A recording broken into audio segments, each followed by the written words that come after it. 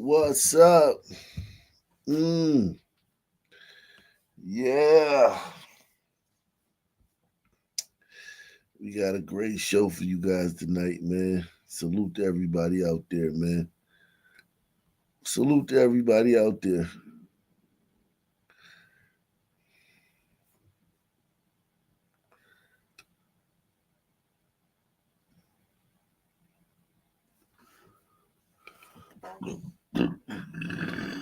Excuse me.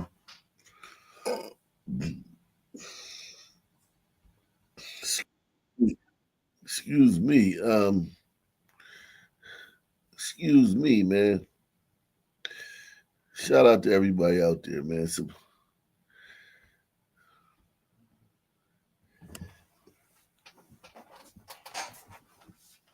I don't know what's up with Rumble, man.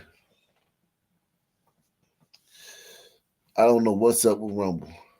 I'm not even gonna lie to you. I have no idea what's up with Rumble. I don't know what's up with Rumble.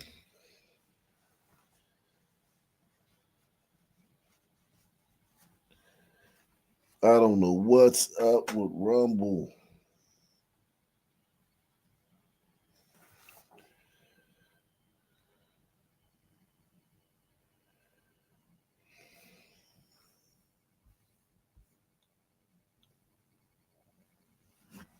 I don't know what's up with Rumble. Is I haven't seen this notification in a while. What's up, Jared Pierce? Hold on for 1 second. Let me get my water.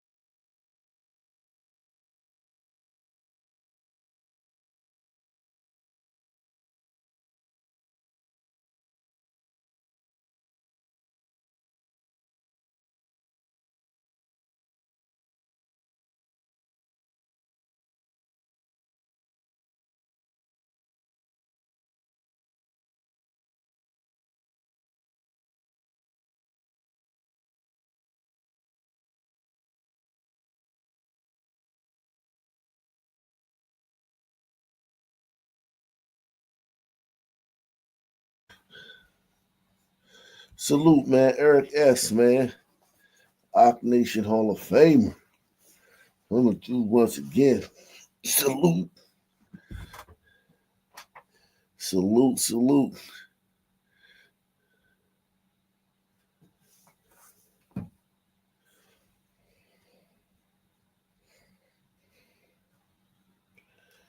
Um, we got a great show for you guys tonight. A lot going on, man.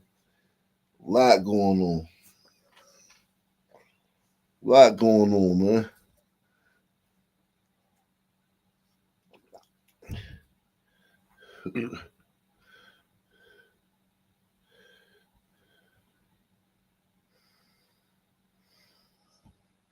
Shout out to my man, Mr. Clockwork, man. Mr. Clockwork says, hey, Nation, hit the like for a man up there. Follow me to do the challenge.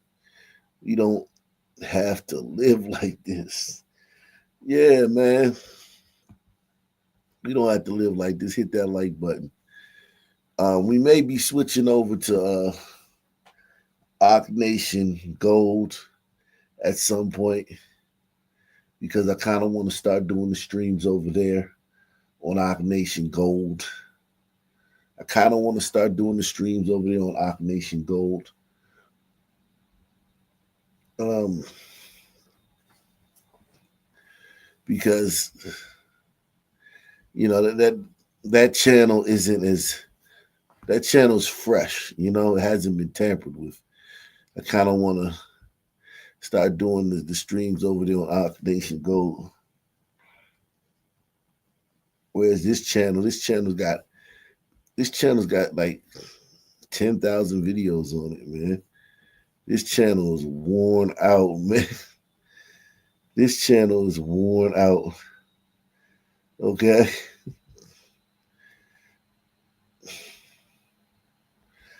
This channel is worn out, man.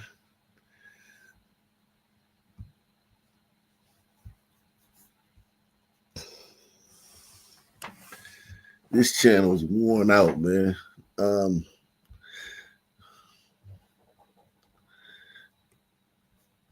I think I want to start doing the streams on Arc Nation Gold.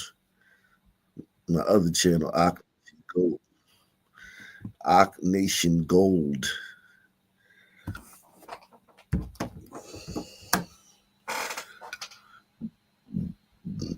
I'm gonna put the link to that. I'm gonna put the link to that in the description box.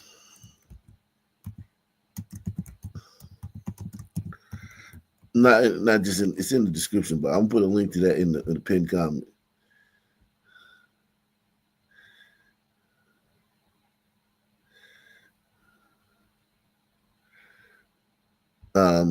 Yeah.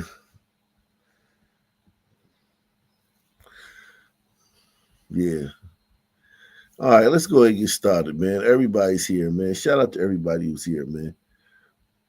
8 News Now breaking news alert. Breaking news here at 4 o'clock. One person killed, the shooter also dead in a shooting inside a Las Vegas athletic club gym in the Northwest Valley. Reports of shots fired came around 1:30 p.m. We're looking live with you at the scene right now. Police also say several people in that gym are injured. It is at the location on Rainbow between Vegas Drive and Lake Mead Boulevard, and traffic surrounding the area cut off at this time. Thanks for joining us. I'm Vanessa Murphy. And I'm Brian Loftus, 8 News Now with team coverage on this, working to learn the severity of this shooting. 8 News Now reporter Joshua Peguero is live near the scene talking to people at the gym. James Schaefer at UMC, where some victims may have been taken. But first we turn to Joshua with what we know so far and what a witness told you, Joshua. Brian, Vanessa, Metro Police Department had a press conference about a half an hour ago where they confirmed the shooter died at a hospital. Police engaged with the shooter at the gym, and he was sent to the hospital where he died. Metro also telling us that one person died at the gym. Now, there's several witnesses that we spoke with here who describe a chaotic scene. We're going to pan out and show you the sea of police cars that are still here. We don't know when this scene is going to clear, but Metro says officers responded around 1:30 this afternoon to a shooting at the Las Vegas Athletic Club near Rainbow and Vegas. Officers, as I mentioned earlier, did engage with the shooter, and we're aware that there are victims being treated at the hospital. Some people told me they took cover when they heard the shooting, while others, like the man I spoke with, immediately ran out the gym.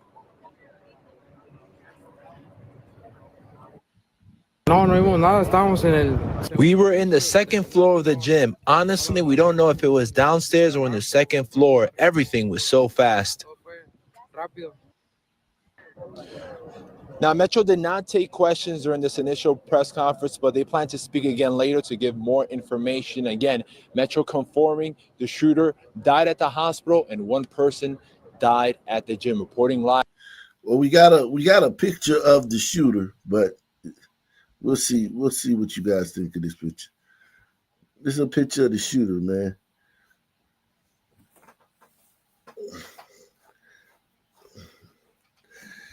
I see a little forehead. That looked like it might be a hombrito, man. He's dead, too. I can't tell what that is.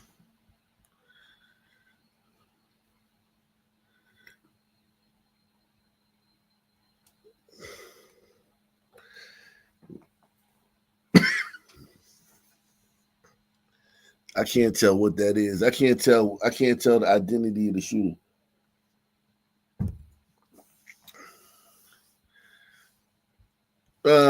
Can't tell the identity of the shooter, man.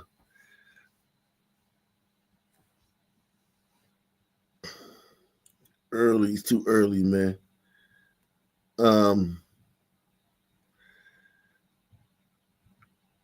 Too early. Happened just about an hour ago or so. West Coast time. Everyone hit the like button, man. We may be switching over to Oc Nation Gold tonight. The link is in the pinned comment in the chat. Link is in the pinned comment in the chat. News starts now with breaking news. And I heard something that sounded like people dropping weights. And I turned and I could see the guy shooting at one guy that was dead over here. Breaking news tonight at 5, gym goers reacting after chaos unfolds at LVAC, leaving 2 people dead, including the suspect. Now we are learning that the shooting happened at the Rainbow and Vegas Drive location earlier today near the 95. Our Joe Mueller has been at the scene since we first heard of this happening, and he joins us right now with the very latest. Hey, Joe. Well, Abel and Trisha, the investigation into this deadly shooting at this Las Vegas Athletic Club on Rainbow still underway here at 5 o'clock. The latest, we know 2 people are dead, 1 being the suspect, and 4 others are being treated at UMC, 1 in critical condition after the shooting unfolded here around 1:30. I'll give you a live look here at the Las Vegas Athletic Club. Again, this is on Rainbow, just next to the 95, south of Lake Mead, north of Vegas. Still closed here as there are several police units here for this investigation. This deadly shooting taking place inside here at around 1:30. Now, police say they responded to shots fired inside the gym at that time. A person who was working out says they heard 4 to 6 shots near the food counter. They say the suspect was walking around with what appeared to be an AR-15 type of weapon. He believes the person who was shot was being targeted. After the shooting happened, people fled to take cover, many running outside and some even running to the roof trying to get wherever they could. A witness saw police who were waiting outside when that suspect walked out armed with that firearm. They were squatting down, then I heard maybe 1 or 2 shots. Then the suspect came out with the AR. I seen it. He kind of hopped around. Outside? Yes. And that's when another 4 or 5 shots went off and they took him down. He didn't die immediately. They actually dragged him to the safety out of the way by the patrol car and did CPR on him. You saw that happen? I saw it all happen. I even saw his boots. I remember the boots he had on, cowboy boots, I think, or dress shoes. Cowboy boots and dress shoes. That was a nombrito. Cowboy boots or dress shoes. That was a nombrito. Well, that suspect was then transported to UMC where police say they died. Now back out here live, taking another look at the LVAC here. That witness I spoke to also has questions about what led up to this shooting. He says he believed the person who was shot was targeted. Now Channel 13 did also reach out to the LVAC, the gym that has several locations around the valley. Alrighty.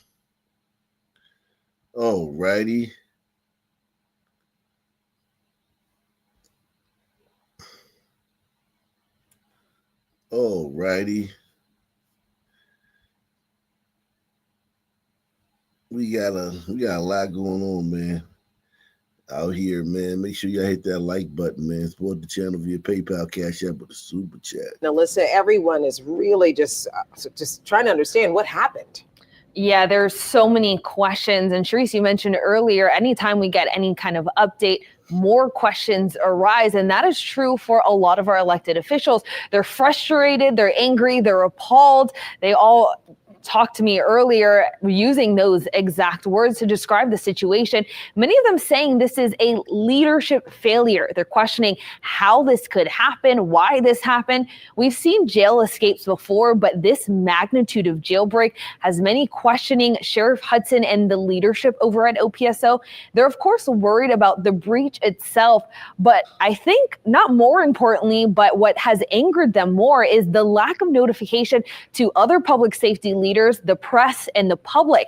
We now know this escape started around 1 a.m. The escape wasn't discovered until 8. The public wasn't made aware until after 10. Local leaders say they and the public should have known immediately. I thought that there was already a law that required this type of immediate notification, but what I realized is that this law is only applicable to juvenile offenders. So I called the author of this bill who did the one for juvenile offenders, and I'm like, hey, I don't know what you need to do with this. This needs to be fixed. There needs to be a law that requires this type of immediate notification. You know, I think it's common sense that if somebody escapes custody, you make everybody you can aware so they can all play a role in getting that person back in custody. I mean, do we need a law? Do I need to reach out to Senator DuPlessis or some of our other great legislators to create a law so that our sheriff knows to do that? I would hope that's not necessary. It's just plain common sense. Damn. Yeah, you heard it. The feeling seems to be that there shouldn't have to be a law in place. This should just be something that is automatically done. Phone calls need to happen. Those conversations seemingly already happening at the local and state level. We learned NOPD Superintendent Ann Kirkpatrick wasn't made aware until hours later either. These are people making decisions about our public safety and criminal justice system, again, who say they didn't know well later until hours into the situation. They say this puts the public in more danger as inmates get an hours-long head start. So, Katie, Sharice, a lot of questions and conversations to be had. And we're going to keep having them until we get answers. Alyssa, thank you so much for your reporting as well. Here's another look at the photos of these escapees who are still at large. Officials say they realized that they were missing when they did a bed check at around 8:30 this morning. That was hours later. Jail officials, they didn't confirm news of this lockdown and escape until just before 10:30. And a total of 10 inmates that got out of jail. One was caught by state troopers in the parking lot of the Montleone Hotel on Royal Street in the French Quarter. The Orleans Parish Sheriff's Office didn't share photos of the suspects until almost 1 this afternoon. The first direct message from New Orleans officials to the public came by way of a NOLA ready alert after 2:30 this afternoon. All of the suspects are considered armed and dangerous and were arrested for or have been serving time for serious crimes like armed robbery, second-degree murder, and domestic abuse involving strangulation. If you see any of these inmates, call 911 right away. Do not approach them. We'll post any updates right away on our website as well, wwoltv.com. The murder and robbery of a man who was... Wow. Wow. New Orleans, man. Nine escaped, man. 9 at one time. That's gotta be a record, man. That's gotta be a record, yo. Good morning. We were notified at about 10:30 this morning that there had been escapees out of the sheriff's Orleans prison. And so we have been told that there are 11 escapees, some for even murder. When we were notified, we immediately offered any and all resources to the sheriff. And we have informed every single officer of the NOPD. And as of right now, we can confirm for you that NOPD was able to at least apprehend one of the escapees. I do not have a confirmation on the name just yet. The person obviously.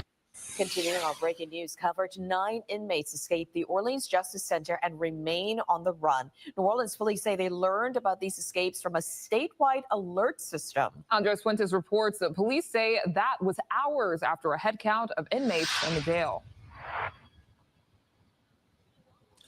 Right. Sheriff Susan Hudson tells us that head count started at 8:30 this morning, and that's when jail staff found out that there was an escape there at the Orleans Parish Jail. It wasn't until around 9 o'clock that the sheriff herself says that she was notified of a possible escape, but it wasn't until around 10:30 that the NOPD was notified about the escape.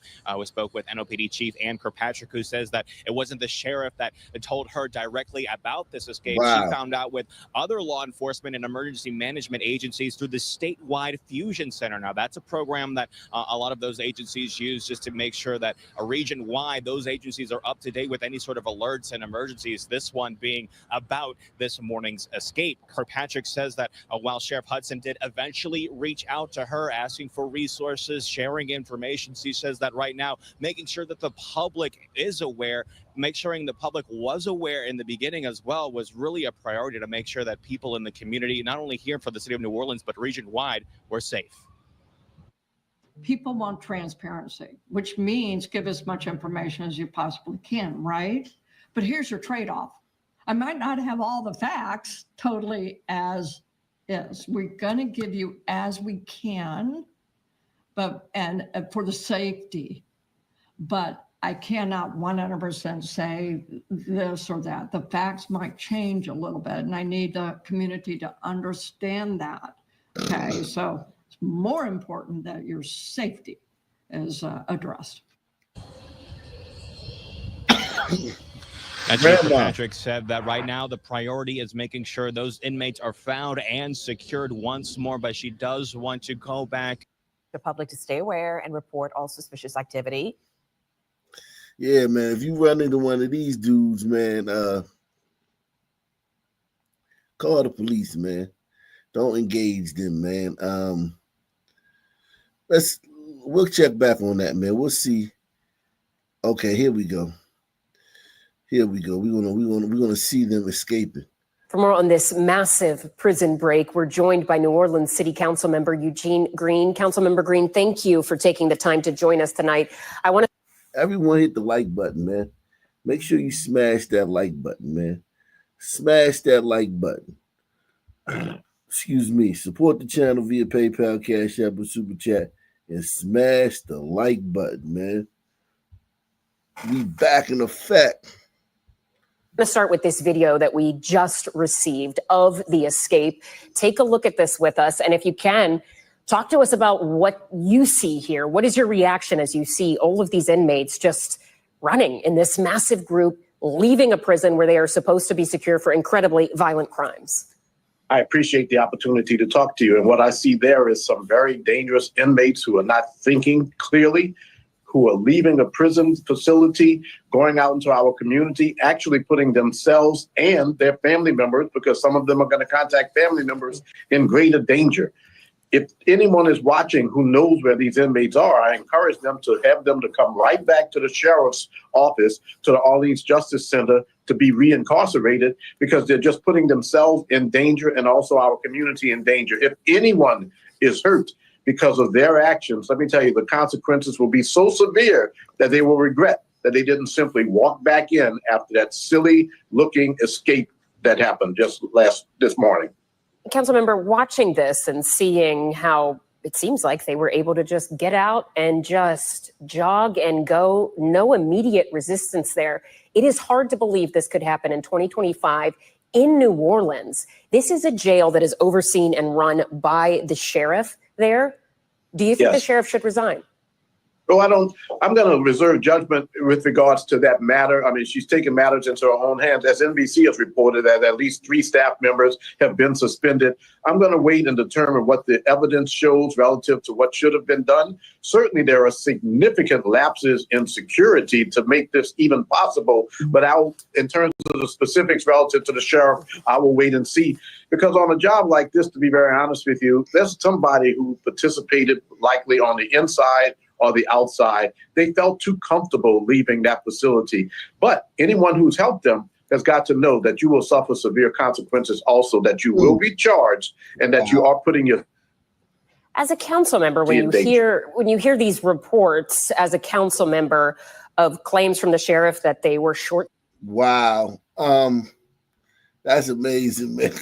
God, dog. We gonna check back in and see how many of them they caught, man.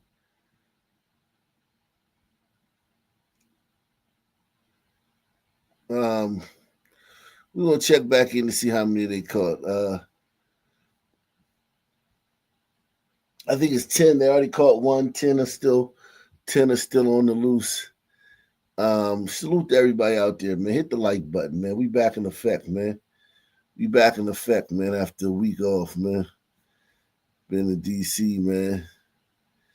Let's see what this is going on. And right now, at 4:30, a man caught on camera knocking a tray out of a waiter's hand, sending food all over the floor. He's then seen getting into some kind of confrontation inside that restaurant. And Local 10's Roy Ramos is joining us. He's live now in Miami with reaction coming in from the owner. Roy? Christina Louie, when I spoke with that business owner, he tells me he was very upset when he heard about what happened, but that anger quickly shifted to concern. Concern for his employees, concern for his customers, and concern for the person responsible. My first response was anger. Outrage sparked at a Miami business owner after his cameras capture a man deliberately slapping a tray with more than a half dozen. Yo,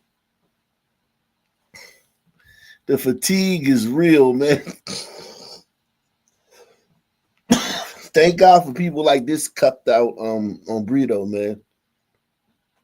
Cause sons, the fatigue is so real, man. That we need cucks, man, to kind of like hold the stem the tide, man. To hold the dogs back, man. To hold the dogs back, man. We need cucks like this restaurant owner, man. Responsible. My first response was anger. Outrage sparked at a Miami business owner after his cameras capture a man deliberately slapping a tray with more than a half dozen plates full of food out of the hand of one of his servers. Watch as this man is exiting through a glass door, and just as that server walks by, he hits the edge of the tray, causing the food to crash to the floor. As that server is left with a look of confusion, that man just casually walks away. Knocked over the tray full of food, which, was unfortunate. It was Mother's Day. We had to make that food again. We had to clean the floors. Luis Garcia, owner of Garcia Seafood Grill and Fish Market on the Miami River, told me, while the video is shocking to watch, it's his general manager, he said, was first confronted by the man who walked right past a line of families with Mother's Day reservations. He literally walks up to one of our staff and kind of puts his chest in his, You niggas always trying to act tough and shit. Always ready to crash out. But you gotta take these niggas serious. This nigga dies. This nigga will probably do 30 years over some stupid shit like this. Or die. So you have to take them serious. But everybody's tired of the tough guy act, man. Everybody's tired of the tough guy act.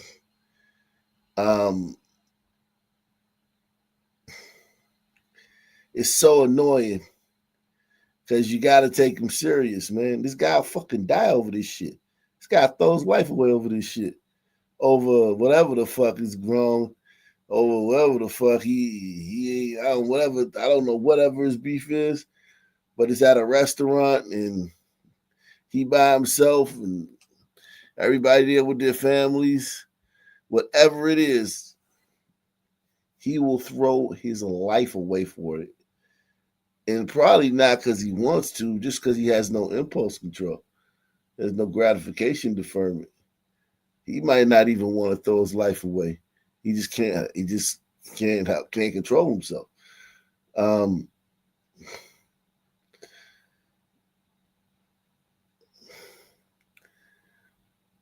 it sounds like this guy's going to apologize to him. It sounds like the restaurant owner's going to apologize to him. I think the restaurant owner might apologize to him. Sorry for making you ruin our restaurant. Grill and Fish Market on the Miami River told me, while the video is shocking to watch, it's his general manager, he said, was first confronted by the man who walked right past a line of families with Mother's Day reservations. He literally walks up to one of our staff and kind of puts his chest in his, which was uncalled for. Video from the restaurant patio shows what Garcia said is that man demanding to be seated. And as his general manager begins calling the police, he's followed as he tries to avoid. He demanded to be seated.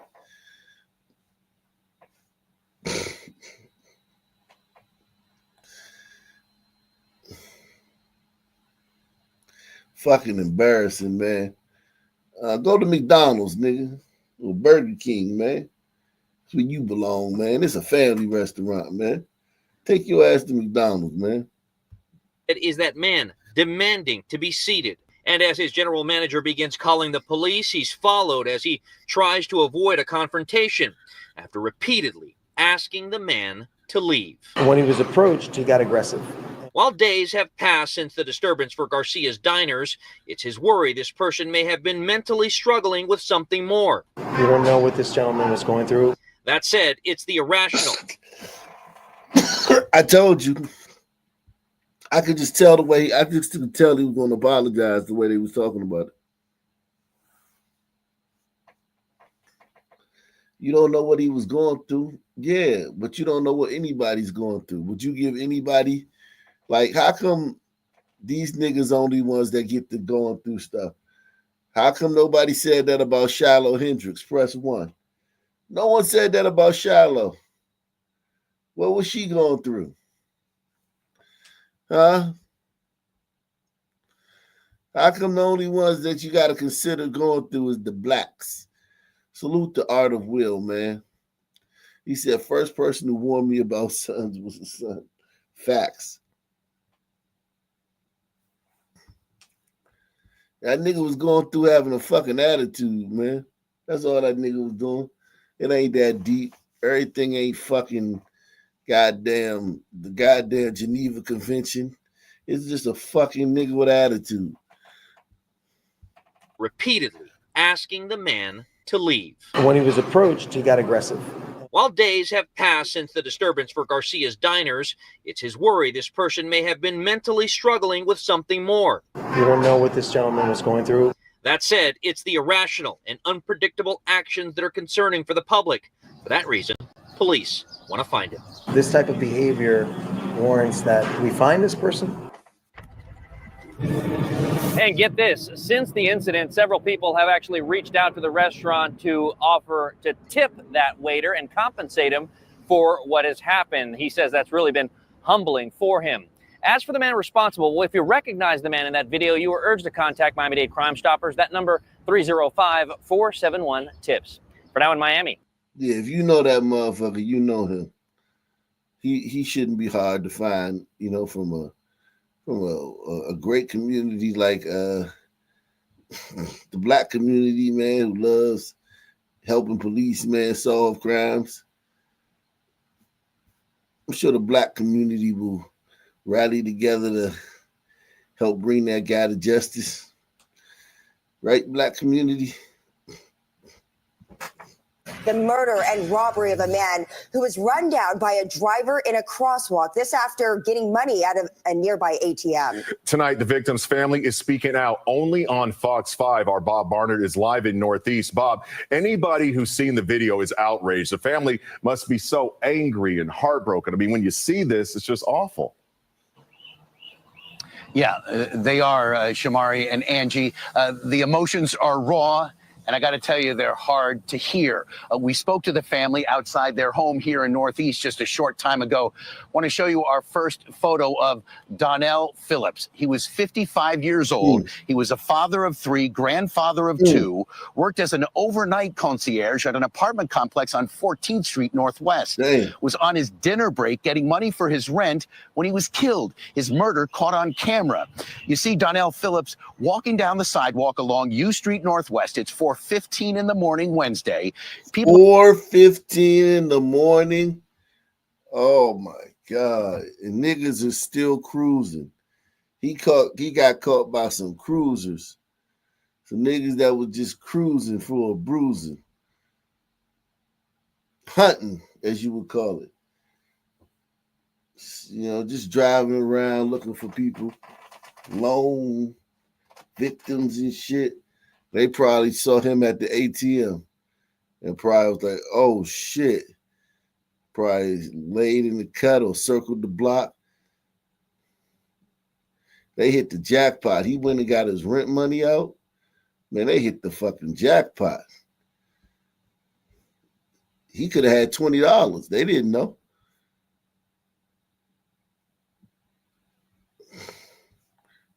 Wow. Unfortunate, man. Darnell, man. Northwest was on his dinner break getting money for his rent when he was killed. His murder caught on camera. You see Donnell Phillips walking down the sidewalk along U Street Northwest. It's 4:15 in the morning Wednesday. U Street this place is jumping at what? 3, 2? Is what they say, a Thursday?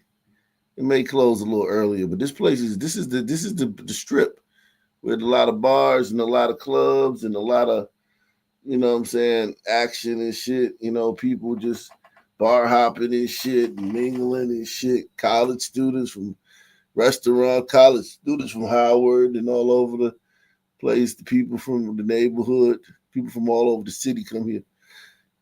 But it's 4:15. This place is dead. It's a ghost town. At 4:15, damn. But he wasn't even out there for that night. He just was on his dinner break for his concierge job. Wow.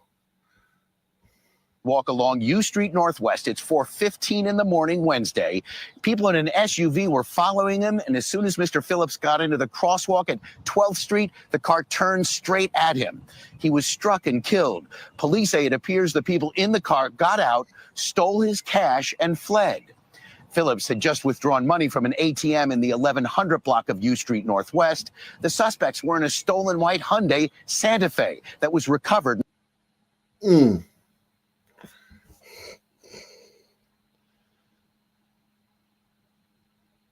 So is this a crime that we're going to see now? Is this the new shit? Just run people over and then take their money? Run people over, kill them, and take their money? Is this fucking Brazil? This sounds like some shit you would do in Brazil, man. This sounds like some shit that would happen in Nigeria or something. The fuck is going on? This is Washington, D.C. Wow, poor dude, man. Poor dude, man. TCT, man. Roc Nation Hall of Famer, man. Shout out to TCT, man. He says, welcome back. I'm sure Roc Nation realize how important you are to our day when you go MIA. Yeah, man. I was in the Airbnb, man. I couldn't stream in that joint, man. The way it was set up, it's like it wasn't 2 floors, it was just 1 floor. And my voice carries and shit, so I couldn't, you know, like the other ones that have a basement or something, and I can go in the basement and stream. But that one, man, I couldn't do it, man. Couldn't do it, man. But that was actually the best Airbnb we ever stayed in. Just that part, man. But salute to everybody. I'm back. We back. This is frightening, man. This is frightening because I know if this become a thing, these young fucking punks will do this shit, man. This could become a thing, man. A short time ago. I want to show you our first photo of Donnell Phillips. He was 55 years old. He was a father of 3, grandfather of 2, worked as an overnight concierge at an apartment complex on 14th Street Northwest, was on his dinner break getting money for his rent when he was killed. His murder caught on camera. You see Donnell Phillips walking down the sidewalk along U Street Northwest. It's 4:15 in the morning Wednesday. People in an SUV were following him, and as soon as Mr. Phillips got into the crosswalk at 12th Street, the car turned straight at him. He was struck and killed. Police say it appears the people in the car got out, stole his cash, and fled. Phillips had just withdrawn money from an ATM in the 1100 block of U Street Northwest. The suspects were in a stolen white Hyundai Santa Fe that was recovered not long afterward. Donnell Phillips' daughter and granddaughter are speaking out to us today. Yeah, if this was some white boys that did this, they would call this a lynching. This would be called a lynching. Press 1. If some white boys did this, this would be called a lynching. This would be categorized as a lynching.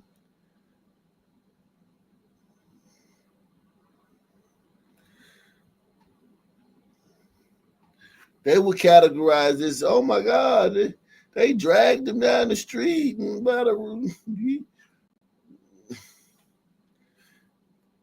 this was a brutal crime, man. They just literally set out to kill him and then take his money. And those little niggas in that car,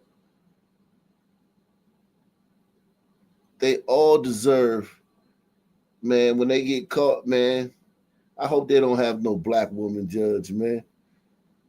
I hope they get an old racist white judge, man, a real racist. Let them deal with some racism for the first time in their life.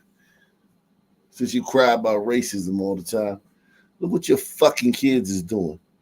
Look at this shit, man. Look at this shit, man. Now let's see what his daughter got to say, man. Today. It's heartbreaking because it's like that was cruel. It was cruel. And then like y'all, they just left him there. They just left him there, and then they robbed him. Like you stole from a man that you already killed. You already like I don't understand. And the only thing, because of my dad, this is the only thing I can say. Because of my dad, I pray for the person that did it instead of wanting revenge. Instead of, because y'all took a good man, y'all took a man that stood for a lot of things, that helped out a lot of people, and didn't want anything in return. When I was sad, he had helped me, lift me up, had got me in a good mood. Even though we had our bad times, our good times, we'd been best friends since I was born. Now, DC. Man, so she prays for these niggas, man.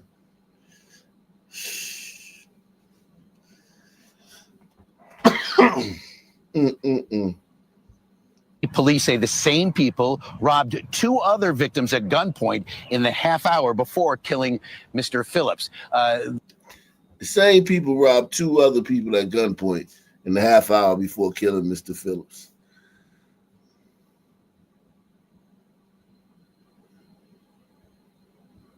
My God, man. My God, man. They still looking for these dudes. Oh my God, man.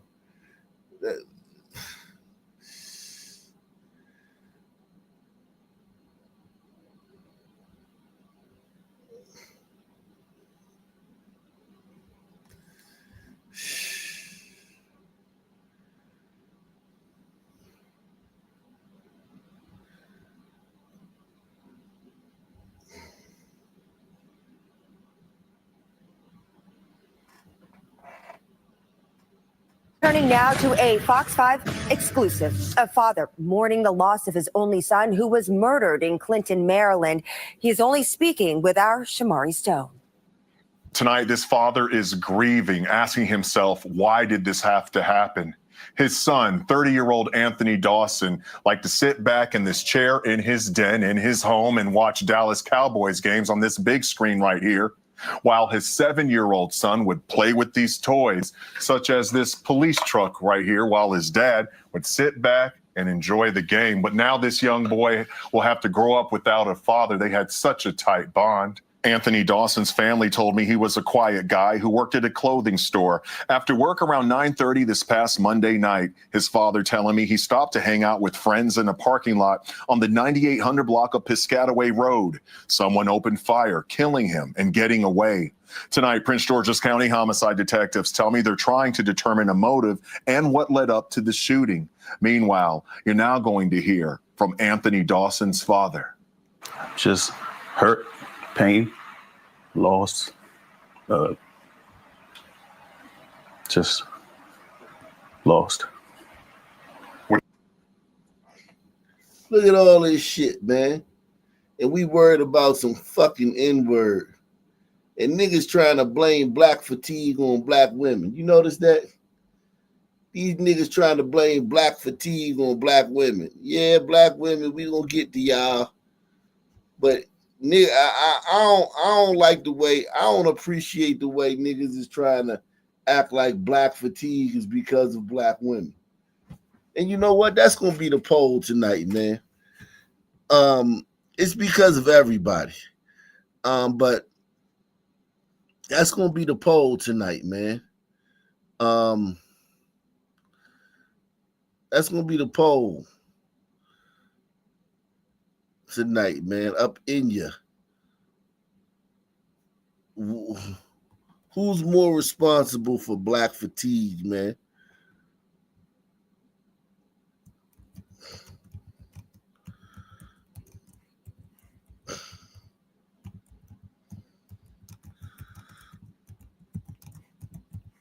That's gonna be the poll tonight, man.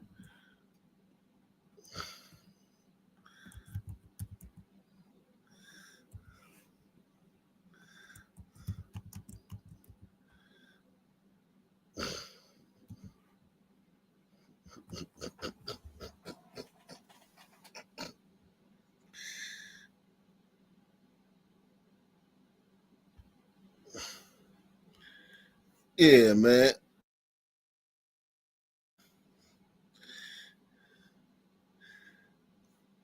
Yeah, man. Don't try to play. Don't try to put it. The sisters, don't get me wrong, but I mean, niggas is out here trying to act like, oh, it's like, nah, nigga, you niggas is killing her. Look at his father, man. Fucking ruined his life, man. Shout out to Nick Colati, man. He says, if you look in the mirror and say Sun Man 3 times, the Sun Man will appear and unload his glizzy with a switch on you. Miss and delete someone a block away, probably a kid. Damn. Damn. Shout out to you, Nick Colati, man. It's probably true, though. Now going to hear from Anthony Dawson's father.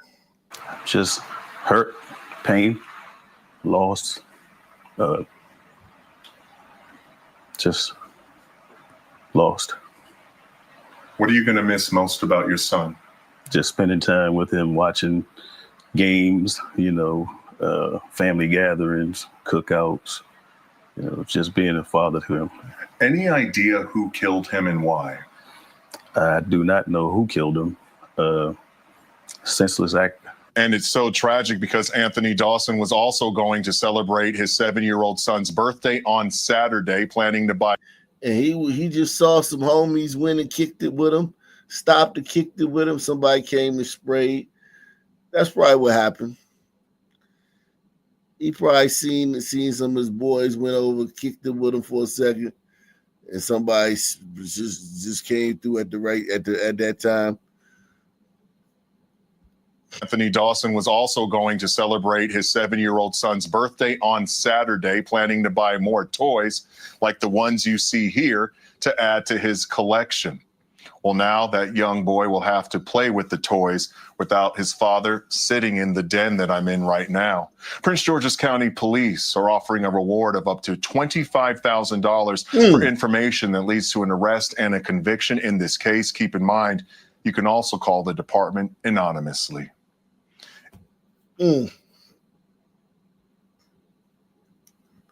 Let's check up on our inmates, man, from New Orleans, man. Massive manhunt after a stunning jailbreak in New Orleans. 10 inmates escaping, some charged with murder, all considered armed and dangerous. And authorities tonight investigating whether this was an inside job. Here's ABC's Maria Villarreal. Tonight, these stunning images from inside a New Orleans jail cell where 10 inmates, some charged with murder, escaped, sparking an urgent citywide manhunt.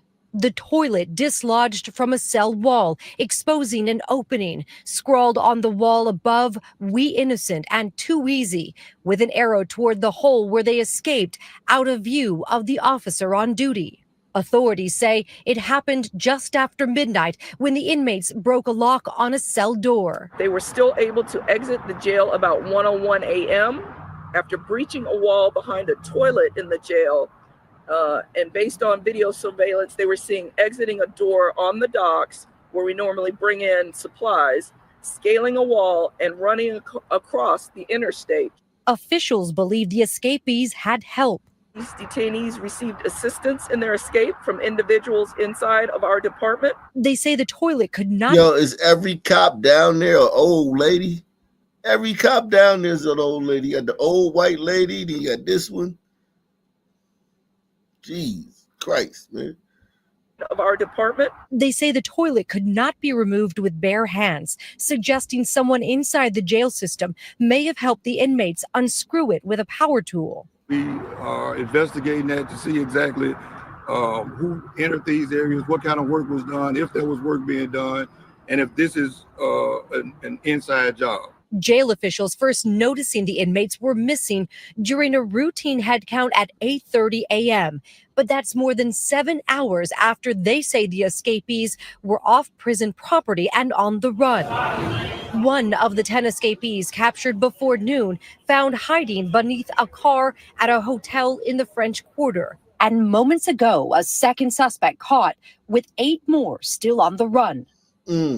With local schools and universities are on high alert, adding more security on campus and at graduation ceremonies. With this urgent manhunt underway right now, the FBI and the U.S. Marshals also joining in this search. Whit? Yeah, still a major Oh yeah.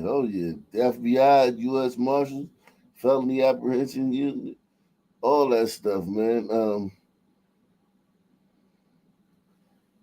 All that. Yeah. They gonna pull every resource. Every resource is coming to get them dudes.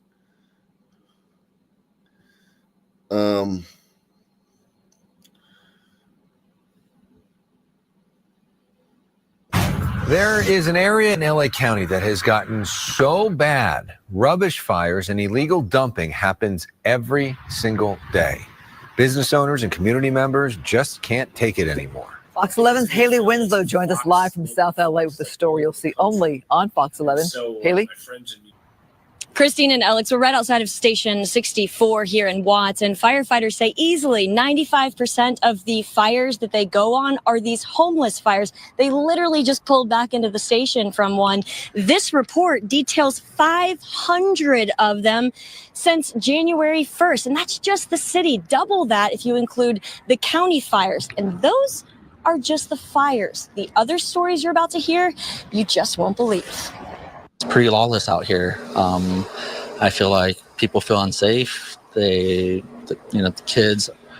kids aren't allowed to go outside on their own without, being with adult supervision. Worse in recent years, but Cesar Verdeen says it's been going on for the nearly half a century his family has run a real estate and manufacturing business here. Advanced Finishing in LA's South Bay, a monkey junction of jurisdictions. So right now you're on federal property. Fuck y'all, man. Y'all gonna vote. Y'all gonna move to another state and vote same fucking way.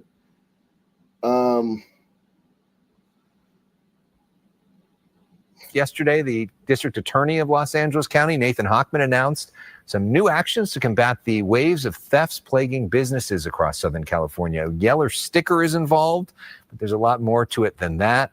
The district attorney, Nathan Hochman, back with us here for the Fox 11 News at 6. Good to see you again. And you as well. So we'll talk about the retail theft in a moment, but I just want to get you to weigh in on that story that Haley just talked about. Obviously, you may not know all the specifics of that particular intersection, but this issue of fires is a huge thing. We see fires started every single day by homeless people here. What do you actually owned by individual families who are being effectively terrorized by people coming in every single day. And often it was the same person taking whatever they want, not paying for it, knowing that law enforcement in the past could do very little. They didn't even want to file an insurance claim because they would lose their insurance policy. So what's happened with Proposition 36 is that it's targeted the repeat chronic offenders, people with 2 convictions already for theft, and now they're going ahead and doing it again. That particular situation, we arrested someone named Corey Somerville, who's been alleged in the complaint to commit 12 different felony violations in 2025 alone. Wow. Where he was coming into this 7-Eleven, grabbing whatever he wants, not paying for it, and doing it sometimes multiple times in a day. So Proposition 36 has given us the ability to bring felony charges, to actually hold him much more accountable for his actions. And to sort of emphasize that message, we came up with a window sticker, a 6x6-inch window clinger that goes to a store's window that says very simply, warning, this is a protected business. Thieves will be prosecuted by the Retail Theft Task Force, and a number to call. And so people can get that sticker Yes, they can get that sticker from either business association. Jesus Christ. Jesus Christ. California finally cracking down on retail theft. And they want a fucking cookie too. An argument escalates in Mount Eden, leaving one man recovering in the hospital from stab wounds. News 12's Karina Gary is on Jerome Avenue, breaking down the exclusive surveillance video of it all. What began as a disagreement quickly turned physical, and it's all captured here on video. It was just after 11 this morning in the middle of Jerome Avenue when multiple people began punching and shoving one another. They were just all fighting with each other. Workers in the area say those involved are delivery drivers for Riot Furniture. Police say a 22-year-old man was stabbed in the stomach and slashed across the head during this row. Video shows one guy with an object in his hand. Every time I've had something delivered here in Pennsylvania, the delivery drivers have been Dominican. That shit is crazy. This must be like a Dominican, like they must got like a foothold in this industry. Hand that looks like a knife. Police arriving on the scene 5 minutes later, just as another argument occurs. I think sometimes like the fights around here be a little too common. Later in the day, surveillance footage captures a man in a white sweatshirt stabbing the four tires of the furniture delivery van. Although police sources tell us the victim and the man with the knife knew one another, residents in the area remain vigilant. I carry spray. I carry my pepper spray because you never know around here. The victim is in stable condition at this time, but no word on what caused the fight. We'll make sure to keep you updated as more information becomes available.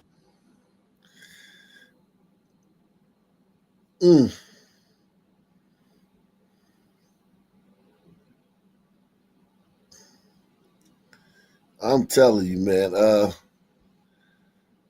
See what this sister whining about. Well, tonight, a Brownsville woman is fighting to prove her innocence after she says that she was wrongfully charged and then left injured by police during her arrest. News 12's Nadia Galindo has this exclusive story. I want justice and I want my name cleared. Crystal Rollerson is charged with grand larceny for a crime she says she did not commit. This is a nightmare and you coming for me. I feel violated.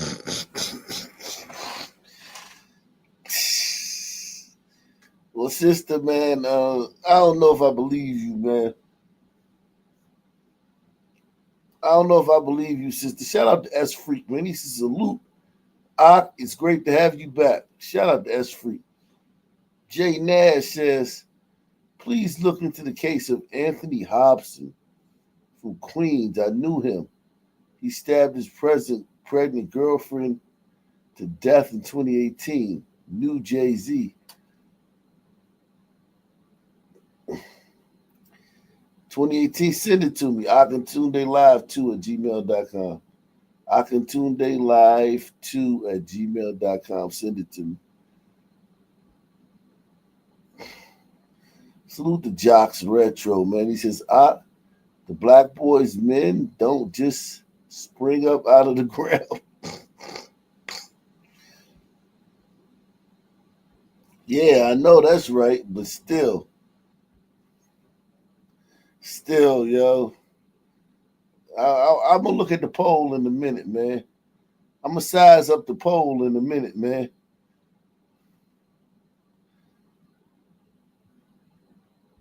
This is a nightmare and you coming for me. I feel violated. I feel disrespected. The 61-year-old Brownsville woman's nightmare all started back on April 2nd on 8th Avenue near 56th Street in Borough Park. Police say a woman bumped into a 68-year-old man walking here on the street. That person later discovering his wallet was missing. Crystal arrested for the crime on May 5th and brought to the 66th precinct where she says police showed her photos they believed proved she stole the man's wallet. But she says her innocence can be easily proven. I work in Williamsburg and the alleged crime happened in Borough Park. which is impossible for me to have been here when I was at my desk. What's worse, she says she was injured during her arrest. I have a dislocation on my right shoulder. She wasn't a threat at all. Why use excessive force? Why use handcuffs that cause these injuries? Crystal's calling on the Brooklyn District Attorney's Office to drop the charges. We reached out to them. They say they have no comment. In Borough Park, Nadia Galindo, News 12 Brooklyn. New at 6. Sunday is Haitian Flag Day, and one South Florida woman says she's showing pride in Haiti by moving back. That's right. The American-born woman says she is. Yes, go back, man. We need more of y'all, man. Hit the road, Jack. Go ahead, man. Go back to your country, man. So we can bring in some white Afrikaners to replace you, man. For everyone we kick out, we need to bring back a white person. Make America white again. You niggas love moving in white neighborhoods. We gonna help you out. Packing her things and taking her talents to Cap Haitian. CBS Miami's Natanya Francois spoke to her and has more about why she's doing this. Like many Haitians, Rebecca Antoine dreamed of going back to the place she calls home. She was born here in Miami, but on the island is where she spent her adolescence. It's where her heart is, and in a few weeks will also be where her home is. I don't want to live in this climate. And despite people will say, despite everything happening in Haiti, it's home. I'd rather be home. Don't let the door hit you where the good Lord split you. And you can save the rest of your little speech, man. Just get to stepping. Can you just leave? Let's normalize just leaving without a big ass speech. She wants somebody to stop her. She wants somebody to be like, no, don't leave. Reconsider it. No, bitch. Get to stepping. Keep it pushing. Take you and your little fucking pickaninnies with you too. I want to live in this climate. And despite people will say, despite everything happening in Haiti, it's home. I'd rather be home. I'd rather be home and take care of home and make home better instead of being somewhere that me, myself, and my people are not welcome. That is just one of the... She said, me, myself, and my people are not welcome after being here her whole fucking life. After being CC white people, listen to these devils. Listen to these devils. They're devils, man. Listen to what she said after being here her whole fucking life. And I bet you a white person ain't as much as roll their eyes at this bitch. Despite everything happening in Haiti, it's home. I'd rather be home. I'd rather be home and take care of home and make home better instead of being somewhere that myself and my people are not welcome. That is just one of the reasons Rebecca Antoine has decided it's time to go. I had to reflect last year, and I'm like, okay, Port-au-Prince is not getting better anytime soon, but I want to go back. And when you feel that, it's like, I started to feel frustrated with the situation, and I'm like, I need to go back. I want to help. Over the years, thousands of Haitians have left Haiti, fleeing political unrest and gang violence. They've taken advantage of refugee programs to come and then stay in the United States, most of them right here in Miami. If courts don't overturn President Trump's plans to end TPS, thousands of people could return. Antoine, a registered doula with a master's degree in public health, wants to be ready to lay out the welcome mat. With what happened with Trump, and think about it, if all these people are going to be sent back, we need people there capable to receive them and provide care. Pregnant women. What you mean, people? Don't y'all have people? It's a country, right? Shouldn't they have people ready to? No, they don't, because it's a goddamn war zone run by gangs. Okay. Are going to get, deported. Antoine already has a job working with the nonprofit Mama Baby Haiti. Her husband's job allows him to live anywhere. Her kids are already registered in school. I've taught them Haitian Creole. They speak, they read Haitian Creole as fluent as you can as a Haitian American. I asked if she was afraid. She said yes, but it's not stopping her. Bravery is not having no fear. It's doing something despite the fear. Antoine says she's just waiting for the kids to be out of school to leave. She's already bought their one-way plane tickets back. In Little Haiti. Salute this woman. I know I called her a bunch of names, but salute this woman, man. Thank you, man, for leaving, man, and opening up a spot for an Afrikaner, man. And open up a spot for maybe a Norwegian immigrant or a Swedish immigrant. Thank you for leaving, man. Thank you for going about your way, man. Salute to you, man. You are a hero.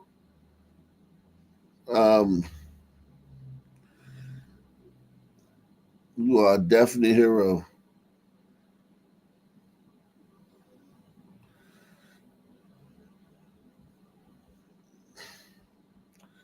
Salute to everybody out there, man. I'm gonna drop the link in a little bit, man.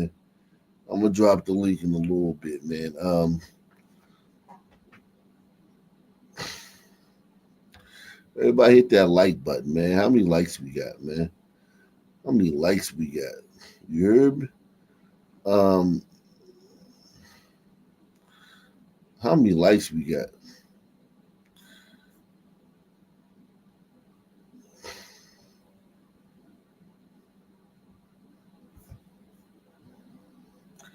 I saw this guy the other day outside of the Diddy courtroom. He was saying some not so nice things about white people, man. Let's see if he's got a little bit of rest, got a meal in him, and maybe calm down a little bit, man. Let's see what if he's changed, man. The first thing I'm gonna do is smack a white boy with this. When Sean Diddy walks out of that courtroom, the first thing I'm gonna do is smack a white boy with this rock. Yeah, I want to get shot. I'm bulletproof, bitch. Come near me. I don't need it. Come near me. You go into the motherfucking emergency room. White boys. Come near me. On camera. I'm gonna kill you. On camera, bitch. In the courtroom, the first thing I'm gonna do is smack a white boy with this. When Sean Diddy walks out of that courtroom, the first thing I'm gonna do is smack a white boy. Wow.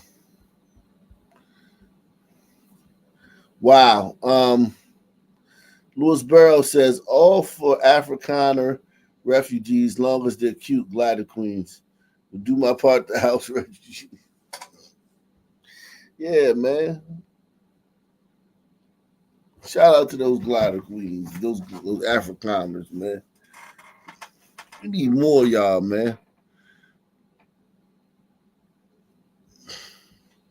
Could you imagine a dude standing out there yelling at about black people? He'd have been dealt with so fast. A cop car would have came and got his ass so fast. If he was yelling at about black people,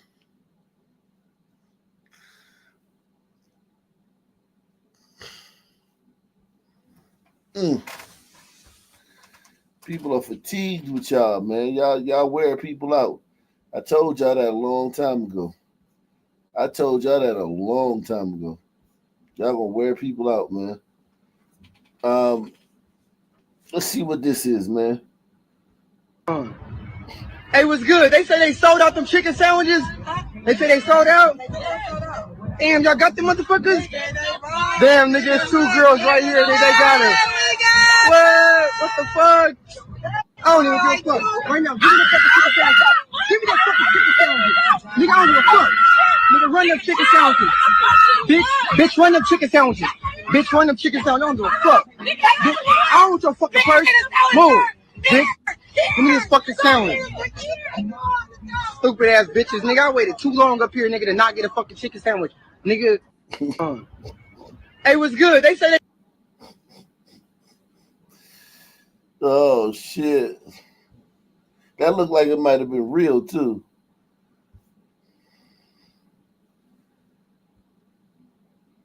This right here show you, yikes. Never relax, okay? Never relax. When you're at a gas station, instant, I'm guilty of that sometimes. At the gas station, not paying attention. But more times than not, I have my eyes open. I have my eyes looking around, man, because sons are sneaky, man. Bitch, hold on tight, 'cause I tweak it.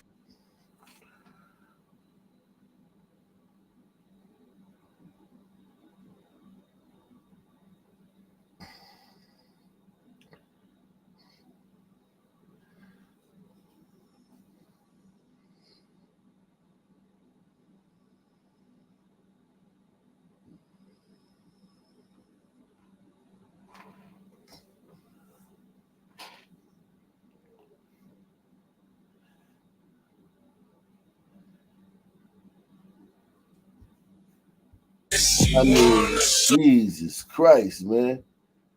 I mean, Jesus Christ.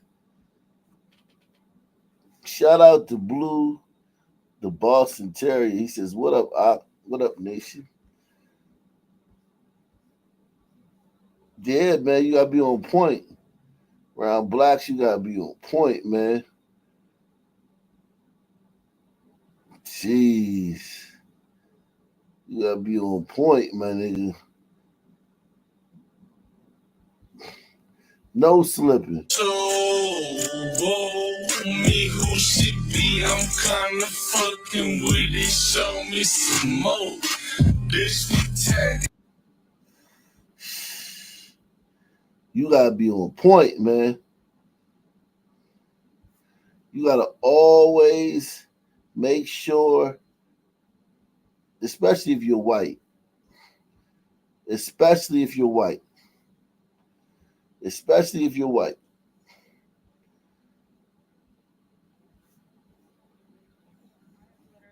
The worst goddamn day, and now I'm here helping my grandma with a garage sale, and I just went and got a coffee that I waited 40 minutes for, and I literally dropped it on the floor. I'll put a picture in for you guys at the end. This is worse than the splitting my pants day.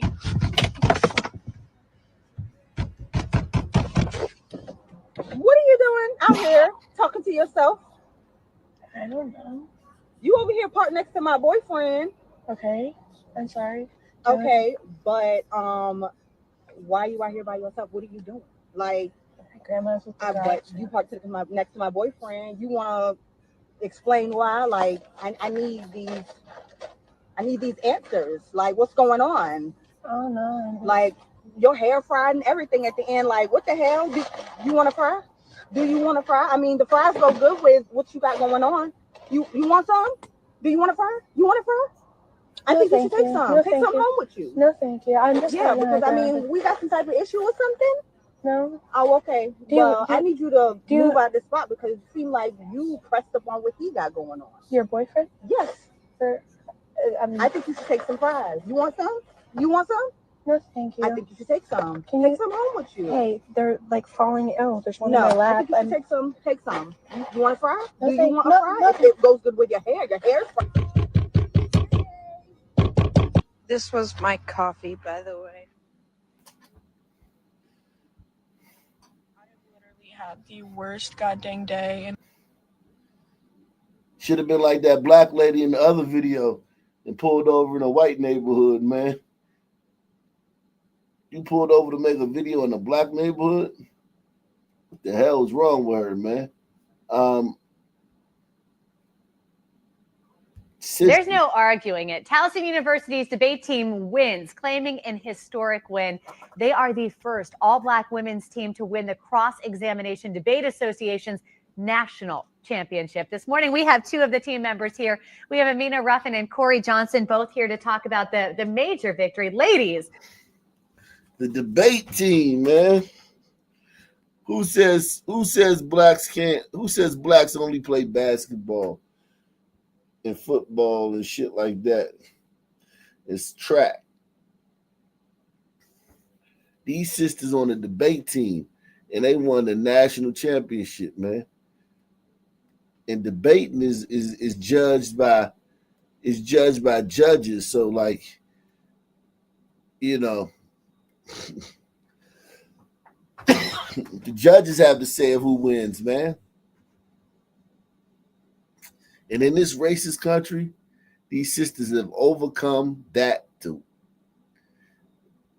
win a national championship in debating. Salute to these sisters, man. Press 1. Cross-Examination Debate Association's National Championship. This morning, we have 2 of the team members here. We have Amina Ruffin and Corey Johnson, both here to talk about the major victory. Ladies, way to go. Congratulations. Thank you so much. You've made so many people proud in this area. Now we want to pick your brain a little bit as we admire your huge trophy, by the way. That's ridiculous. But I'm going to ask you first. We'll start with you, Amina. What was the topic, first of all? The topic was restricting presidential war powers authority. They say the nigga's always already queer. That's exactly the point. It means that the impact is not, that is an impact turn to the that it is a case turn to the affirmative, because we are saying that queer bodies are not able to survive. That it necessarily means that the body of the nigga is not able to survive. We got the topic and about to the impact is not, that the nigga's always already queer. Presidential war powers authority. They say the nigga's always already queer. That's exactly the point. It means that the impact is not, that is an impact turn to the that it is a case turn to the affirmative, because we are saying that queer bodies are not able to survive. That it necessarily means that the body of the nigga is not able to survive. We got the topic. They say the nigga's always already queer. That's exactly the point. It means that the impact is not, that is an impact turn to the that it is a case turn to the affirmative, because we are saying that queer bodies are not able to survive. That it necessarily means that the body of the nigga is not able to survive. We got the topic. Poor white judges, man. Them white judges, the national debate contest, all the judges are gonna be white or non-black, right? Poor judges, man. They had to take that seriously, because here's the thing. With a sister, white folk have to take that seriously, because just a smirk or a chuckle, and the sister gonna be on the fucking evening news crying about racism. So anything black women do, you have to take it seriously. You have to act like it's real. So those judges for the debate that judged these women, the winner,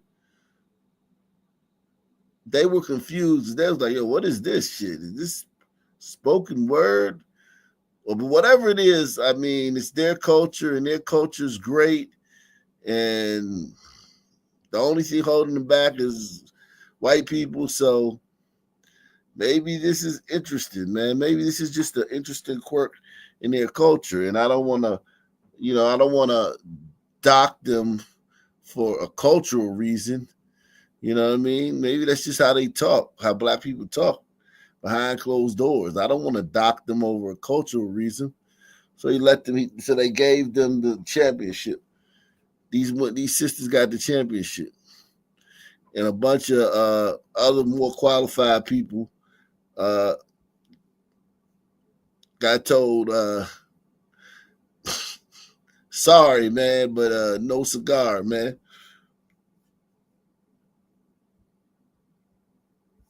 The topic was restricting presidential war powers authority. They say the nigga's always already queer. That's exactly the point. It means that the impact is not, that is an impact turn to the that it is a case turn to the affirmative, because we are saying that queer bodies are not able to survive. That it necessarily means that the body of the nigga is not able to survive. We got the topic in about July, and we started doing our research then. That when the nigga sees these pains and suffering, that he can only envision himself, that he does not see another nigga that he can feel sympathy for or embrace, but rather that otherness gets obliterated. We've been supplementing our research throughout the season. Man, focusing out there, disfigured, lynching, trauma enough. The insight, the trauma representation that turns into the black child devouring and identifying with the stories and images the white culture brought up to think and act subjectively like a white man, the black man. So where do you go from there? You know, when you start preparing for a national competition, once you know the topic, what's next? Well, you do a lot of research. Says that the way that the status quo works is through whiteness allowing, forcing other bodies to tell narrations of whiteness and the violences that whiteness does. We say that is the link that we... I know y'all kind of distracted. You try to listen to what they're saying. It's all about white people and shit. Try to listen to what they're saying. Listen to what she's saying. A lot of research. Says that the way that the status quo works is through whiteness allowing, forcing other bodies to tell narrations of whiteness and the violences that whiteness does. We say that is the link that we will go for. There's no arguing. Sisters is obsessed with white people, man. Sisters are obsessed officially. Sisters are officially obsessed with white people, man. It's scary, man. It's scary how obsessed sisters are, man. Shout out to Stunner, man. Stunner in a building, man. Shout out to Stunner, man. Gene B, man. Gene B in the building. Shout out to Gene B. Salute to Barry B too, man. Barry B, Gene B, Stunner. Salute to y'all, man. Shout out to y'all, man. Make sure y'all take the poll, man. Maybe that is worse than getting fucking carjacked or shot by some niggas, man. Maybe having to listen to this shit is worse, man. Oh, God. Don't worry, son turds. We gonna get back to y'all. They got me, bro. We gonna get back to the Sun Man in a minute. They got me, bro. Bitch, I'm so nervous. She on pussy dry. She on whatever. My girl been in jail for so long, that pussy been marinating. While you girl, hopping and dropping it all day, every day. No way. Hold this. I'm finna show you something, bitch. Hold this. Hold on. I'm finna show. Get your phone. I'm finna show. Bitch, watch this. Bitch, you wanna hear it? Bitch, you wanna hear it? Watch this. Get the fuck out. Oh, shit. Jesus Christ. Playing. It get wet in the field, bitch. It get wet in the field. Bitch. Ow. Stop playing. Bitch, stop playing.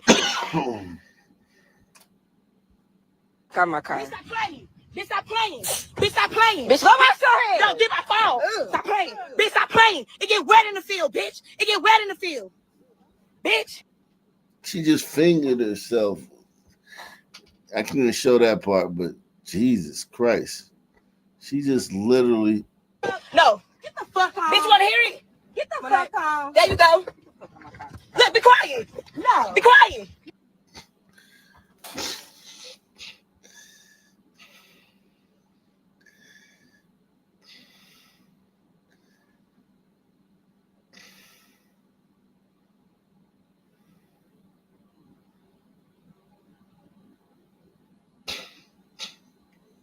I don't know what to say. You're trying. Be quiet. Get the fuck out of my car. Bitch, stop playing. Bitch, stop playing. Bitch, stop playing. Bitch, go my phone. Don't get my phone. Stop playing. Bitch, stop playing. It get wet in the field, bitch. It get wet in the field. Bitch. It get wet, bitch. Huh, I'm finna show you, bitch. Watch this. My fingers is new. My sister got me fucked up. Watch this. Yo.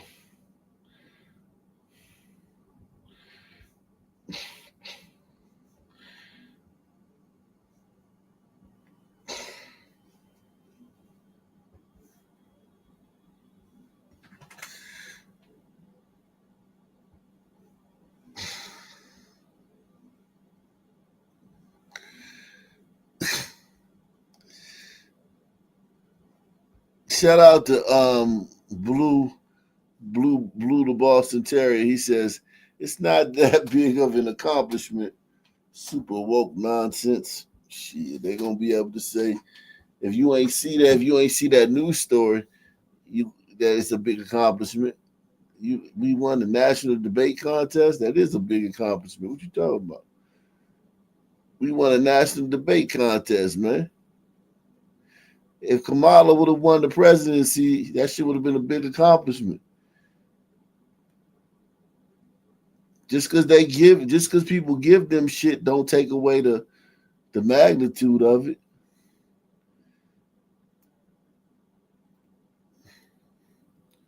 A motherfucker give you $1 million because you a black woman. Shit, you rich, motherfucker. Let's see what this guy talking about, man.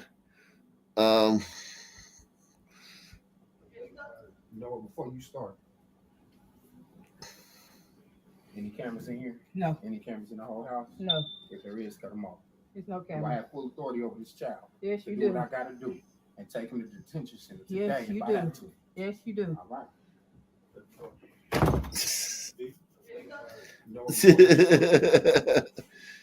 Yes, this kid apparently stole a car with his buddies. He stole a car with his friends. His uncle wasn't having it. This the 14-year-old that was killed in Minnesota the other day by some teens, man. But I think this guy was out there. This little white kid was out there. This little white kid got shot by some teens. A bunch of black teens killed this little white kid. But I think it's some pictures of him. Yeah, like that. That's another picture, man. That's a more updated picture of the little white teen, man. Let me drop the link, man. Let me drop the link, man. Shout out to everybody out there, man. Support the channel via PayPal, Cash App, Super Chat. I'm thinking I might switch over to Ock Nation Gold, man. This channel's kind of like dead, man. It's like I got so much content on this video. I got thousands of live streams on this channel. I got tens of thousands of videos and clips on this channel. I want to go to one of my newer channels, one of my virgin channels, see if the algorithm would treat that one better. Shout out to the Auto Will. He says, can't blame Sunman for becoming passport bros.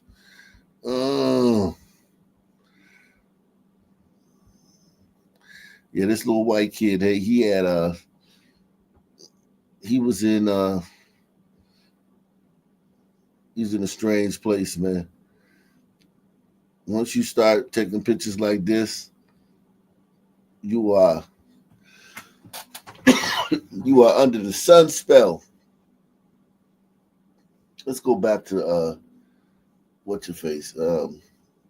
Coochie juice. Oh That God. one? Jesus. I was saying in the chat she needs to be put on the debate team. Jesus. She can And you know what? She could play with her coochie while the other girls, restitutionalize us or whatever. And the judges will have to take that seriously. You know that, right? Oh yeah. She'll get out there, just fucking squirt all over everybody.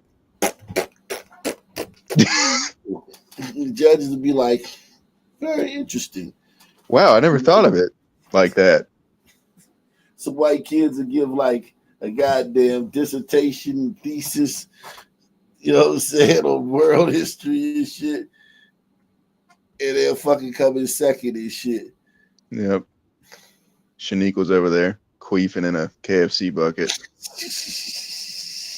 You know what? I've seen judges talk to some men like, wow, you can read, and then in the same breath look at the cops like they were fucking idiots.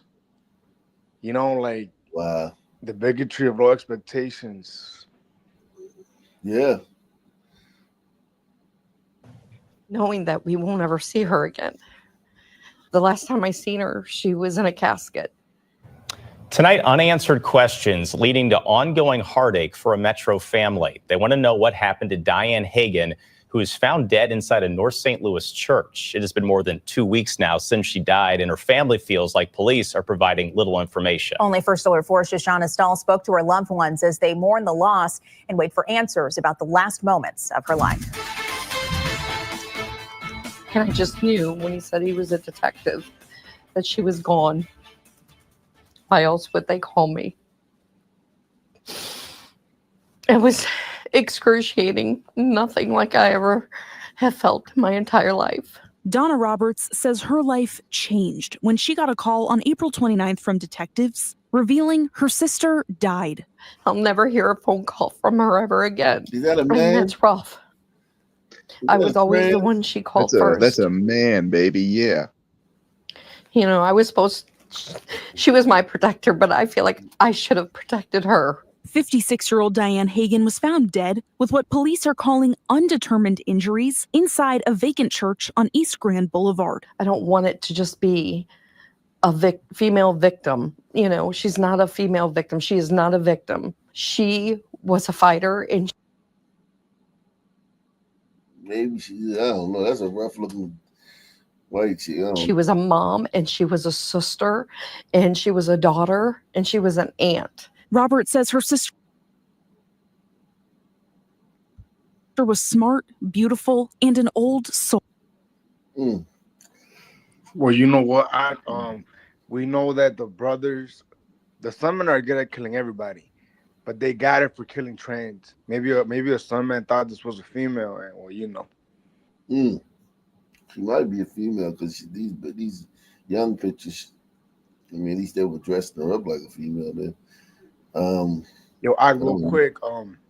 There was a mass shooting here about an hour ago. Guess what neighborhood? Lawndale? How'd you know? I don't know, man. Just lucky guess. Lucky guess. Yeah, exactly. Always live. ABC 7 News starts right now. Tonight, all-new police body cam video capturing a deadly shootout in South San Francisco. A man firing more than 60 shots at neighbors and the police. Good evening, I'm Amma Dates. That violent night 2.5 weeks ago ended with the shooter dead, 2 neighbors hurt, and an entire neighborhood reeling. Police are now offering mental health counseling to people rattled by that shootout. It happened at home on Arroyo Drive in the Winston Manor neighborhood of South San Francisco. ABC 7 News reporter J.R. Stone has the chaotic new video. And we do want to warn you, the images here are intense. Oh, there's someone coming out. Someone coming out. What's the shotgun? Drop it! Drop it! Drop the gun! Drop the gun! He's behind the bush. These are the moments before a shootout involving South San Francisco police and an armed man.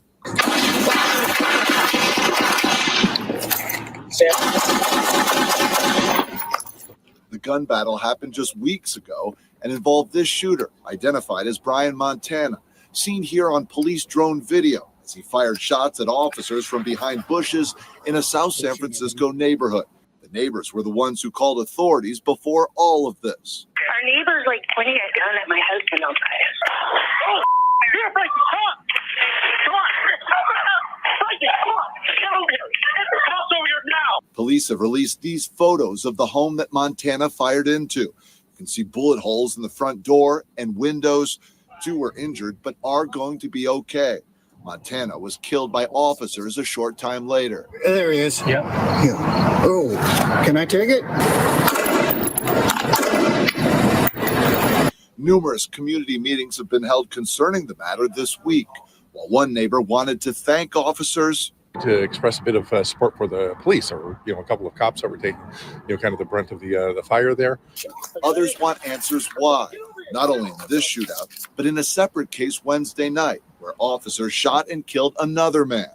We can't make this a common practice. This is not the norm. We have 2 people. Shut up, bitch. Who have died. The police chief addressing questions about this April incident earlier this week. If an individual is actively trying to kill one of my police officers or a community member, then we're going to meet that challenge with a firearm because we need to isolate that threat immediately. The chief says Montana fired a total of 62 shots at neighbors and police. He says 2 officers returned fire with a total of 10 shots. In South San Francisco, J.R. Stone, ABC 7. Jeez. So that was an umbrito. Montana? Probably so. Man, it sounds like an umbrito. Umbritos do it too, or what? Yeah, man. Hell yeah, y'all do it too. Y'all stab people in prison and all types of shit. You saw an umbrito stab the guy that shot Megan Stanley? Yeah. That umbrito looked straight out of Central Casting for like a cholo. Where's he lined up at, do you know? Cali. Oh yeah, he looked the guy that stabbed him looked like he was from Cali for sure. We're following breaking news here on CBS Colorado. In Jefferson County today, family and friends of Alexa Bartell gathered for another sentencing hearing, this time for Zachary Kwok. He pleaded guilty to charges related to Alexa Bartell's death and throwing large rocks at passing cars. Your reporter Justin Adams is joining us live from the courthouse right now. And Justin, I cannot imagine what Alexa's family has been going through for the past 24 hours. Yeah, it's been very tough. And to be honest with you, Brian, it's been 48 hours. And in many cases, it's been 2 years since they had to deal with the death of Alexa Bartell. But they do know now that another one of the individuals involved in her death has been sentenced, as Zachary Kwok has been sentenced to 32 years in prison. Kwok was in the courtroom and in an orange jumpsuit and sitting in the rows behind him was his family. Last May, he pled guilty to first-degree assault, second-degree assault, and criminal attempt to commit assault in agreement reached with the prosecution. He and his friends were throwing rocks at cars on April 19th, 2023, when a 9.3-pound landscaping rock crashed through the windshield of Alexa Bartell's car and hit her in the head and killed her. Days after the murder of Bartell, Kwok told investigators that he took a picture of Bartell's car, saying that one of them might want a memento. Bartell's parents continue to struggle with the loss of their daughter. They cheered and they drove away. They never called for help. They made no effort to save her. Instead, they formed a pact to be blood brothers, as if taking my daughter's life was something to be proud of. This individual's perception of a fun night out is throwing rocks at oncoming cars that they did multiple occasions until they finally accomplished.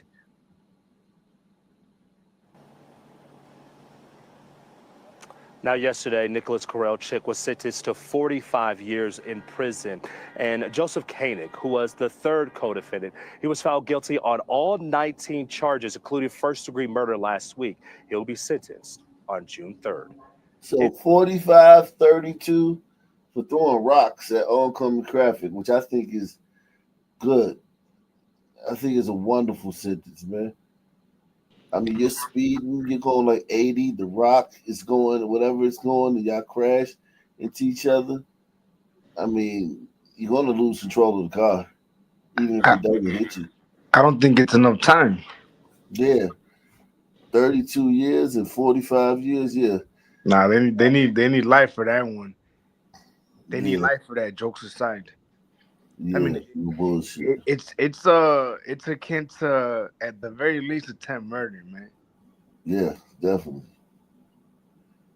Definitely attempted murder, man. You want to disincentivize that too, man. Let's see. We're learning more about what led up to an incident on a Currituck County school bus. And in the video you're about to see, a woman boards a school bus and is seen yelling furiously. Tonight, we've learned the woman was yelling at an 8th grade student on that bus.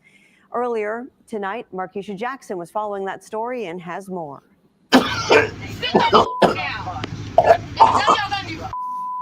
Words no child should hear when riding a school bus, but for Savannah Bailey, she and other students heard that and more. I was like, I don't take disrespect. Even though I didn't say anything, it was just kind of shocking to me how she talked to me like that way. Even though you she can hear, doesn't. we can hear it. And according to Savannah, the woman didn't know the full situation either. Savannah that told was me what unfolded before the video. nasty She says ass. the woman, who police have identified as 30. My bad, man. I put in work, man. Was as nasty as hearing Quantasia make her coochie clap, Yeah. make her About coochie the same. Yeah, it's about the same level. Yeah, I got a little chest thing going on, man. Man, I think No, it I was already worse know, than man. them I sisters already know. debate. It was worse than the sisters debate. Oh man, damn, man, that's crazy. Let me back it up there. A school bus And in the video you're about to see, a woman boards a school bus and is seen yelling furiously. Tonight we've learned the woman was yelling at an 8th grade student on that bus. Earlier tonight, Markeisha Jackson was following that story and has more. Sit the f down. Ain't none of y'all gonna do Words no child should hear when riding a school bus, but for Savannah Bailey, she and other students heard that and more. I was like raised not to take disrespect, even though I didn't say anything. It was just kind of shocking to me how she talked to me like that way, even though she doesn't know me.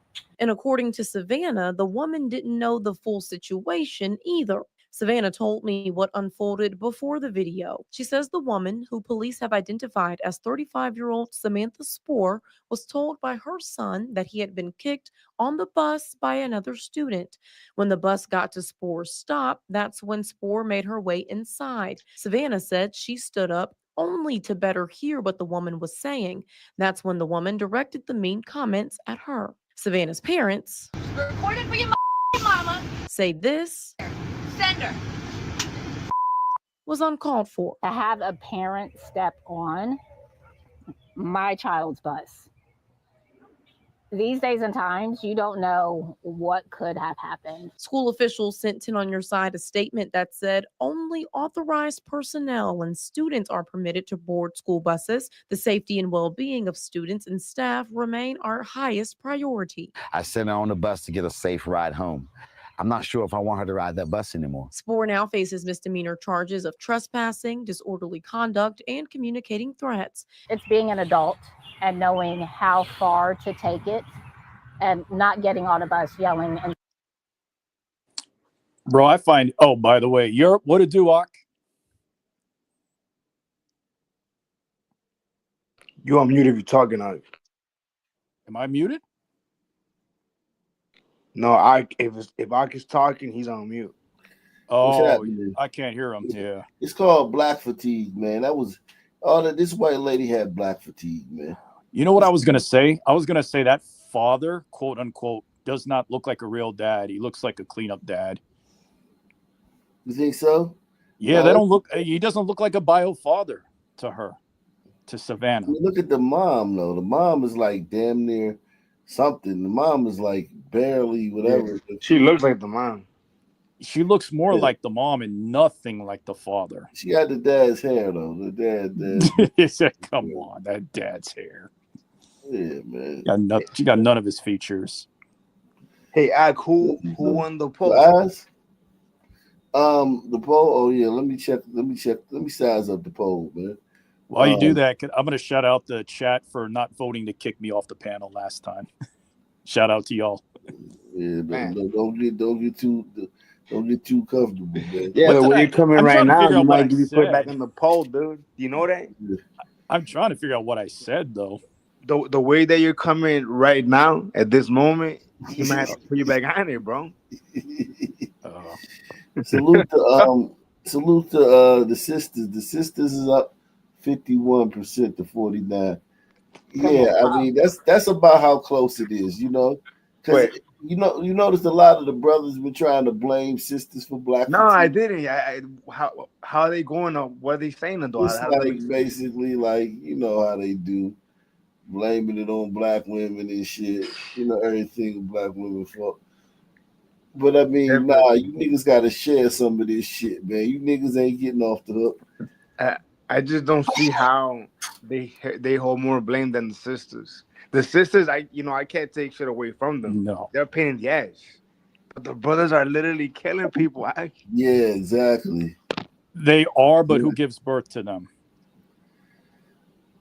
I mean, look. Who puts the battery? Who puts the battery in their backpack? I mean, look, dude.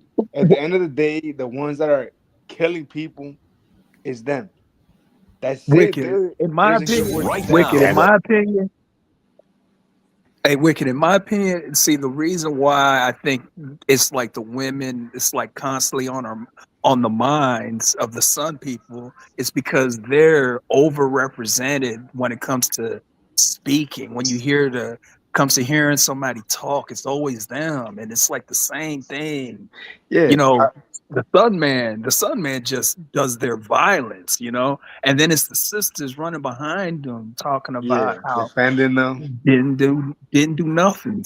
Right. So it's like, man, you know, they're the spokesperson. So, you know, we tend to take it out on the messenger.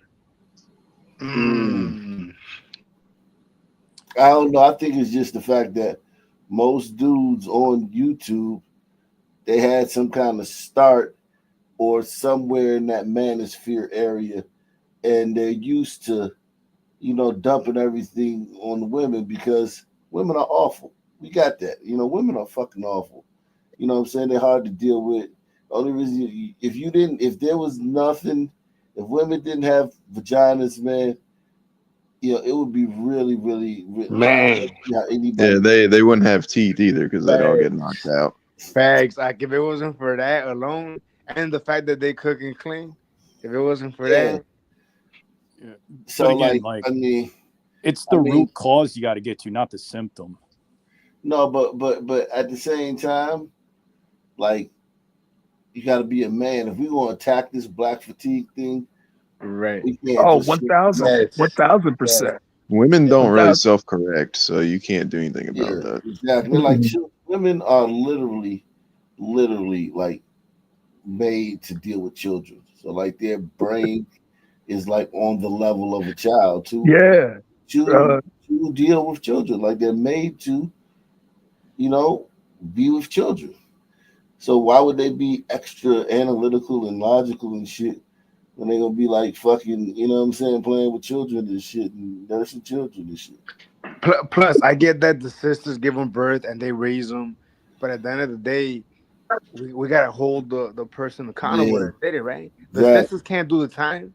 The person that did the they do less crime time. They do less time. I'll tell you that. They don't do as much time. No, but that's not the point. The point is that the ones that are like causing all this like devastation at the end of the day, like the sister earlier with the white girl with the coffee, right? That she didn't delete her. Yeah, she pain in the ass encounter, but a brother probably would have smoked her. Yeah, definitely. Hey, and real quick, right now, 3:30 a story. Good. No, I just wanted to say one thing that I've kind of noticed when it comes to like the sun sisters and the sun man. When it comes to like having a debate on when two people literally don't have separate arguments, the sun man it seems like the sun woman, you can kind of meet them at the middle before you can the sun man. It's just what I've noticed.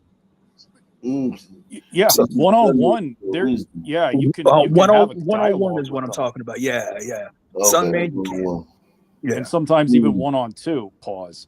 Yeah, you can have, you know, decent dialogue, but once a sister comes into the mix, I'm telling you, this I've been to a few cookouts, and I see the cycle.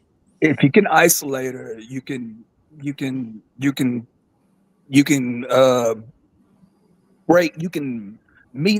them somewhere in the middle. It's easy to do, you know, easier to do. Sun man though, nah, it's I don't know about that one. No, let me it's the other way. Let me move along. 30th story you will only see on Local 10. New video shows the arrest of a man accused of brutally beating a cat. In fact, investigators say he tried to stuff it into a storm grate.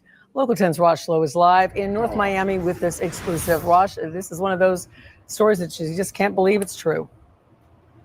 This story went absolutely viral when it was posted by Only in Dade April 1st. I saw the video, couldn't believe it.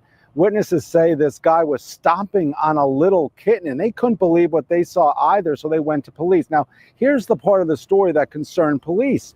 They went after this guy. They've been going after him since April the 1st. Couldn't find him. He kept taking off, they say, until yesterday. They wouldn't give up. And now on the one and only, the video of the takedown. Chill.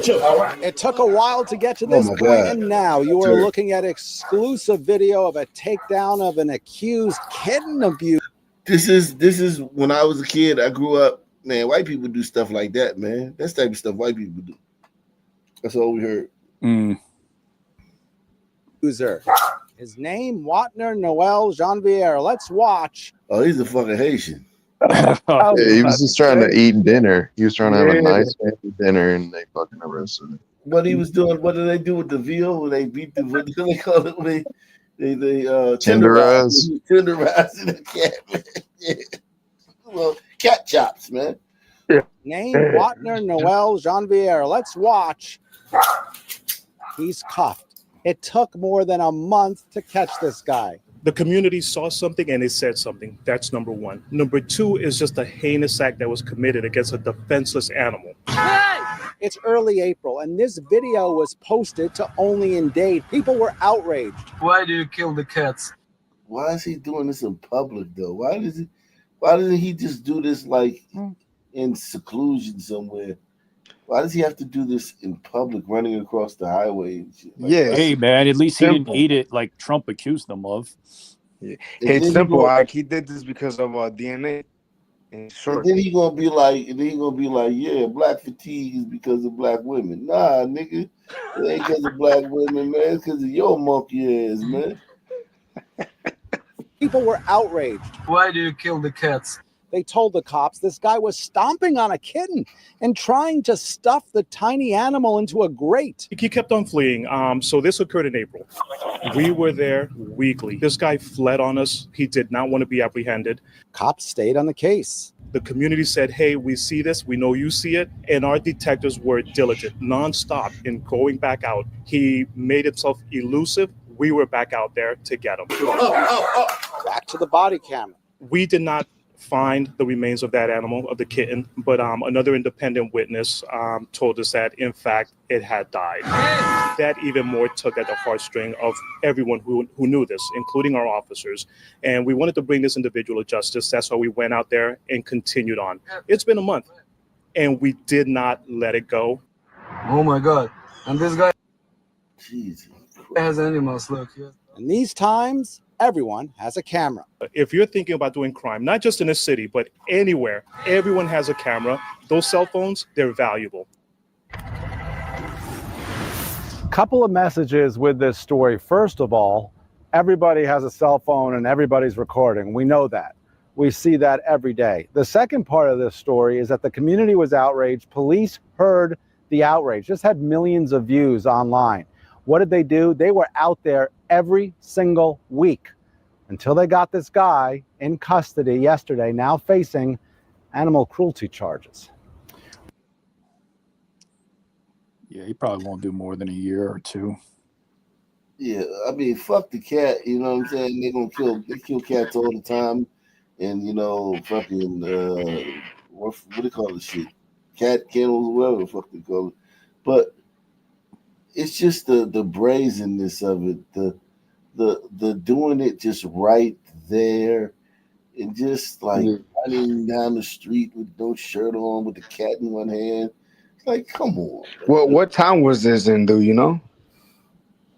This is Miami. This is.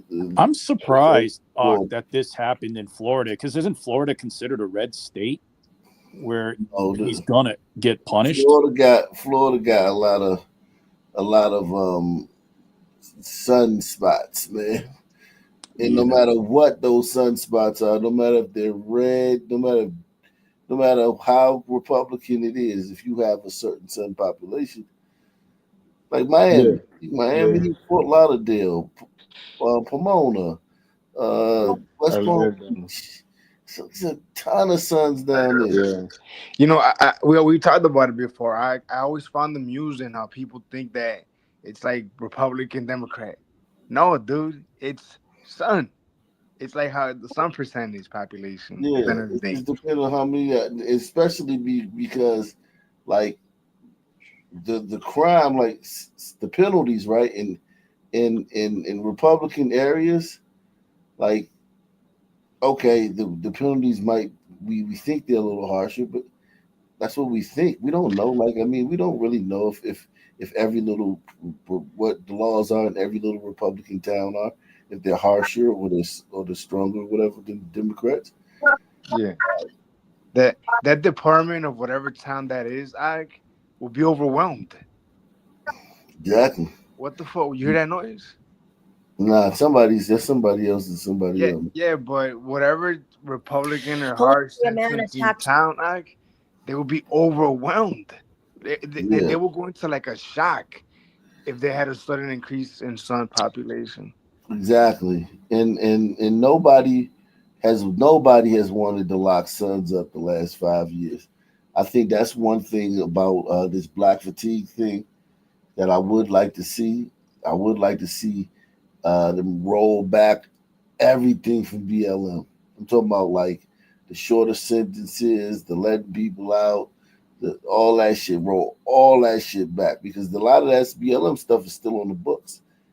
You know what I'm saying? They haven't rolled it back yet.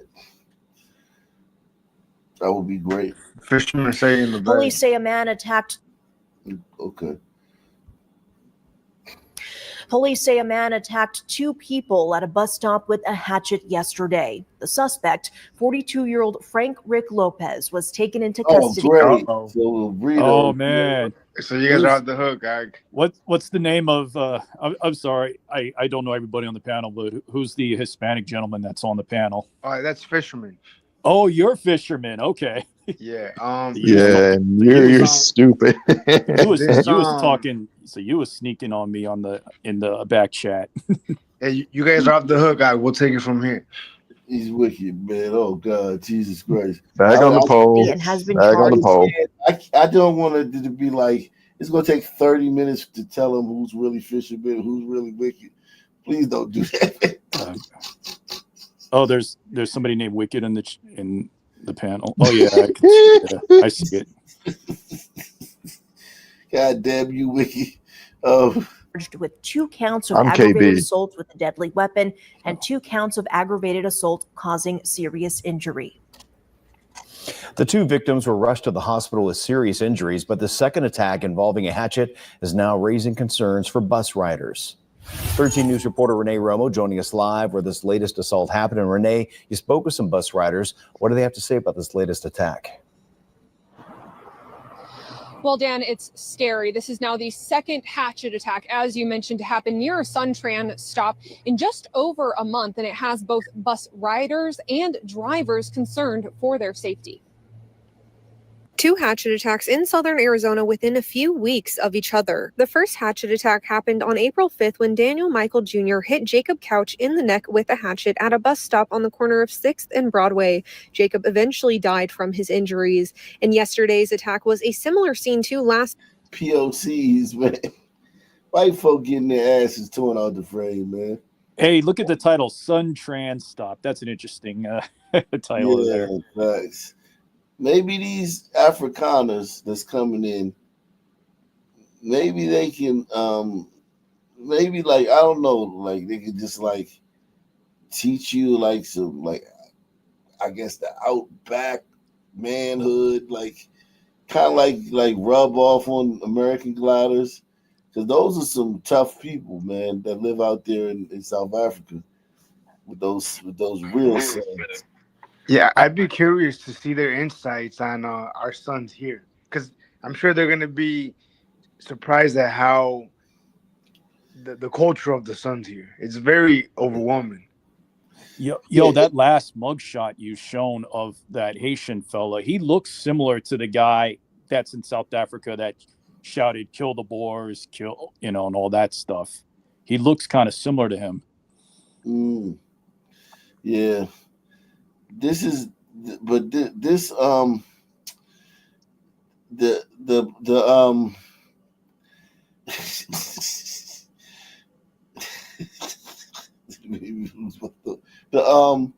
guy though oh Jesus Christ, I lost my thought. That's the first time I've ever done that. Months, as it was seemingly unprovoked. Nicole Stark uses the bus as her main form of transportation and stressed her concern for her and her family. Like these Afrikaners that's coming in here, they live in like in a lawless land, right? It's basically a jungle, on like a jungle on steroids, concrete jungle in South Africa, right? Here, this is as first world as it gets, and sons still behave the same way. That's probably what's going to shock them. You know what I mean? They probably are going to be shocked that their sons literally behave as much like South African blacks as they possibly can within the confines and the Yeah. restraints of Oh, first world. dude, there's already TikToks of like sons talking about wanting to unalive them. Yeah, I know, yeah. But those sons are full of shit. They ain't gonna throw rice at Nah, the father's nah. plate. And I'm talking about in particular these Sunmen that are deleting everybody. But sons here, they're pretty entitled. They're very entitled. Yeah. So I'm curious to see what these African gliders are gonna notice. You know? Yeah, I So, mean, go ahead. Man. sorry, are you saying that those sons won't bust a fart in a discotheque? Right, exactly. But most of those, when those Afrikaners become victims, it's gonna just be like everybody else: carjackings, home invasions, random like contact with a sun man at the wrong time, shit like that. But ain't nobody gonna come fuck them up because they're Afrikaners. Safety. It scares me. They should have police held up. I understand police are busy, especially with all these crimes and everything going on, but they should have like security guards that can actually do something. According to TPD, Lopez was sitting at a bus stop near Sabino Canyon and Tanque Verde when he tried to take a woman's phone. Bystanders tried to intervene. However, during the altercation, one of the men who was trying to help had a hatchet on his waistband, which dropped, and Lopez picked it up and used it against one of the men and women. While these recent incidents concern Stark, she says she isn't able to stop using the bus. I have to be using it, and I'm pregnant. I'm due literally next month. Right. And so it scares me, but it's only our route right now. I asked TPD. Like, this is a Shaniqua. This is a white Shaniqua. But it's still like different. It's just different. You know what I mean? Even though, like, cause even though this is a white Shanae, she's got a different energy to her. It's not as fucking like off. It's violent. Yeah. Yeah. During Stark, she says she isn't able to stop using the bus. I have to be using it, and I'm pregnant. I'm due literally next month. And so it scares me, but it's only our route right now. I asked TPD how often they respond to incidents on Suntrans buses or at their bus stops. However, they told me they do not have that exact data. I also spoke with Support the channel via PayPal, Cash App, Super Chat. Red Fox says, why don't you ever hashtag your videos to get into the algorithm? Well, when I hashtag my videos, it kind of like they get less views. But I might try that, man. I might try that. Salute to Big Larry in the building, man. Yeah, it's just interesting, like hearing her talk, hearing the story, just how like black and browns make we're more violent. Glider men are violent too, right? They are, but not nearly as violent as black and brown men. But they tolerate us. They tolerate us. They like think about how many of y'all they let in the last 5-4 years. And yes, it was liberal gliders, but those are still gliders. Like they Hey, let Ak, like the link I million, sent you is. Oh, go ahead. Sorry. they let like a couple million of y'all in over the last couple of years, and y'all behave like this. And think about how gliders like yo, y'all should be thanking glide. Not a bad word about gliders should ever come out of an Burritos. Well, I mean, look, I think about a point Crook County made a while ago now, right? Where he pretty much said how the mayor was complaining about the Ukrainian refugees, right? And he said how him, seeing the crime, right? He's close to the crime. He never hears about the Ukrainian refugees doing anything, not a peep, right? But then you got the Venezuelan asylum seekers, right? Or illegals, whatever you want to call them. And they're up and down. They're out there. You could see them. They're Yeah. getting arrested left and right. There was a Mhm. video this week of a high school getting shot up, right? And it was the Venezuelans. And same thing's gonna apply with these glider Africans, right? It's gonna be the same exact concept. You're not gonna hear a You're not peep even from gonna these know people. they're here. You're You're not not even even gonna gonna know know they're it. Hey, here. Yeah. so I sent you a link in the back chat, but there was also a thumbnail earlier too with that purple-haired mom. Man, if look at the mugshot of that mom, and you'll understand why that kid had no chance. Okay. All right. We'll get into that later. So like this glider queen talking about this transportation, right? I mean, it just sucks that it can't be Developing safe. this. Yeah. That glider, that was a trashy white girl who, you know what I'm saying, with the skinny ass white dude with like the fucking buzz cut and the goatee and the glasses. I see that all the time in my town. It's like a thing and shit. Big fat ass white girl with a skinny ass white dude and shit. And then it's like weird, man. Developing this morning, a teenager is recovering after being shot near a north side school. It happened right across the street from Mather High School in the West Ridge as students were heading. So another school shooting.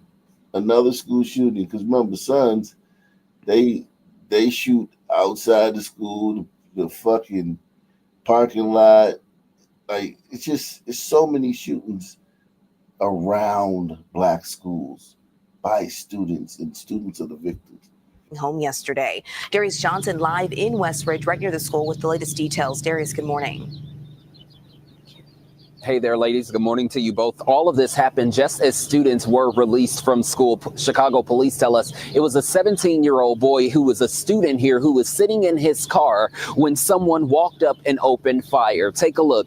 Let's show you exactly where we are right now. This was all just before 3:30 near California and Thorndale, right across from the school at Mather Park. Take a look. In this video, you can see students running through the park as shots were fired. Chicago police tell us the shooter walked right up to the car and started firing shots, hitting that teenage boy in the arm. In this video, we can hear 3 gunshots. That teenage boy was taken to Evanston Hospital. They just did that shit like that, like literally. That was the one I just told you, the Venezuelans.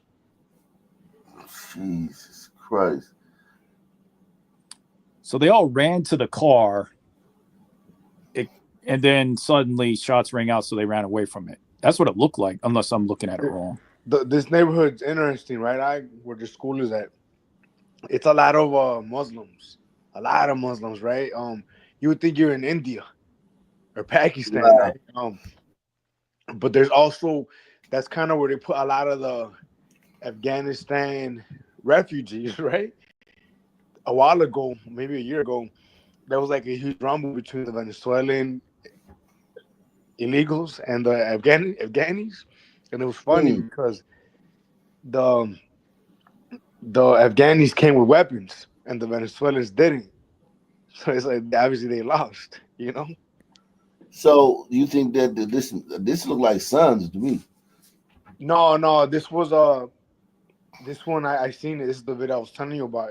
This video here, you could hear them talking in Spanish, and they have that Venezuelan accent. You know. Okay, let's hear. But, go ahead. Yeah, but the one recording is telling him, I guess he knew the guy that was going up to the car, telling him stop, and he looked mad. He went up to the car, he opens fire, and then everybody runs, and the one recording is saying, pretty much saying, I told you, brother, I told you not to do it, pretty much.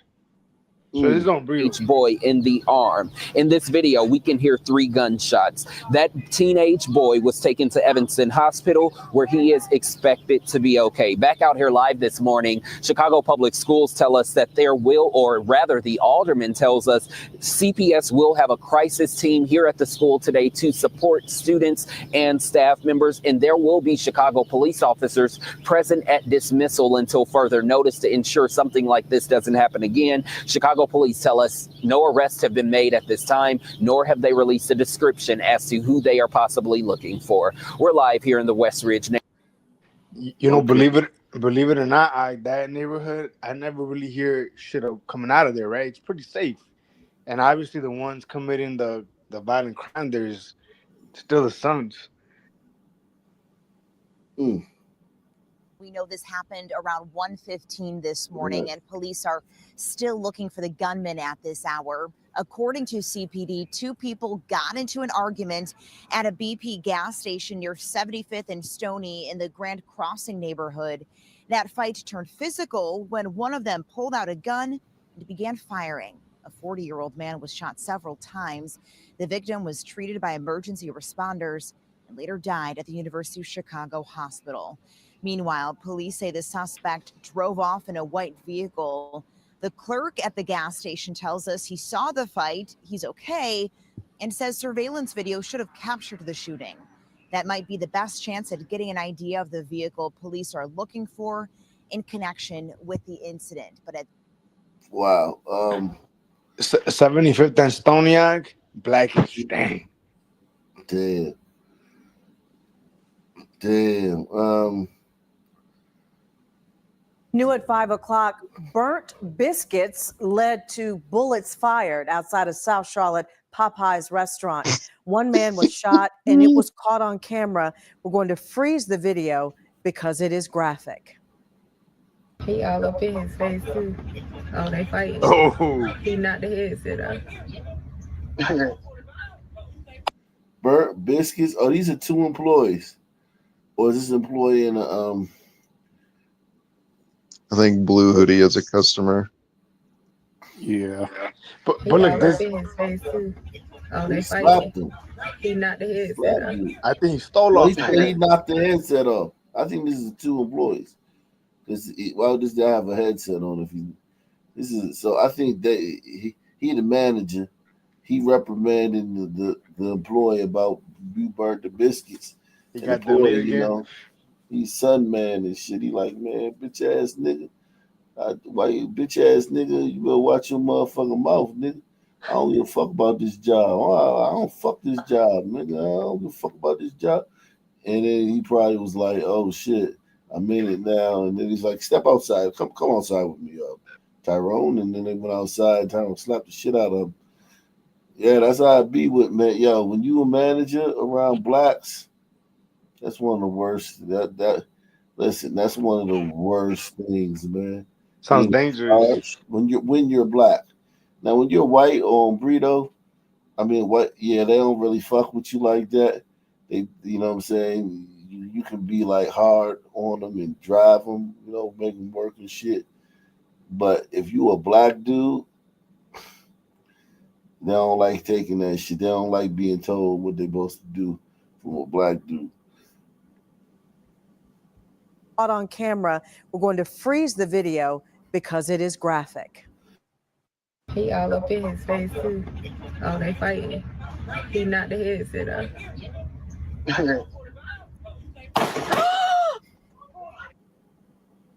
You heard the woman gasping there. This happened outside of a Popeye's restaurant on South Boulevard near I-485. Who shot who? Channel 9's crime reporter Hunter Signs is live tonight.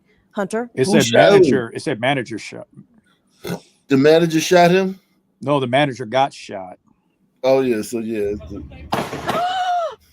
And I think the dude in the blue You hoodie. heard the woman I don't gasping there. This happened outside of a... Go ahead. I don't think his headset fell off. I think when the dude smacked him, I think his own headset fell off. Popeye's restaurant on South Boulevard near I-485. And that's where Channel 9's crime reporter Hunter Signs is live tonight. Hunter? Erica, it is another example of a simple argument, this one over burnt biscuits that led to someone being shot. Police say it happened between two managers at this Popeyes here behind me. I told you. Two employees. I told you, man. Two managers. And an eyewitness told me today all of it happened in front of his young children. Wow. For the first time, we are seeing different vantage points of a Mother's Day shooting at this South Charlotte Popeyes. Two men seen fighting in the parking lot, then two shots ring out. We are choosing to stop this Charlotte video, the rest too graphic to show. I spoke over the phone with an eyewitness who didn't want to use his name, but he says he and his wife were inside the fast food restaurant and were the last to deal with the suspect. He was going in the back and was starting arguing with the guy over some burnt biscuits. He took the plate with the burnt biscuits and threw it on the ground. Moments later, in this dash camera video, you can see the two men walk out of the Popeyes. Then another eyewitness captured the victim throw punches first. Then the suspect pulled a gun and fired. Okay, so the hoodie shot his ass. Yeah, but it said they're both managers, so it seems like, you know, two equals arguing. None of them definitely. One of them won't back down. One might be a shift manager, and one might be like store manager, or you know what I'm saying. I think the one with the hoodie is the big manager because he don't have to wear the uniform. That's how they stunt. You know, I don't even have to wear the uniform. Shit. So it's like, yeah, he probably the big manager, and the little shift manager is the one with the uniform. Yeah, man, slapped the shit out of him and got shot. I mean, goddamn. I guess according to black folk, though, that's self-defense, right? Yeah, I would say so. Yeah, I think it falls under that. I mean, Carmelo Anthony, look what he did. He slapped the shit out the nigga. Walk out of the Popeyes. Then another eyewitness captured the victim. Look, his life is in danger, man. He defended himself, man. That's crazy. You know, it's crazy how common this is. This video here, and this outcome, it's very common in America. Yep. Suspect pulled a gun and fired. Seconds later, this angle shows the suspected gunman walks back into the restaurant as those inside scurry around, some ducking. You always think the worst, you know, that he's going nuts now and will shoot around and that's it for us. Nobody else was hurt. Seconds later, the suspect was seen walking out and away from the restaurant. Police caught up to him nearby, arresting 22-year-old. Oh, damn, he did punch you in the eye. So there you go. You got a mark. Look, I'm defending myself. Yeah, but now look, pay attention. The news guy just said that down the street, the cops saw him and grabbed him. They took him into custody, put him in a cell, processed him. He goes to jail. They didn't fucking smoke him, knowing that this son word is fucking armed and dangerous. He just somebody down. He's very lucky he didn't get killed. Like, you know what I mean? How can we compare this to like the Trayvon Martin, George Zimmerman situation? And I just say that to say how fatiguing it is to keep hearing some people talk about the police are gunning us down, X, Y, and Z. I can't tell. This guy, he just walked off like nothing happened. I mean, listen, he's going to get aggravated assault. Or I don't know if it'll be attempted murder. Because for some reason they usually get when sons shoot people, it's always aggravated battery or aggravated assault. It's very rarely attempted murder when sons shoot people. It don't kill them. It's either you kill them and it's murder or something, but if you don't kill them, it's aggravated assault. And here's another thing, so the cops are looking for someone that matches his description, right? They might see another son, man, in the area that fits the description. They might have to stop him, talk to him, right? And the son man's good. They be like, man, it was because I'm black, this or that. He's gonna. It's like racism, man. Right, it's racism. At what point, like, there's no solution in that. There's no winning. You know what I mean? No. Okay, they got this somewhere off of the street, but like you said, they print these motherfuckers in the stand. This a manager. A fucking manager, bro. Think about that. He's a achieving brother. Yeah, Calvin, man. That's real life Calvin. Salute to Red Fox. He says, hashtag black fatigue is trending topic. The world needs to bear witness. Yeah. I mean, the title of this, black fatigue is in the title of this video. So you don't even have to hashtag it. It's in the title. And this is Told why I like Rondi Church's Wood biscuits. He's charged with attempted murder. The victim shot twice, but is currently alive. And again, police say both the suspect and the victim were both managers here at this fast food restaurant you see behind me. I did reach out to Popeyes asking them how an employee managed to have a gun while on the clock and if any of their policies will change because of this. There's nothing you can do about that, man. Easy. It's concealed carry. What a You can ridiculous conceal it. question to call them and ask them. Like, what do you mean? Like, are we supposed to frisk every employee? Should we have like the wine? Should we wind every song word in here? This one, I think this one might be on Brito right here. New tonight, a Gastonia man is behind bars. He's accused of assaulting people inside a Walmart. First, we want to warn you, this story is disturbing. It's difficult to listen to. Channel 9's Glenn Counts is live tonight outside the Gaston County Jail. And Glenn, the victim says that man sprayed his bodily fluids on her.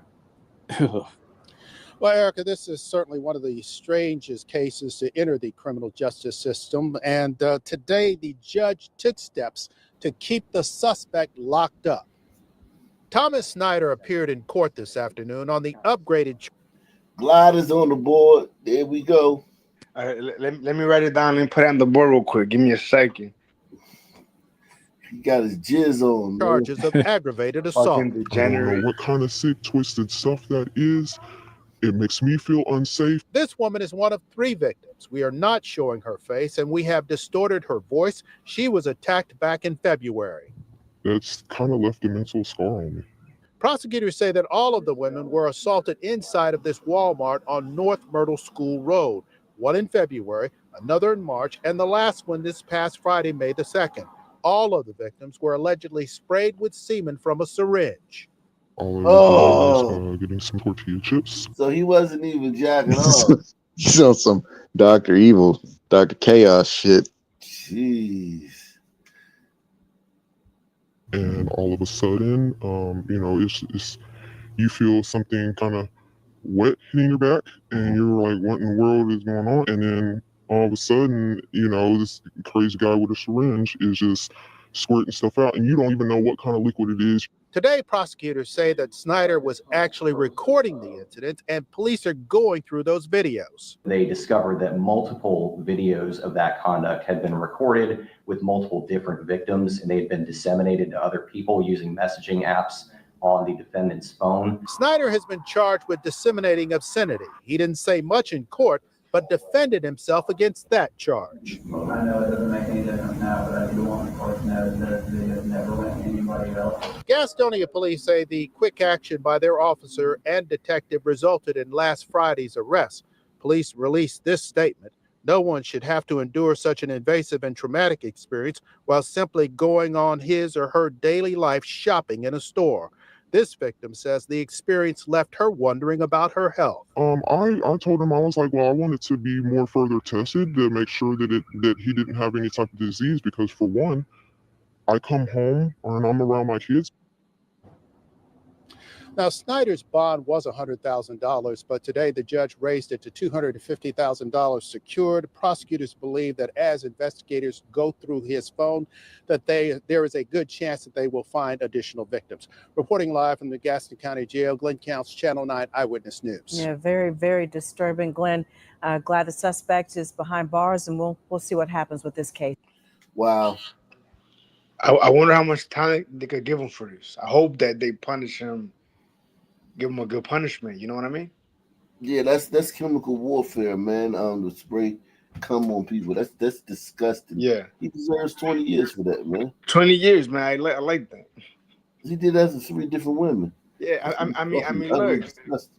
I think we have to go back to being, empathetic, right? Like, we could pretend that's someone that you care about, right? Pretend that he did that to someone you love, and then sentence him, Judge, Your Honor. What about like a tiger pit? Yeah, that'd be cool. Put that on TV. You think these dudes would keep doing shit like this? Wait, we did what? Put them on the tiger pit. Throw him in a pit. Throw him in a pit with like 3 or 4 tigers in That it. is And a good idea. Put it on TV. Live stream it on YouTube. Yeah, it's a good idea. Put it Yeah, on the shade room. the shame of hearing them howl, because when they hit you with when you see that damn tiger up close, oh my God, you can't help but to tremble. All the fear, all the begging, please, please, please. Yeah, that tiger don't care about none of that.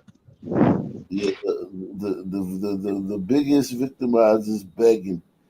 I think people would like to see that. 100%. Hey man, I'm a half tiger. I care. Who killed this white girl? This beautiful white girl. So 24-year-old Caitlin Weaver killed in Aurora, Colorado last July when an unlicensed teenage illegal immigrant was driving twice the speed limit. And now that illegal immigrant will only serve probation and community service, no jail time, after the district attorney offered a plea deal.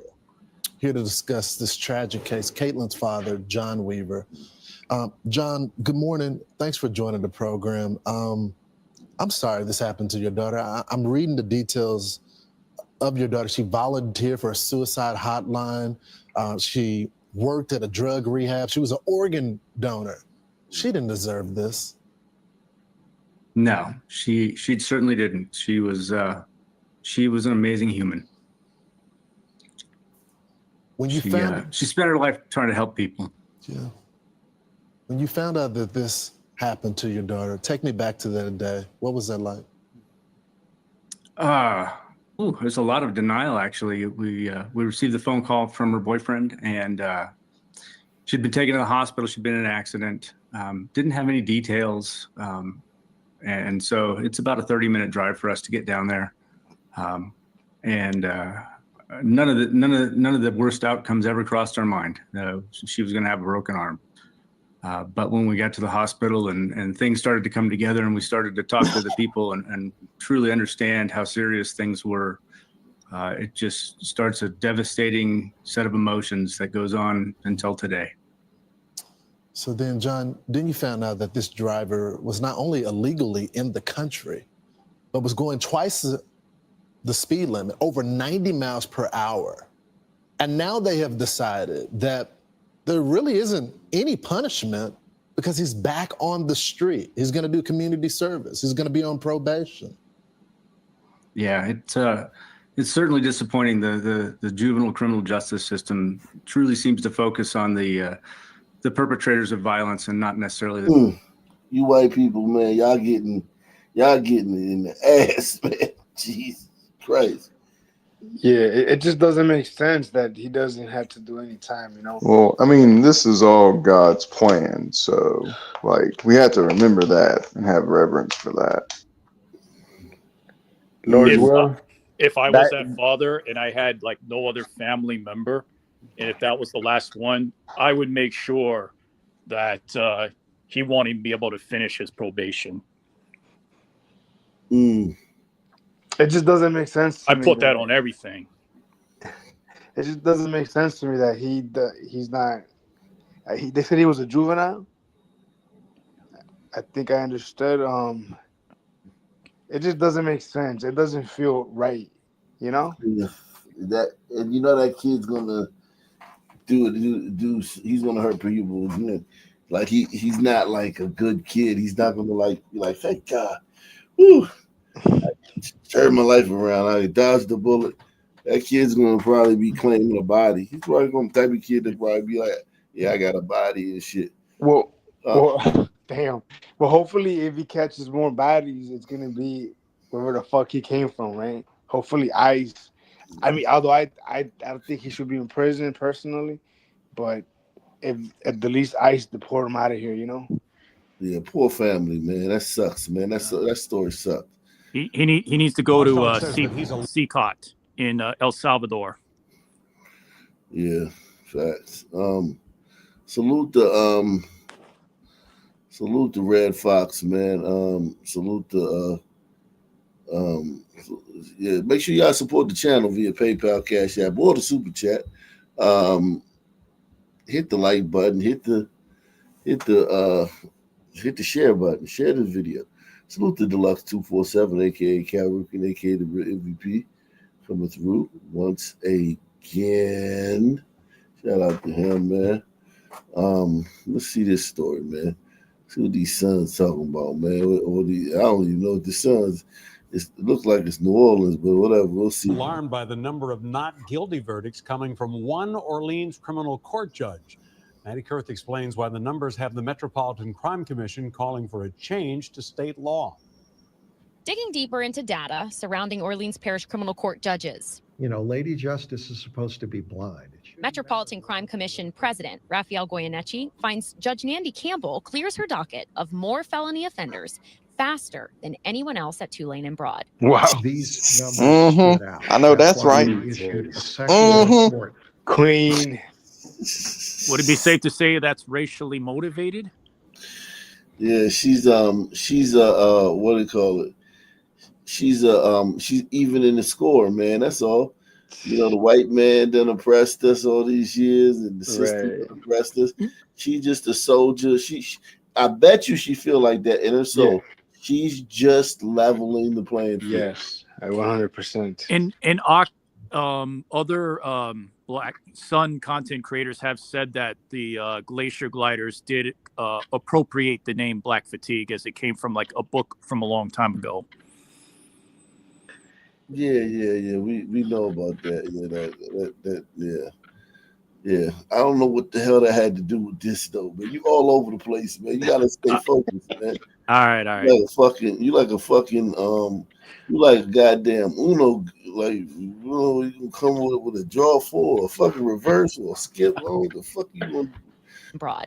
These numbers stood out. That's why we issued a second report on this. Goyeneche says he looked at 353 trials across 12 sections of criminal court over a 3-year span.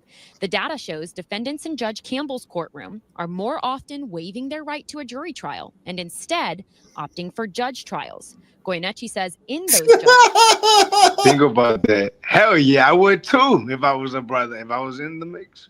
Yeah, you look up there, you see her ass. Yeah, you're like, oh shit, yeah. And then word probably gets around. You know, like at this point, like dudes probably, hey yo, if you get that Judge Campbell, man, you get Judge Campbell, man, right? Go You know, Judge, you know they're in the county literally saying that. I guarantee you they're saying that. Yeah, she famous. Look at me, like god damn, man. She is famous. Getting the brothers off, man. Wow. Hell on wheels, man. You know what? This kind of falls under the sisters are the cause of Black Fatigue, right? Because the destruction that she herself is causing. Yeah, no doubt. She's like a serial killer. Like she lets them out back on the street and they kill people. So that's like, yeah, she's an indirect serial killer. Yeah, you know what I mean? So, yeah. Maybe those sun men are onto something when they blame the queens, you know? Yeah, definitely, man. Facts. Jeez. The data shows defendants in Judge Campbell's courtroom are more often waiving their right to a jury trial and instead opting for judge trials. Goyeneche says in those judge trials, Campbell most often finds defendants not guilty. In your time in data analytics, have you seen another judge with numbers like this that you can recall? No. So this is, you know, just as she was an outlier being very efficient, she is an extreme outlier with respect to the outcomes of judge trials.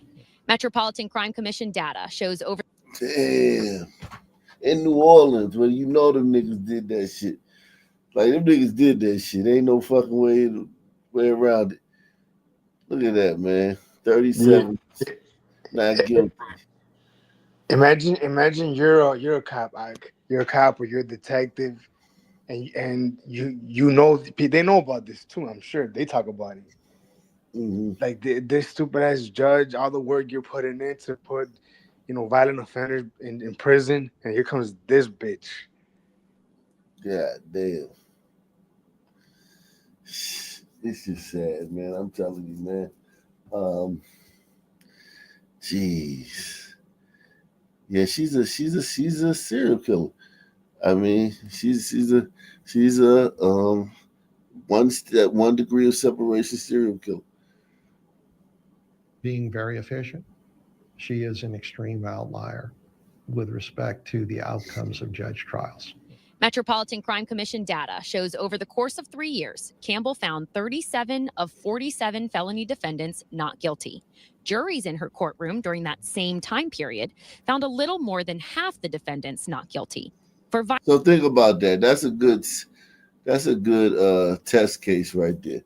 So the juries is almost 50-50, but with her it's like 80% not guilty. Ayok, look at Holmes, 21-16. Yeah, I mean, listen, Roach is not all that either. Roche or whatever. Oh, 9-7. Yeah, but that 21-16 is seems to be a bigger ratio than 14-12. That's jury. That's the jury trial, though. Oh, that's the jury. You gotta pay attention, man. That the right side is the jury's trials under that judge. But yeah, you're better off going with Campbell. Yeah, damn, she gotta be famous, man, amongst the sons, man. This shit is insane, man. This is insane. And then here's the thing. When they call her out on it, you know what she's gonna say, right? Racism? Yeah, there you go. Ding, ding, ding, ding, ding. Her courtroom during that same time period found a little more than half the defendants not guilty. For violent offenses, the commission says Campbell found 21 out of 23 defendants not guilty. Fox 8. For violent offenses, she's almost 95% not guilty. Damn. What about those 11, or is it the 9 remaining escaped gentlemen? You think they would have been found not guilty if she was their judge? Jeez. I want the analytics on how many of these dudes she smashed. I don't even think it's that deep, though. Like, really, honestly, man. No, I don't think it's a guaranteed. Like, that's the reason why. I just think it's funny to think about. She's probably fucked at least a couple of these dudes. Maybe. This is just on the arm. She's just doing this shit on the arm, man.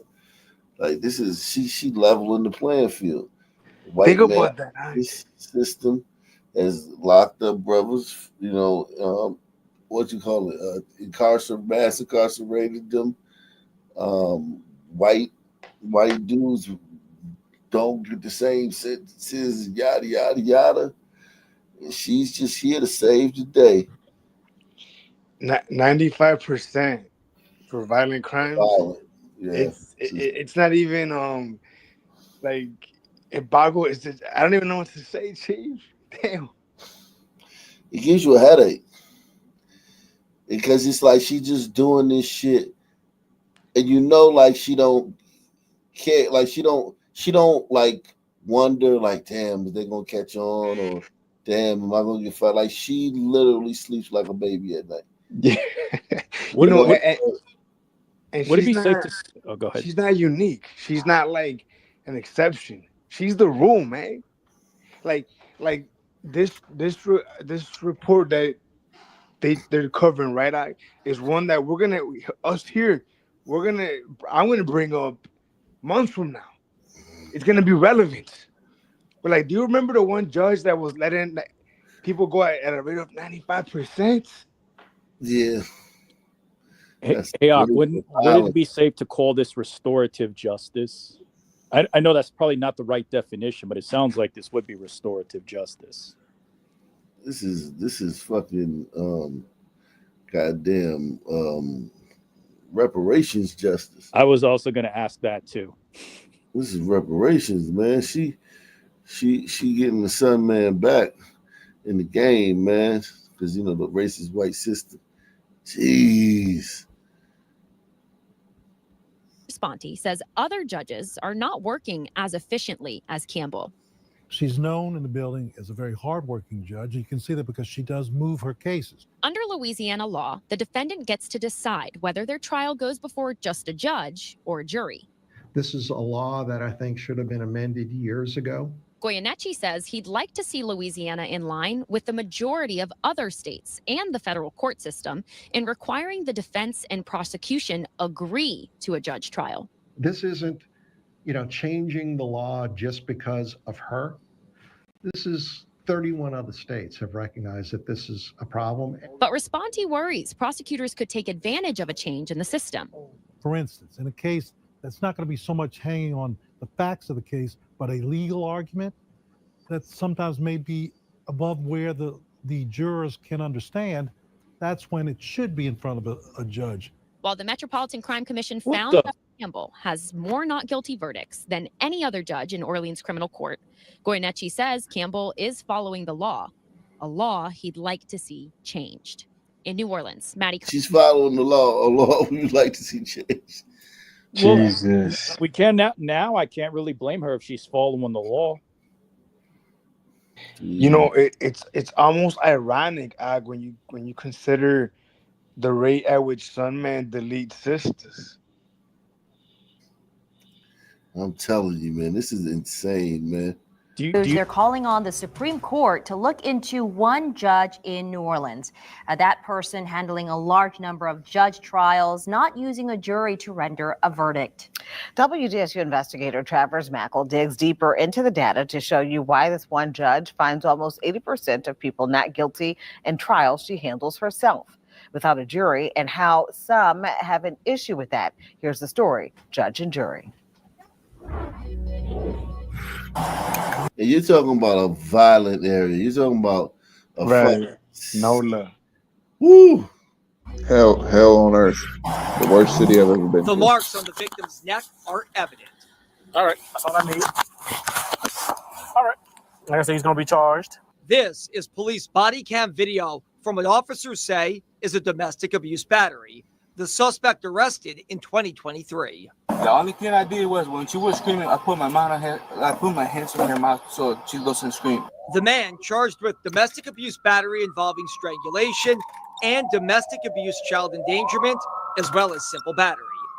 But in April of this year, the suspect was found not guilty on 2 felony crimes, only guilty of simple battery. But it wasn't a jury that rendered that verdict. It was a judge, Judge Nandy Campbell, who records show performed 36 judge trials last year alone. She was a criminal defense attorney, and she was elected to a judge on a progressive platform. And Campbell has done the. She was a defense attorney. She was a woke. Wow. Yeah.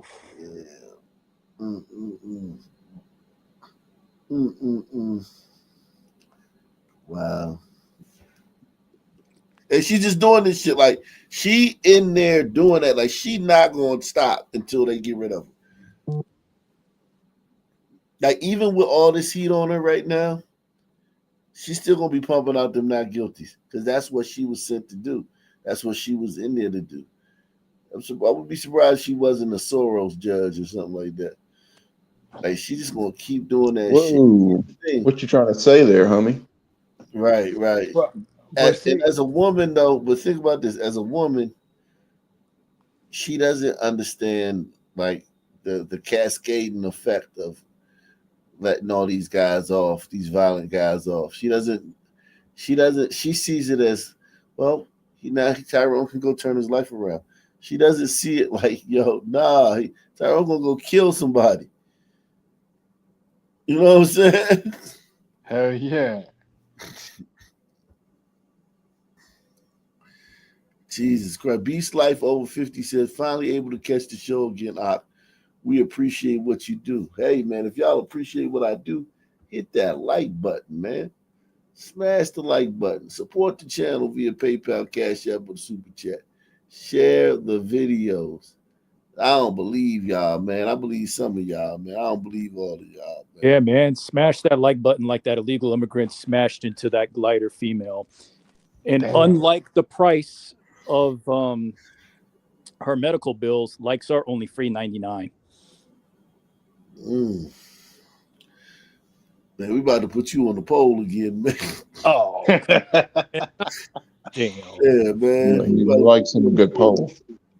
Yeah, man. We about to put you on the totem pole, man. Take it easy, man. Only guilty of simple battery. But it wasn't the jury that rendered that verdict. It was a judge, Judge Nandy Campbell, who records show performed 36 judge trials last year alone. She was a criminal defense attorney, and she was elected to a judge on a progressive platform.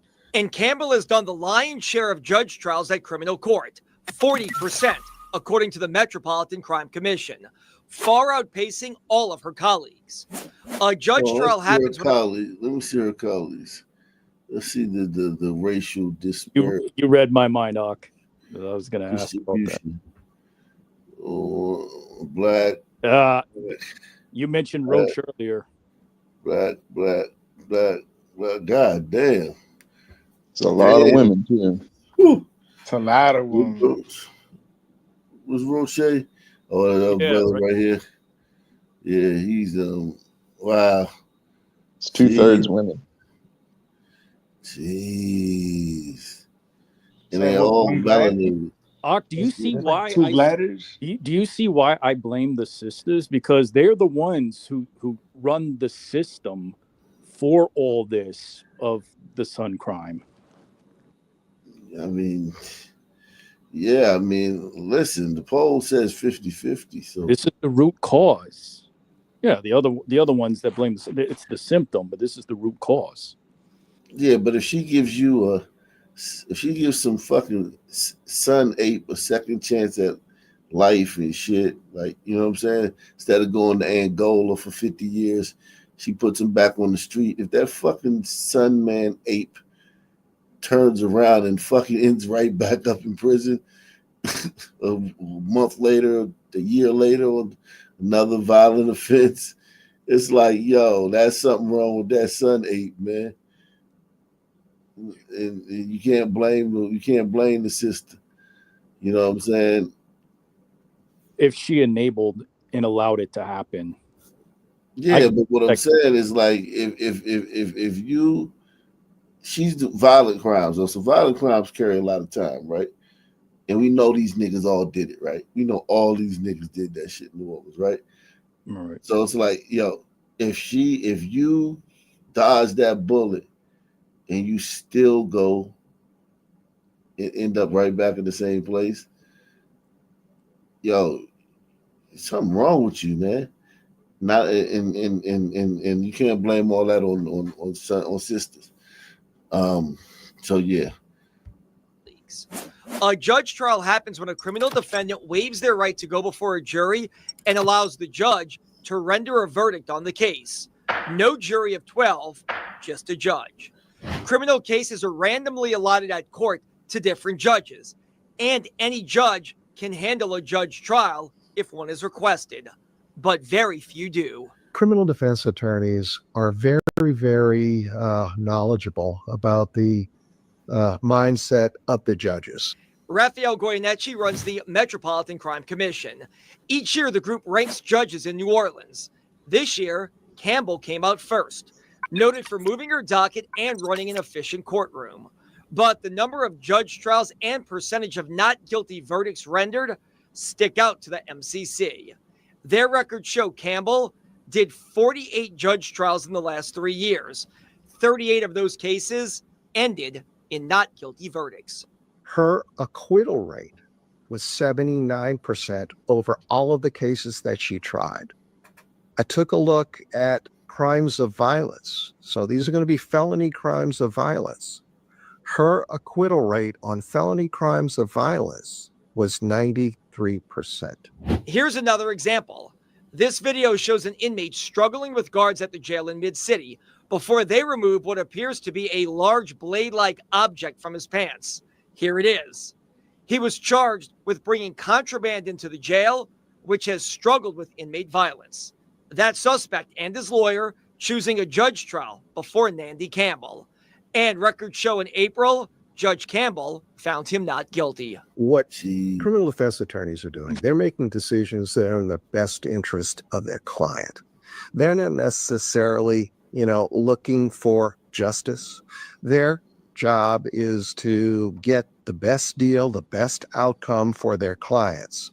And these numbers represent to me that the criminal defense bar recognizes that in Judge Campbell's section of court, the odds are that if you opt for a judge trial, you're going to have a better outcome than if you opt for a jury trial. We repeatedly asked Judge Campbell for a comment on these numbers. She respectfully declined through a courthouse spokesperson. Her number stands out. Laura Canizero Rodriguez, a former prosecutor in New Orleans. Just math alone would say that this is favorable to criminal defendants. I mean, without any opinion factoring into it, just statistically speaking, defendants fare way better in this section of court than in any other section of court. The daughter of the former district attorney, she led a citizens' effort last year to get lawmakers in Baton Rouge and voters across Louisiana to change the makeup of the Supreme Court Commission that oversees judges and what they do on the bench. The Judicial Commission now has 5 civilian members to review judges' behavior. I think any outliers like this, any statistics that are very, very different from the norm should get the attention of the legislature. State Senator Jay Morris authored the legislation that became law. If it appears that a judge is not following the law, but is rather making decisions based upon political philosophy or things of that nature, or social philosophy, then it needs to be looked into. Again, Judge Campbell not violating any laws. And it is the right of every defendant to be able to waive a jury and request a judge trial, which the MCC says is happening a lot before Judge Campbell. The defense bar know who the soft touches are on the bench. Reporting in New Orleans, I'm Travers Mackel, WD. Jeez. Wow. It's almost hilarious if it wasn't so unfortunate. Right. And look how long it took them to catch up to her. Like, it's like dozens and dozens of like criminals is on the street. They finally caught up to her, and it's not going to mean a fucking lick of difference. And she's going to call everybody racist. And all the white people going to scurry for the fucking hills when she calls them racist. Right, like roaches. Shit crazy, man. But that blade that fucking Oh, son man had, that was a nice looking. That shit look like it hurt. Right, look at that shit. That shit is no joke, man. Man, I bet you an Umbrito made that one. And Umbrito made it for him. Oh yeah, why you say that? Man, Umbrito's got it for making shanks. Yeah, they got it, man. They can make a shank out of a nice shank out of anything. Yeah, definitely. Look at that though, man. Like that's a goddamn nice little. You rub that on the goddamn concrete for a night. Yeah, that shit would be nice and sharp. You know, over here in the county, they call them bangers, like a knife. Yeah, they call it a banger. Definitely. That's a hell of a banger right there. Yeah, you gotta have big hands though to grip that pause, and you know what I'm saying. I'll kind of fold it in half, and try to like make it a little bit easier to handle. I wonder what he made it out of, man. It's pretty nice. It looked like some like some metal, right? Some zinc part or yeah, something. like maybe like a metal, like a sink like edge, table leg or something. He folded it. He folded it right there. You can see he folded it on the seam. And think about what the newscaster said. They're struggling with inmate violence. I mean, how does this sister think she's doing the right thing?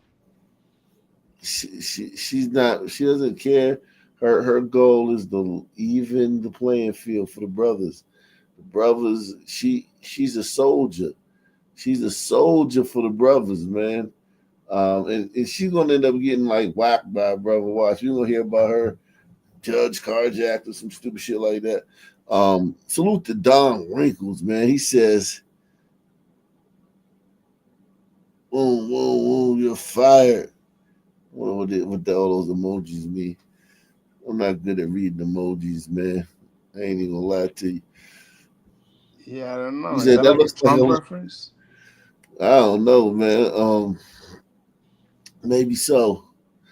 Oh, down, sons, demon egg. Okay, I think he's talking about. I think those are racial terms, man. I know an egg is like a racial term for a son. Yeah, he put a bunch of racial terms. Down with the sons. I think that's what he mean. Yeah. We'll go with that. Fuck it. Yeah, exactly. That sister though, that sister dangerous, man. Damn, that sister dangerous. Andy Armour said lobster claw. Yeah, that joint do look like a lobster claw. That joint will fuck you up too if you. It ain't sharp enough for me though. I would like the tip to be a lot sharper, but I don't know how. Maybe I don't know how like sharp it is on the edges though. I wouldn't want to put a point on it though. But yeah, How do you even hide this shit? You know what I mean? he had it hid. They found that motherfucker though. Yeah, they found it. You're right. Hey, somebody No. snitched him. This was on purpose. A dull shank hurts even more. The dog shake hurts it even more. Maybe so, man. I don't know, man. Maybe so. Especially when they got to pick it out of there. 2 children arrested after 6 businesses are vandalized and robbed in Long Beach. A 12 and 13-year-old now accused in the string of crimes. KCAL News reporter Dio Insignares is You can tell they sons by the way the way their pants are sagging. That shit's so crazy. The sagging pants gives it away every time. Businesses are vandalized and robbed in Long Beach. A 12 and 13-year-old now accused in the string of crimes. KCAL News reporter Dio Insignares is live at Long Beach tonight with a search for 4 other suspects. Good evening, Gio. Good evening, Pat. That's right. It's a large number, just not those 2 children that police are currently searching for. 2 of the spots that they hit are actually just over our shoulder. I'll step out of the way to give you a look at how close they really are. One of them just there on the corner, Sweet Jill's Bakery, and panning over to the right, just a few steps away, is Bliss Glass Gallery. Just within steps of each other, 2 of the multiple spots police say that these children hit. Now, they also say they were driving without licenses in a stolen car, capable of such destruction to these businesses. Investigators, as we mentioned, say there are 6 suspects in total responsible for 6 incidents. Preteens targeting local businesses across Long Beach. Detectives say the same group is behind incidents from April 6th to April 26th. And in at least 2 cases, they used a stolen car to get around. One of those spots, a smoke shop, hit several times. It makes me feel a lot better that, the community and, with, a bunch of talking and, word of mouth, something was able to be done, Kelsey Rhea is the manager of Bliss Glass Gallery and tells us the store has faced repeated break-in attempts for years. They've upgraded their security, including bulletproof glass. But now, following the arrest of 2 young suspects responsible for the most recent damage, there's a sense of relief. Hopefully more actions will be taken, because there should be more responsibility. There should be more eyes on the children in the community. Meanwhile, at a store just a few steps away, shattered glass, ransacked counters, and stolen merchandise. Police say this security video from Sweet Jill's Bakery in Belmont Shore shows just one of the 6 break-ins tied to the group of juvenile suspects. One teen punches through the front door before the group rushes inside. They damage registers, grab baked goods, and leave behind about $5,000 in damage. The store owner telling us a few days after it happened that these suspects deserve a maximum punishment. I want them to suffer consequences. Most definitely. I want them to suffer. Oh, shit. The white lady wanted to suffer consequences. This is a thoroughly reformed liberal that snapped. No longer can handle it. Right. $5,000 worth of damages to a little bakery. I want to see how reformed she really is by her voting patterns.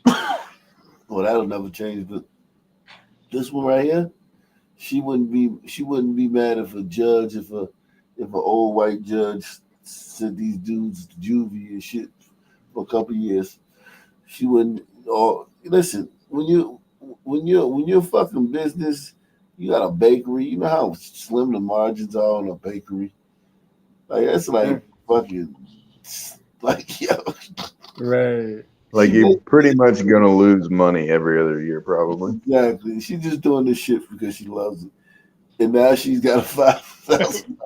Yeah, I think you know what we're hearing here is we're seeing major black fatigue. That's what we're Yeah, hearing. I think she's definitely got black fatigue. Grab baked goods and leave behind about $5,000 in damage. The store owner telling us a few days after it happened that these suspects deserve a maximum punishment. I want them to suffer consequences. Most definitely. I want them to suffer. I want their parents to suffer. Wow. Whatever way that should be, justice. The It is a crime. I don't care their age. Tonight, Fair's telling us over the phone that she's glad these 2 arrests have been made, praising investigators for their work so far. And detectives are still working to identify the 4 other suspects. Meanwhile, the case will be handed over to the LA County District Attorney's Office for possible charges. Reporting from Long Beach, I'm Gio. Man, if y'all lose white women, I mean, if sons lose white women as an ally, that's gonna be fucking crazy, man. Yeah, it is kind of funny. Like they're the ones throwing the hard R around everywhere. Right. All of a sudden, yet they were the ones checking white men nonstop for the past 10 years. Right. Yeah. You know, something A heartless tells me that crime son shouldn't outside a worry local about. hospital. A homeless person swiped. You know what I mean? Something tells me that son shouldn't worry about losing the glider queens, though. A heartless crime outside a local hospital. A homeless person swipes a woman's car right out of the valet area. The victim says she just arrived at the hospital to be with her sick husband, and within hours, her brand new car was stolen and with important documents inside. Our Gene Kang is live. He's in Santa Monica. He has details and reaction from this frustrated victim in this story that you'll see only on 5. Gene?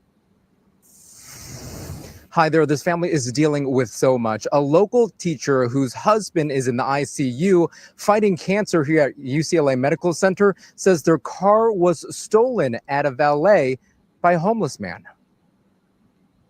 It makes me feel like overwhelmed. Brittany is a local teacher at a Montessori school. Her beloved husband, Joe, who she just married in October, is being treated at UCLA Medical Center, fighting an aggressive form of liver cancer.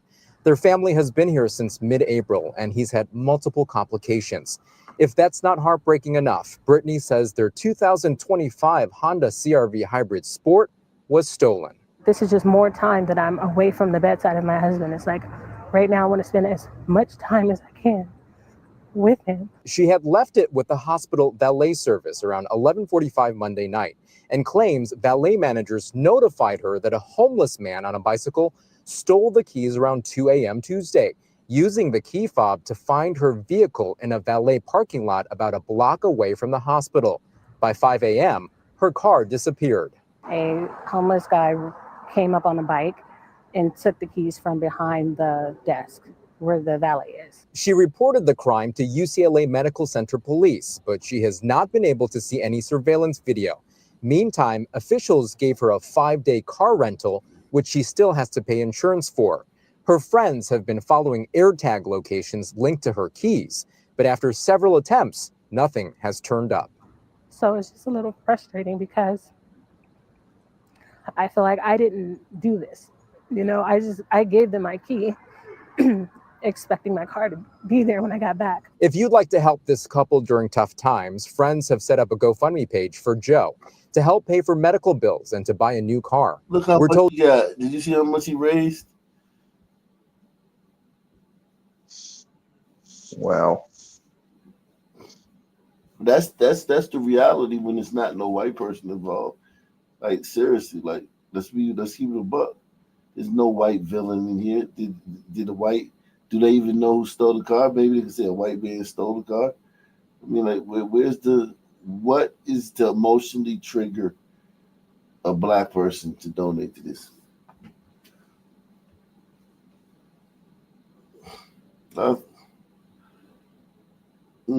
$360. Jesus. What's their goal? Their goal was 30K. Oh, she tripping. But you know, she'd probably never link all that together. Like, wow, my community really ain't shit. Yeah, not her. Yeah. Buy a new car.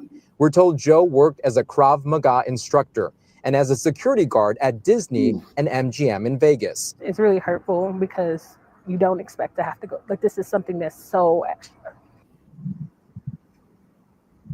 A UCLA health spokesperson says in the statement, quote, "We apologize for this unfortunate incident. A police report was filed and our insurance carrier is investigating." Back out here in front of the hospital, we know that that GoFundMe page has now also been linked up on KTLA.com. The family appreciates any help you can provide. Reporting here. It's so sad, man. Wow. 2 people are dead following a stabbing, an officer-involved shooting. It all went down close to an elementary school in view of the students. Good evening to you. You're watching LA Live News Tonight. I'm Susan Hirasuna. Thanks for joining us. I'm Phil Schuman. Christine Devine and Marla Tejas are both off tonight. Police were originally called because of a stabbing, which apparently led them to open fire. We're now hearing from the LAPD and people in the community. Let's go now live to Fox 11's Ed Lascos in North Hollywood with details on how the violence unfolded. Ed. And Susan, you're right about that. It starts with a stabbing, a shooting, deadly violence, and all of it playing out just a couple homes away from an elementary school of all places. You ready? Let's get into it. Joe will show you. We are on Beck Ave here, North Hollywood. Right down there, 4 homes down to the right is where officers wind up and come into this violent scene. But talking about how close it is, so there's gunfire down there. Right over here at this corner is the playground of an elementary school, and it is packed at that time with 1st, 2nd, 3rd, 4th graders. They're all out here on recess during their lunch break, and there's gunfire, bullets flying. To the video, check it out. The scene here as shortly after noon, officers arrive, rush in, code 3, lights and sirens, responding to a violent domestic abuse, domestic attack call. They roll up. Investigators tell us they find that man with a knife stabbing a woman, and that results in officers opening fire. They shoot the attacker with a knife dead, but just a few homes away from the recess and all the kids playing in. Jeez.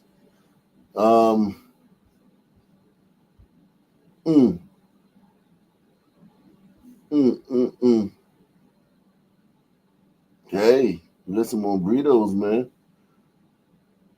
Burritos on the board, man. We have 6 individuals in our community. For number 1, wasn't supposed to be here, and 2, took the life of an innocent lady. Was out here trying to get something for nothing. A group of young men and boys, one of whom is only 13 years old, face charges now in a woman's murder tonight. Authorities say 40-year-old Larisha Thompson was found shot to death inside her car in Lancaster County. Today, the sheriff's office shared more information about how this happened and how her death is linked to a second crime. WBTV's Rachel Richardson digging deeper into these latest updates, and she's joining us now live from Lancaster County. So, Rachel, what do we know about these 6 people who've been charged? Well, like you said, the Lancaster County Sheriff's Office has said that those 6 suspects range in age from 13 years old to 21 years old. And authorities have also said that the 17-year-old will be charged as an adult. All of them are facing murder charges and burglary charges. And the Lancaster County Sheriff's Office says that the 2 crimes that you just mentioned are connected.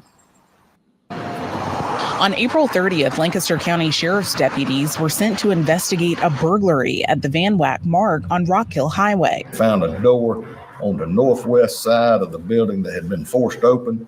They also discovered a security camera at the location that had been shot. On May 2nd, 40-year-old Larisha Thompson was found dead in her car on Riverside Road. Deputies responded and discovered Larisha Thompson was deceased from an apparent gunshot wound. Sheriff Barry Vail explains that ballistics from both scenes found the same 9mm handgun was used in both crimes. Thursday, law enforcement served a search warrant at 21-year-old Asael Amidadas Torres Chirino's home. They found the 9mm they say is linked to the crimes. He was arrested and questioned along with 5 more. It was determined that all 6 of these individuals were involved in the burglary and the murder of Miss Thompson. Torres Chirinos, 18-year-old Arden Ramos Adari, 17-year-old Jason Sobeid Pinata Salgado are facing murder, attempted armed robbery, and burglary charges. Torres Chirinos is facing additional firearms charges. The sheriff says all 6 suspects are believed to be in the U.S. illegally. South Carolina's Sixth Circuit solicitor Randy Newman wants to prosecute in state court. The 3 adults will be entitled to a bond hearing at a later date if they request that. No requests in at this time. The juveniles are entitled to a detention hearing. Our investigators showed tremendous dedication, followed every lead out, and refused to stop till all 6 of these individuals were taken into custody and charges brought against each one of them. Law enforcement says that unfortunately, it seems Ms. Thompson was a random victim in this robbery. They say they have reached out to her family members to keep them up to date on this ongoing investigation. In Lancaster County, Rachel Richardson, WBTV, on your side.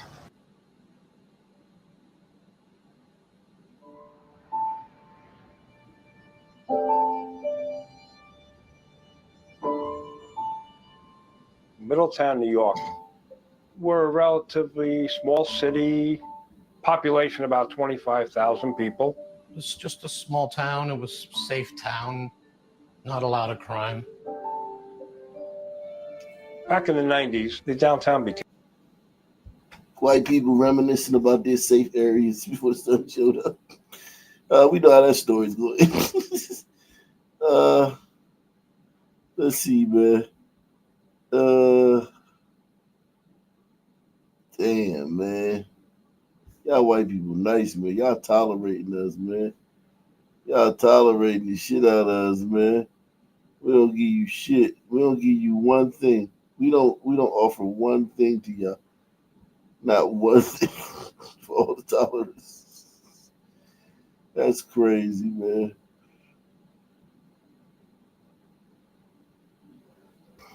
Unbelievable. Give me a city, man.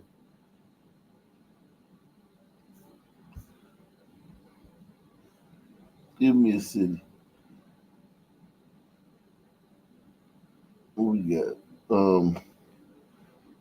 Anybody. Give me a city, man. Dallas.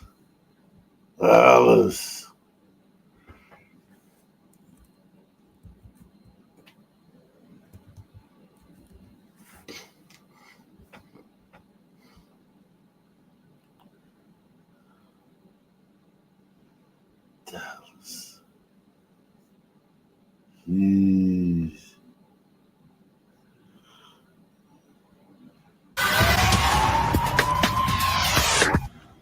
A troubling murder investigation in this week's trackdown. Dallas detectives say caught on tape is the shooting death of a homeless woman. It happened at the Lancaster Keys Shopping Center in East Oak Cliff.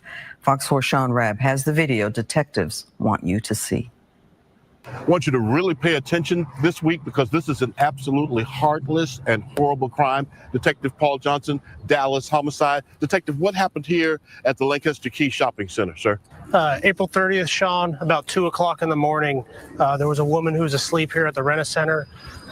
Who is she? Her name is Marie Brooks. She was homeless? Yes, and I talked to a lot of people in this area that know her, says she never bothered anybody. She was really sweet with everyone. Ended up getting a hold of some of her family who are just heartbroken to hear this happen to her. What did happen here? So from what we can tell, around 2 a.m., a man comes from the south side of Keystone, Lancaster over here, approaches the Rent-A-Center. He observes Marie, who looks like she's trying to bed down for the night. He walks past her. When he comes back, he uncovers her. He pulls out a handgun and he shoots Marie in the chest before running away. The interaction was extremely quick. It didn't look like he took anything. She doesn't do anything to him? No, sir. No. This is unprovoked. As far as we could tell, unprovoked. If there's a relationship, we don't know about that. But it appears to be very random, yes. Wow.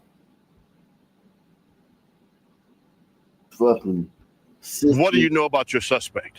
Our suspect, he appears to be a black male. He's wearing yellow and black Nike Dunks. He's got an Adidas hoodie. We can see the Adidas logo on the chest.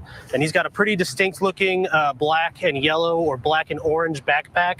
This guy, the way he walks, his mannerisms, he definitely appears to be a younger male.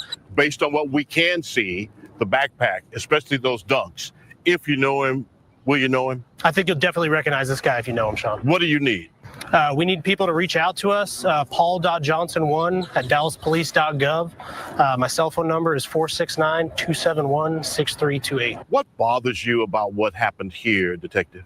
What's particularly aggravating about this one, Sean, outside of how random it seems, this guy waited around. About 45 minutes later, he actually comes back and observes Marie on the ground, gets very close to her, touches her. He comes back to look at his work. We definitely want to find this guy. We want to get him off the streets. I think if somebody knows this guy, they're going to see him on the video and they're going to recognize him for sure. All right. And if you recognize... Damn. Just killing in broad daylight. Whacking people. Gee. Whack-a-moling people. Jeez. Mm-mm-mm. Mm-mm-mm.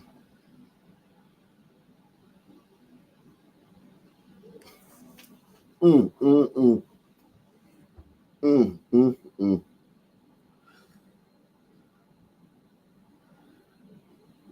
Any more updates on the sons that escaped? Don't look like it. Jeez, man. Man. Hey, Ak, you think that would be enough for a first degree since he came back to make sure? Yeah, I hope so, man. I hope so, man. Just a psychopath, man. Reckless, doesn't care about. Dude's gonna go spend. He's just gonna go. Yeah. Prison sucks. Think about that shit. Like that guy's gonna be in prison and shit. Like that homeless fucking bum, weirdo, fucking druggie. He's gonna be in prison, and he can stab you if you don't stab. You know what I'm saying? If you get into something with him, he can stab you and kill you because like he got you first. Unbelievable.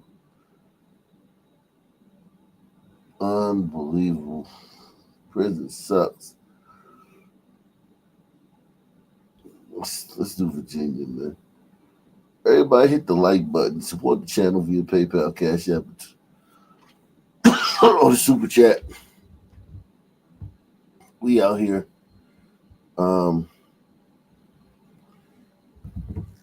Black fatigue, man. Black fatigue, man. Did I put the link in the I put the link in the no, I didn't put the link in the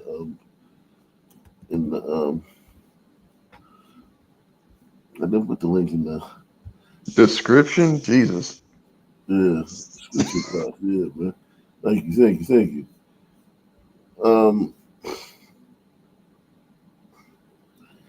Let's see what else is going on. Woo! It was April of 2024. The Southwood community on the city's south side targeted by serial robbers. Richmond police from the jump saw a connection between the crimes. Carjackings, stolen vehicles. They also committed aggravated assault. They pistol whipped one of the victims who brought stitchers after the robbery. The targets were normally those in the Hispanic community who were leaving for work in the mornings. Police say there were some brazen broad daylight hits too. And that video technology called flock cameras, which include automatic license plate recognition, were crucial in the investigation. Through a series of flock hits and video surveillance that we were able to capture, we were able to identify two individuals. They were placed in lineup, and some of the victims were able to identify the suspects. Without cameras, a community willing to work well with police, plus hard evidence, Commonwealth's attorney Colette McKeeshan says the convictions of 23-year-old William Simmons and 21-year-old Faze Black wouldn't have been possible. Our message to anyone who is a victim of crime is report the crime. We are here to support you. We are not going to help ICE or any other criminal investigative agency do anything to you.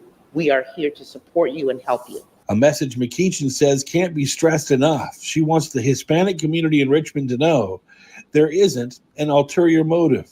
What my office does a lot of times is work with the U visa program, which protects undocumented. Yeah, but Sons are targeting Hispanics in this area and catching them on their way to work. They know the Hispanics don't use banks. They keep cash. The Sons is targeting them. So whatever, lady.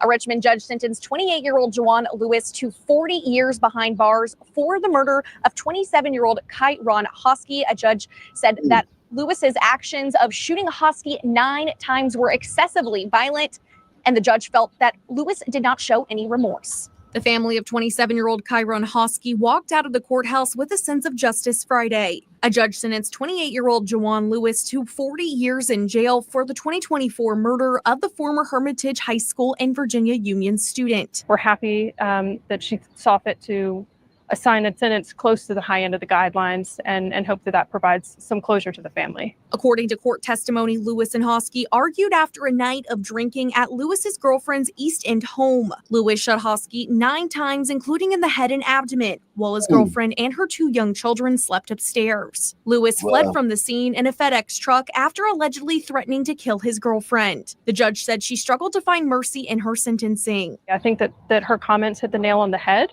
That it was gratuitous and excessive. That's what was reflected in the photographs that were presented at trial. I think that's what the jury was able to see when they delivered their verdicts. Hosky's family and friends told the judge they are devastated by this senseless act. They say they now face the... Oh wow, he had him a glider queen, man. He's a happy man. He died a happy man. This senseless act. They say they now face the painful journey of healing from the loss of a hardworking man who deeply loved his family and his friends. I'm hoping that the fact that we have a sentence here, we have the conviction, we're happy that the jury did the correct thing and convicted him as he was charged. Hopefully that provides them some closure here moving forward and they're able to heal together. And again, Lewis will have to serve 40 years behind bars. He will also have to pay all the fees incurred from this trial. In Richmond, I'm Maggie Marshall, CBS 6 News. 40 years. Jeez. 40 years. God damn, Fisherman. Well, if you got a 40-year sentence, what would you, like, seriously, what would you do, Fisherman? I'd probably kill myself. I knew you was going to say that. Glider. He's such a glider. Like, nothing. I ain't going to just sit around and beat off till I die. I'm just going to end it right now. Oh, shit. Another carnival in New Jersey was cut short over the weekend, all thanks to unruly crowds. This time it happened. Unruly crowds. Oh, God, unruly crowd. Let's see who these unruly crowds are comprised of, man. Oh, golly, man. Another carnival in New Jersey was cut short over the weekend, all thanks to unruly crowds. This time it happened in Belmar on Saturday night, while police reporting several people hurt in the melee. New Jersey correspondent Trish Hartman is live in Belmar with the details. Trish. Well, Christy, police say at the height of the chaos, more than 400 people were causing problems. 3 juveniles ended up being charged and several people were hurt. People who live right across. 400 people were causing problems. 3 ended up getting arrested.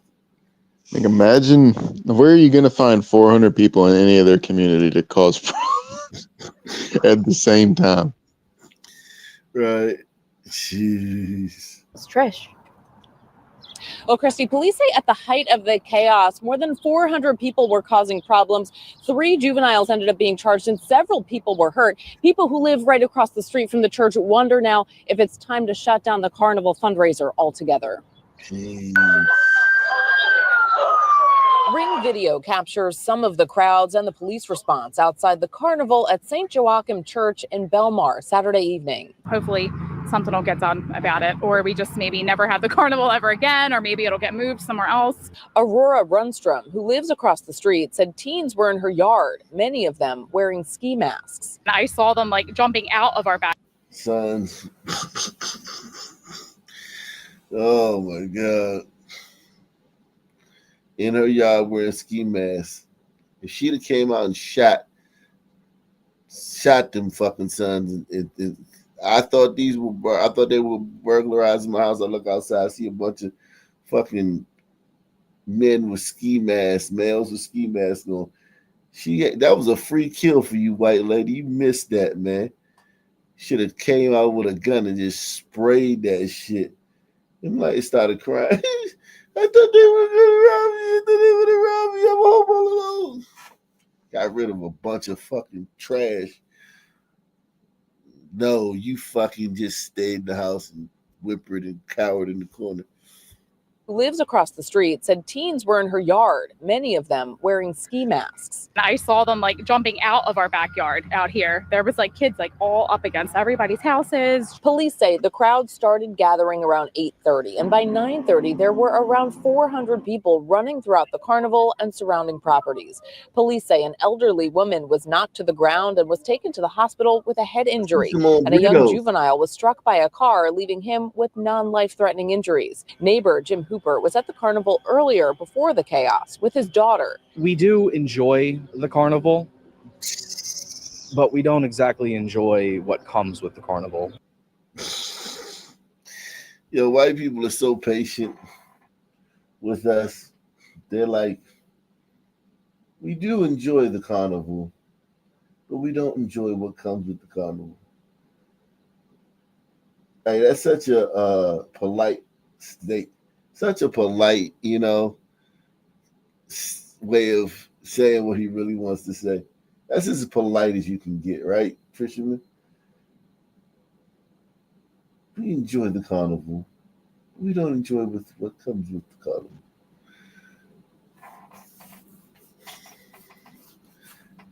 I don't think this guy's fatigued yet. I think he's getting there, though. He ain't hit the wall yet, man. He ain't ready to fucking just tell it like it is. The carnival earlier before the chaos with his daughter. We do enjoy the carnival, but we don't exactly enjoy what comes with the carnival. He says last year a car backed into his fence, knocking it down. He says this year the fights that broke out were frightening. The street is full of people. Cars are everywhere. There's lights going, people shouting. So it's scary. This is not the only incident like this. Gloucester Township's festival was canceled after a similar scene last year, and threats were made this year. A public brawl bill that landed on the governor's desk was sent back to the legislature with a conditional veto last week, asking for changes addressing First Amendment rights when it comes to masks. Bill sponsor, Senator Paul Moriarty, says he hopes it becomes law within a few weeks. Some wording change. I don't think it changes the legislative intent of the legislation at all. The penalties are still there. They're more severe.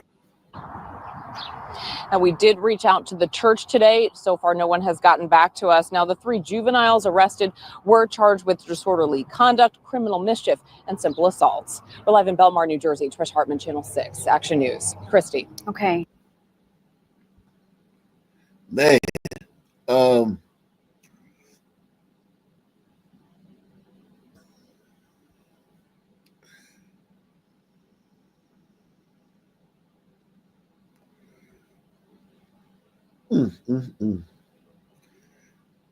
Wow.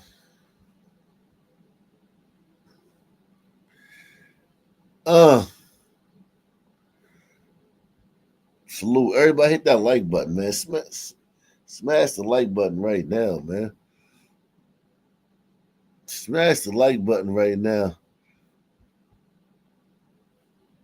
Off the top at 6 o'clock, an emotional day in court for the teen awaiting his fate for a deadly joyride and the family of the victims who were killed. That driver, just 15 at the time, cried in court as a letter he penned apologizing for that fateful day was read in court. And a judge handing down his sentence a short time later in Local 10's Leanne Motorhome. Joining us live now from the courthouse in Miami with what that teenager is now facing. Leanne. The judge handing down a sentence she said will allow this teen to have some sort of life after release, even if the victims will not.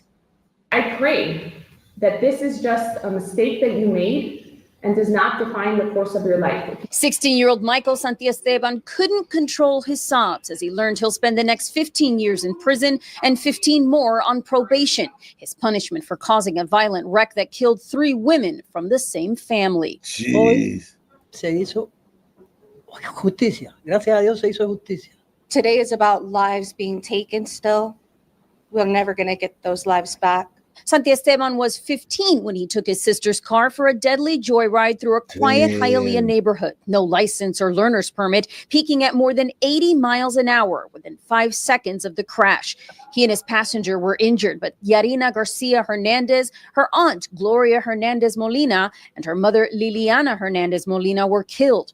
Family members sobbed as body camera footage showing the victims in their mangled Toyota Corolla was played in court. It didn't just take 3 lives.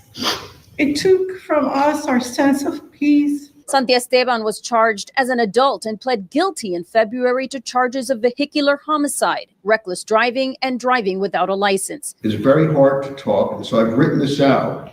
Asked my attorney to please read it.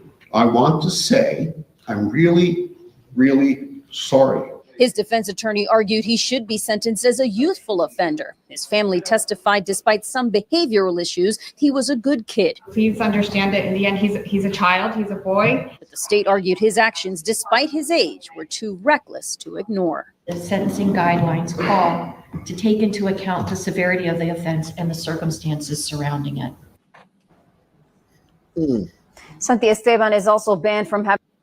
Damn. Just wiping out white families and shit. That motherfucker just wiped out a whole white family.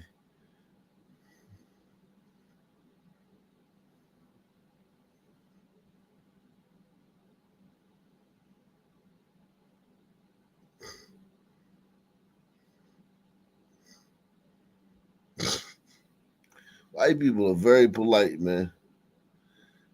White people are very, very nice, man.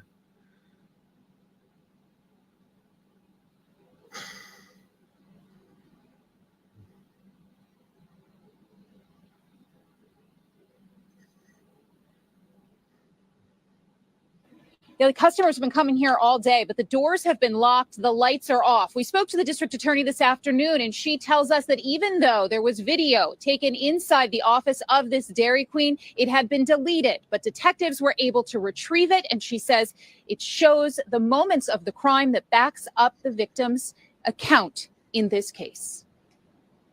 The kids usually wait on me, teenagers, and I usually get a chocolate cone, and that's about it. Dennis was waiting for this Dairy Queen to open. It never did. A local coach and a regular here, he says he often sees kids waiting on customers. It was one of those kids, a 15-year-old who was working alongside many other teenagers on the first day of spring, police say, when she says the store's owner, Parthkuma Patel, assaulted her as the business was closing for the night. I want to first praise the 15-year-old victim in this case. Here she was employed at Dairy Queen and excited to work the first day of spring when they give out their free ice cream, and knew it would be a long shift. And she was brought in the back by the owner and led to believe that she was being disciplined, but also up for promotion. And that was the tactic he used so that he could victimize her. According to court documents, 2 managers saw the girl leave the office. They tell police they felt she was upset, so they went to the office and Patel was gone. And as they attempted to look back at video, the moments the 2 were alone appeared to have been deleted. Those managers became crucial in the case. They made a big difference in the evidence we were able to obtain, but then also praise her parents for immediately making a prompt report to the police department, which enabled them to ultimately recover evidence that was deleted by the owner. Any concern this could have happened before to other people that didn't come forward? That's always a concern, especially when someone's in a position of authority, and especially when they're in a position of authority over teen employees. So obviously, if anybody has any information, please report to the Northampton Township Police Department. We found this petition online urging folks to sign it to force the closure of this Dairy Queen, posted in the days after police were contacted. Goddamn Patel.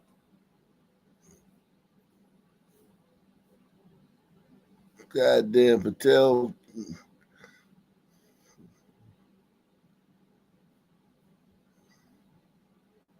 Sentencing day for a former nurse convicted in the death of her 7-year-old adopted daughter, Gina Emanuel, learning she will spend the rest of her life behind bars. Local 10's Leanne Morajon is live outside the courtroom with more. Leanne.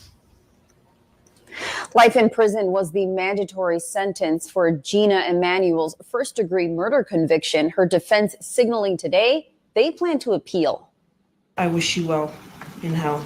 Strong words from Ayanna Gordon, the oldest of 3 sisters, abused at the hands of their adoptive mother, Gina Emanuel. I meant what I said. Emanuel, now a convicted killer, sat quietly as she heard the sentence from the judge. Life in prison for the first-degree murder. The sentence is the only lawful and just sentence in this case. Emanuel was found guilty earlier this month of murder and child abuse. Emanuel was arrested in 2019 for abusing and torturing her adopted daughters, aged 5, 7, and 12, and causing one of their deaths. She knew what she did.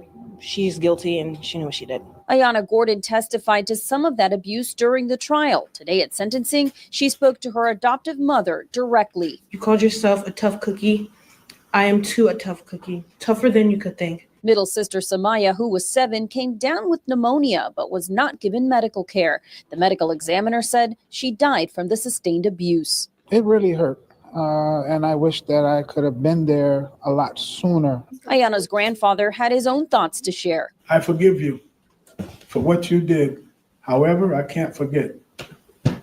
I wish I can inflict the pain that you did to my grandkids every day. I wish I could beat you within an inch of your life every day. Emanuel declined to make any statement at all. That's right. That's right, Grandpa. That's what I like, man.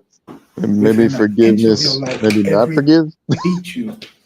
Maybe he doesn't understand the word forgive. Beat you within an inch of your life every day. Emanuel declined to make any. So I wish I could beat you within an inch of your life every day. I mean, that's good energy, you know, like that's what needs to happen. It doesn't need to, oh my God, like it's bad. Everything happened the way it did, and it's nobody's fault in particular, and everything's gonna be all right. No, that was a good one, man. Nah, we need to tie her up and drag her behind a fucking semi from Florida to California. How about that? Dude.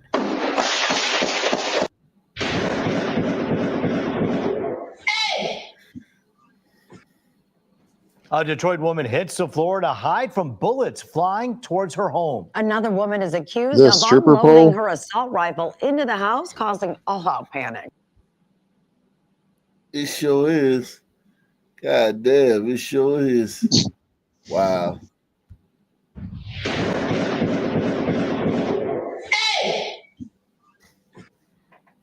A Detroit woman hits a Florida hide from bullets flying towards her home. Another woman is accused of unloading her assault rifle into the house, causing all-out panic. As Fox News' Jessica Dupnack tells us, neighbors say they've seen this coming for years. How does that old saying go? Love thy neighbor. Well, the exact opposite thing happening out here. The scene Mother's Day afternoon. People grilling, sitting outside, and apparently dodging gunfire. Hey, get my baby down! And it was like bam, bam, bam, bam. A barrage of gunfire had the whole block hitting the floor on Detroit's West Side Mother's Day afternoon. Just look at the motherfuckers walking around the neighborhood, though. God damn. Bam, bam, bam. A barrage of gunfire had the whole block hitting the floor on Detroit's West Side Mother's Day afternoon.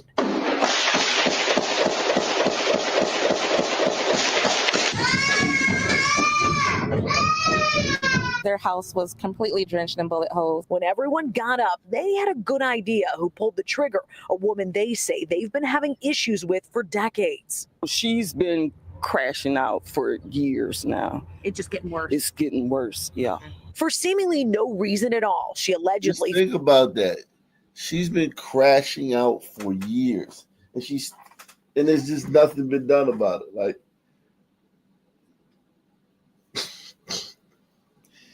and she's gonna, it's nothing white people can do, man. No matter how lenient you are. Separation is the only way. Yeah, I mean, like, she's still gonna call white. She's still gonna call America inherently racist. She still probably, if she sees somebody got a flag in their front yard, she probably still thinks they're racist. And she's been crashing out for years. They've been having issues with for decades. She's been crashing out for years now. It's just getting worse. It's getting worse, yeah. For seemingly no reason at all, she allegedly fired 20 plus rounds out of her window into a neighbor's house off Whitcomb Street near Grand River. You guys are lucky that everyone's okay. Yeah, I'm very lucky. We all are. The man whose house was the target was hurt from shards of glass after bullets penetrated through. You guys walk outside. I mean, are you like nervous? You can just walk out? Yes. Detroit police can be seen seizing 2 weapons from the home after the shooting. The other one was bigger than that. We're told one is an AR-15. We can't really sleep at night. We can hear a lawnmower backfire, and it kind of makes our hearts sink because we don't know what to expect or when to expect it. Tiara Shah says they saw this coming. It's been bubbling up. Verbal confrontations with nearly everyone on the block. She even called the police on my home multiple times, saying that she heard us say that we threatened to kill her, we're harassing her, we're using our cameras to artificially control her body. Yeah. Mental illness is likely a factor here. On full display last year, when Tiara says the woman apparently held a gun to her teenage son's head for all the neighborhood to see. She had him outside completely naked at gunpoint. The guns are gone, but the woman in question, a suspect now, is still... Yeah, she made him strip. Wow. She was still on the street to do this. The stripper pole reminded me, I put the clip in the bag. I got a funny son pastor comparing Jesus to a stripper. It's pretty strange, but funny. Completely naked at gunpoint. The guns are gone, but the woman in question, a suspect now, is still out and at home. We're told charges are pending against her. Even though they retrieved the guns, I just felt like we're still not safe. One of the stories that the suspect told Detroit police So was what that she all thought they she did was was getting... take the guns?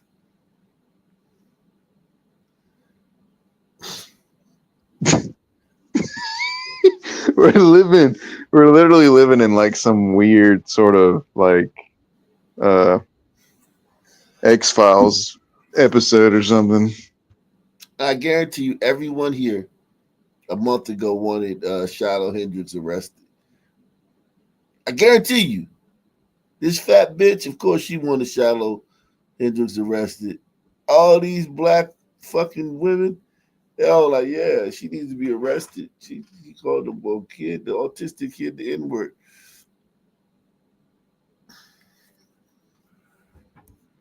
Question, a suspect now is still out and at home. We're told charges are pending against her. Even though they retrieved the guns, I just felt... She's still out at home. Charges. What is this system, man? This shit is so fucked. It is insane, man. All right, let's take a turn here because they want him found, and they want him found now. That's exactly what family members are saying about the person who shot and killed a Milwaukee teenager early this morning. Our Durante Matthews is live in the newsroom. He's going to show us some new video of what happened right after that shooting, Durante. Yeah, that's right, Mary. Family members of 17-year-old Jalaria McDade tell me they're heartbroken while they say they want the person who... Durante, Jalarian, god damn it. Salute to my man, Deluxe 247, aka Calvin, aka real MVP coming through once again. There you go, the link right there. Link is in the description box now too. Salute to Douglas Chunks, man. Douglas Chunks in the building. Nation Hall of Fame, Mount Rushmore, man. Coming through once again. 18-year-old Jalaria McDade tell me they're heartbroken while they say they want the person who took her life to turn themselves in. Loved one's main question right now is why? A chaotic Tuesday morning caught on camera. Call police!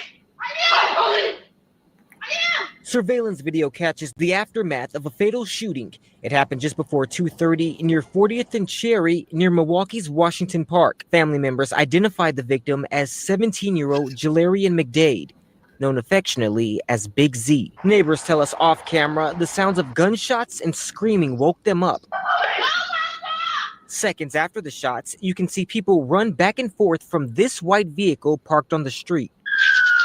Once on scene, officers focused on this car while others canvassed the block for evidence. Police say they know who they're looking for. Family members also tell us off camera they know who the shooter is. We're not able to identify the suspect until they're criminally charged. It's a time to pause and reflect and think about what it is that we're doing. Mayor Cavalier Johnson gave a few words on the shooting. Both Mayor Johnson and Police Chief Jeffrey Norman say the killing is part of a bigger issue. Why do our children have access to firearms?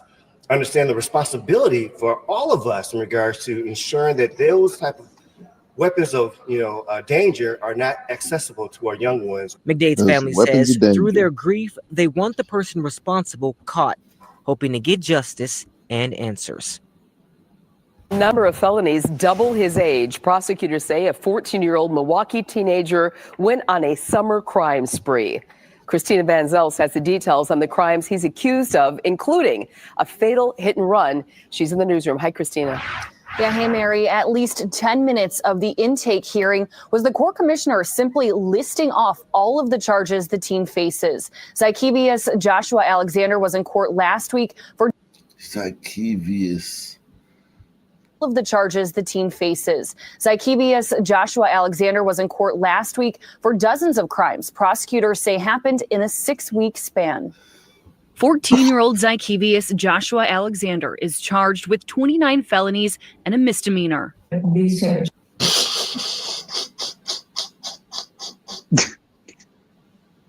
a lot more than a couple. Zykevius, 29 felonies and a misdemeanor. All you need is like 5 of these guys in your neighborhood. Neighborhood's ruined. Ruined. Jesus Christ. 14. He's 14. You literally can't do anything to him. Like you literally, like the judge, like what? A year in juvie, tops. Probably probation. The charges certainly would warrant bail well into the 100,000s. In July 2024, prosecutors charged Joshua Alexander with reckless homicide for a fatal crash. Prosecutors say he and another suspect robbed 2 people at gunpoint when police caught the 2 actively breaking into a car. Joshua Alexander and the other suspect drove off, and during that chase, hit and killed 31-year-old Mark Jones, who was driving a motorcycle. A few days later, Joshua Alexander was arrested. This astonishing case involves a 14-year-old boy who is already being held on $200,000 cash bond. Joshua Alexander is accused of armed robbery on multiple occasions, 2 dates in June and 4 different dates in July. Some of those dates, prosecutors say he robbed multiple people, stealing cars and driving away from police. On July 19th, prosecutors charged the teen in a shooting near McGovern Park. No one died, but a child was shot. On July 24th, investigators say Joshua Alexander. No one died, but a child was shot. Jesus Christ, yo. This is a 14-year-old son who's probably not going to do a day in jail for any of this. But a child was shot. On July 24th, investigators say Joshua Alexander robbed at least 5 people and attempted to rob another, then stole a car on July 26th. Joshua Alexander's bond for the fatal crash was set at $200,000. Last week, his bond was set at $50,000 for the $50,000 bond for 29 felonies, 1 misdemeanor in a 6-week period. Yeah, but no one died. No, someone died. They just saw something. Yeah, he hit the dude on the motorcycle. Oh, right. Oh, I forgot. Yeah, he killed somebody, but Yeah, he, no, the that baby day, didn't die though, right? From getting yeah, shot. the kid he shot, didn't die. I mean, listen, we talk about glider fatigue. We talk about what is it, black fatigue. It seemed like y'all are very nice, man. Maybe y'all are fatigued. Y'all are very nice about it, man. And that's just y'all nature. I mean, I guess like that helps. Like that's one of y'all traits. You know what I mean? Just Honestly, like, is DNA like if we get upset about it, like until we can CRISPR the sun people, like it's not gonna fucking change. It's not gonna change. So understanding that might make a glider become more like just kind of pacifist and relaxed about the whole situation. If you just kind of understand that there's no solutions. yeah. Play my clip. Oh, it's only 1:30. Good morning, good evening, good night. What's going on? Morning, it was my birthday yesterday. Oh, happy birthday. Thank you. What did you do? 16th of May. Happy season to fellow Taurians. We're good people. What did you do? Work. I saw the sunshine through my office window, so that was nice. But no, it was a really nice day. Just came home. Just came home. I mean, are you seeing somebody? Is there a special someone? No, not yet. I am like a perpetually single human being. Oh, y'all still got a chance, guys. Well, Pantheon excludes sons, remember? So that's like she refuses to date a sun man. That's what the sisters always say, man. Exactly right. It's in her bloodstream, man. It's in her DNA, man. Yeah, to succumb to a bum. I mean, I think my bloodstream is fully culturally English, so whatever that means dating wise. But yeah. So no, it was a good day, and I think when your birthday is like a weekend, you can enjoy it more, isn't it? So. But you know that the enemy's a counterfeit, right? He ain't the first one to make it rain. Peak black church here. Literally, he's not the first one to make it rain. I could take you to Genesis to prove to you who the first person was that made it rain.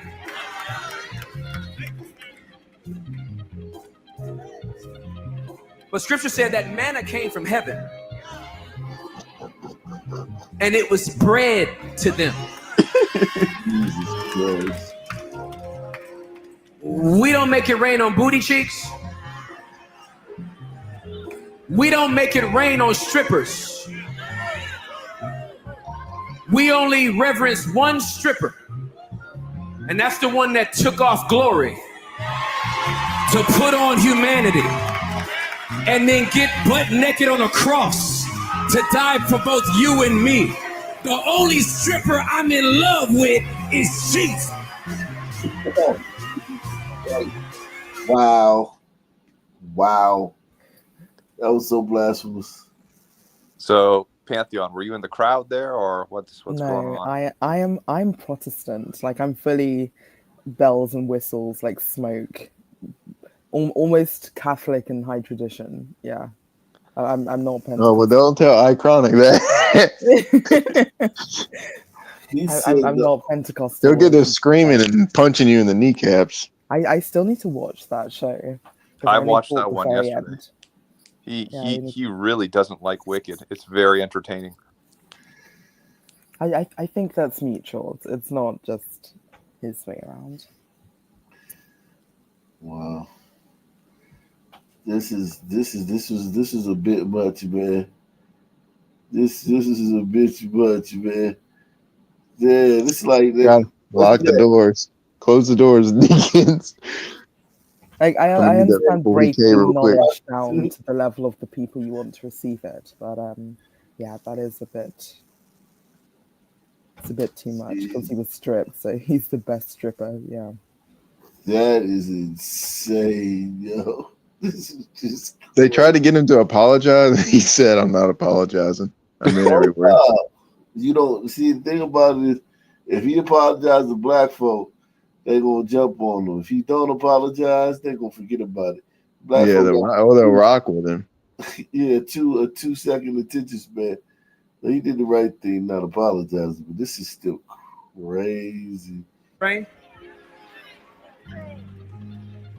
Literally, he's not the first one to make it rain. I could take you to Genesis to prove to you who the first person was that made it rain. That's right. But scripture said that manna came from heaven and it was bread to them. We don't make it rain on booty cheeks. Jesus Christ. We don't make it rain on strippers.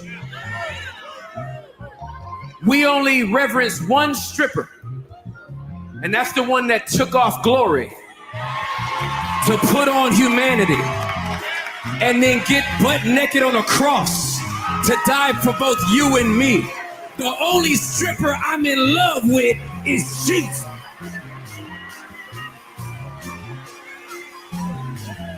And he's the one that puts that bread in my pocket. That bread in my pocket. I got bread in my pocket.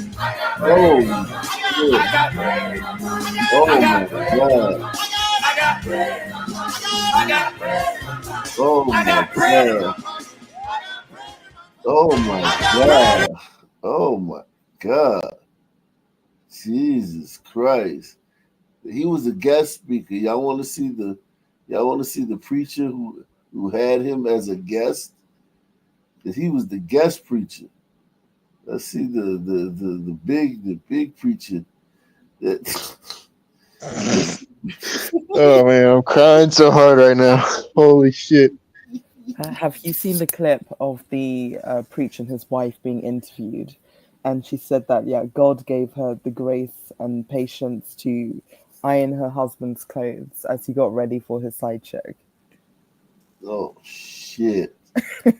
You can't stay that close to someone without wanting to eventually create something more.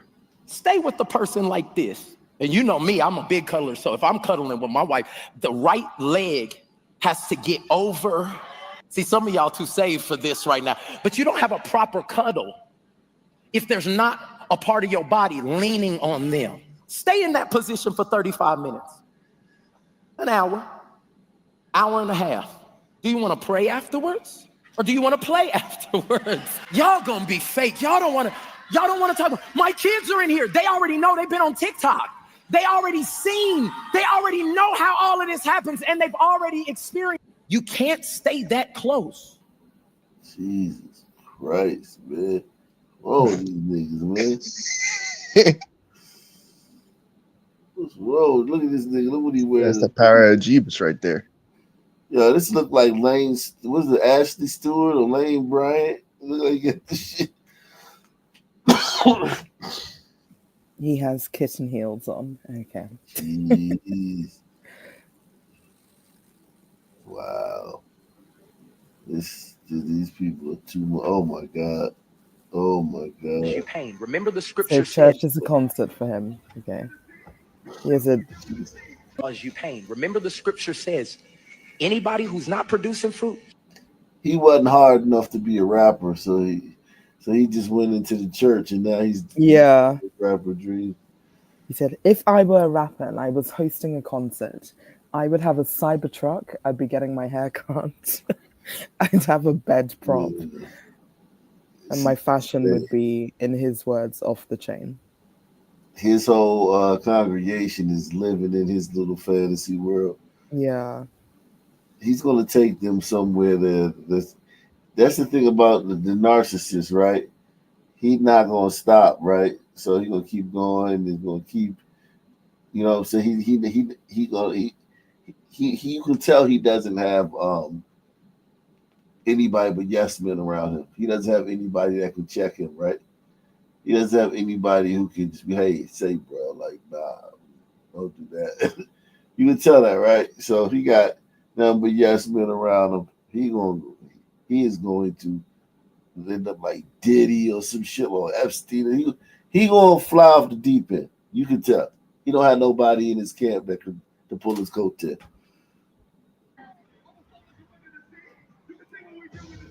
Cause you pain. Remember the scripture says, anybody who's not producing fruit, he cuts them off and throws them away.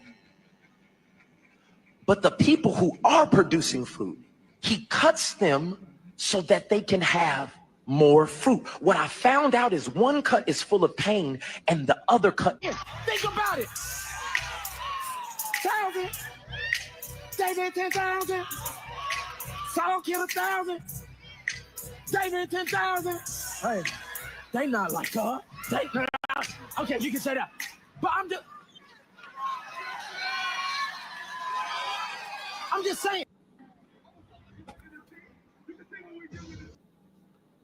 Jesus Christ. I put another funny one in the back. And he looks hella fruity. He hella fruity too. You know he messing with some boys in the guy. Oh, he's flaming. I know. Yeah. Don't they say the evangelical church is full of? Is it what? The black church. It's gay men and single women. Yeah, this nigga. A cheating straight man. Yeah, definitely. Yeah, you get a whole lot of ass in the church. So yeah, all of them ain't gay. But the choir. Whew. Now, this is the one reason God gives for divorce. Not we've grown apart.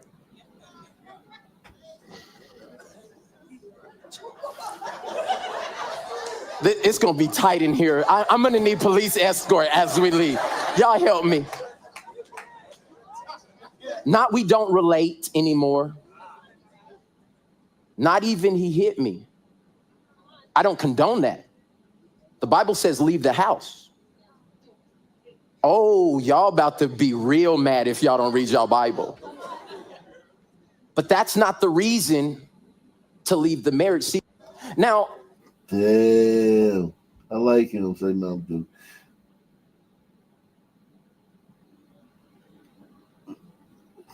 Jesus Christ.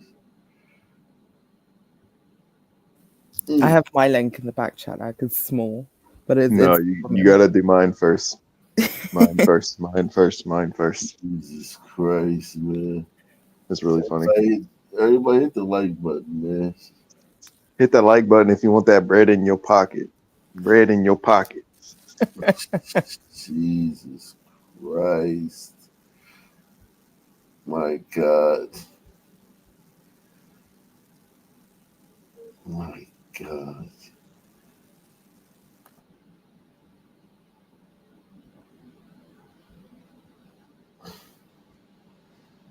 Yeah, man. Oh, boy. Oh, boy. African priest does a transfer of anointing during bishop elects. Power of God. Oh, God. Jesus Christ, man. You know I don't like watching that shit in Fisherman, man. This shit's so funny. That shit gonna make me throw up, man. Can I start? I'm starting right here, man. Yeah, it's fine. You do whatever.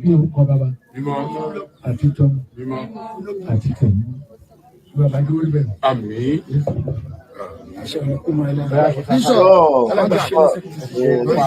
Jesus Christ.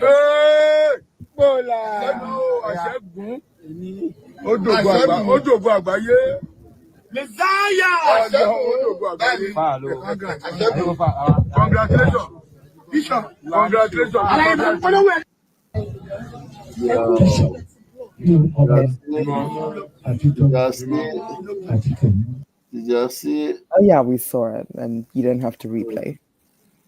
All right, man. Jesus Christ. That's one of the most disgusting things. Like, literally, that shit makes my stomach turn, man. Two men kissing, that shit literally makes my stomach turn. Like, makes me nauseous, yo. Like, I ain't even gonna lie, man. I would rather watch two men fuck than two men kiss. That shit is so disgusting. It's literally that. It literally makes my stomach turn. But it's the transfer of the anointing, you know? Like, we can call it whatever the fuck we want to call it, and it's not gay as fuck anymore, apparently. What happened to the sign of the cross? But anyway, That crazy. shit literally, that shit. I seen a baby come out. I seen my wife deliver my son, like straight up, like poof, and that shit ain't as fucking make you stomach turn as much as seeing a man kiss another man.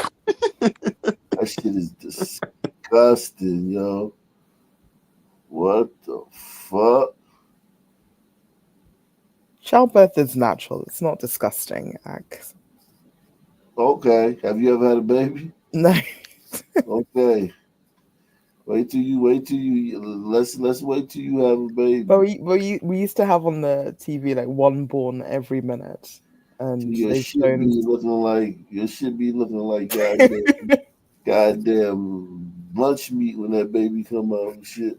Alien versus Predator, right? Yeah, man, that shit. I mean, that shit. Don't get me wrong. You could play tough.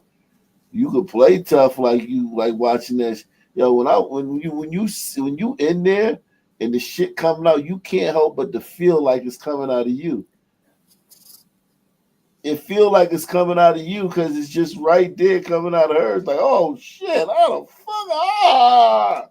That shit crazy, man. I just think if men had enjoyment going in, they should keep quiet when stuff was coming out. Nah, man, that shit is. Just be happy. Women should be happy that the brother was in there. A lot of dudes can't. A lot of dudes can't be in there. Seriously, a lot of It's good that because they would stand in the waiting room just thinking, she's eating cake or something.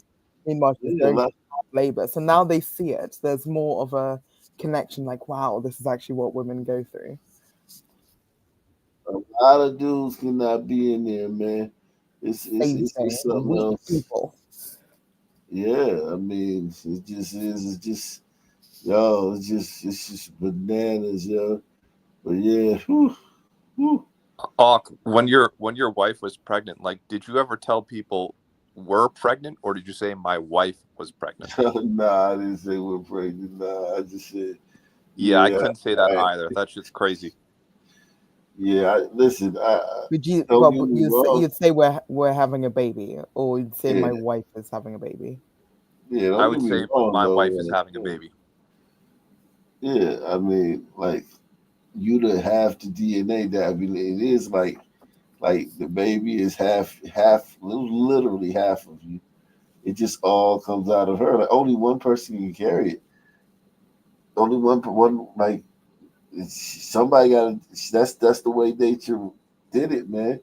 The mother, man. Roaches got mothers, man.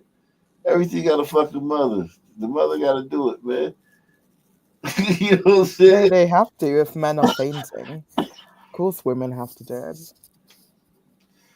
I mean, shit. You the what do you call it? Control freak, man. Women get to control that shit. You know, you get to be in charge. You the boss of that shit.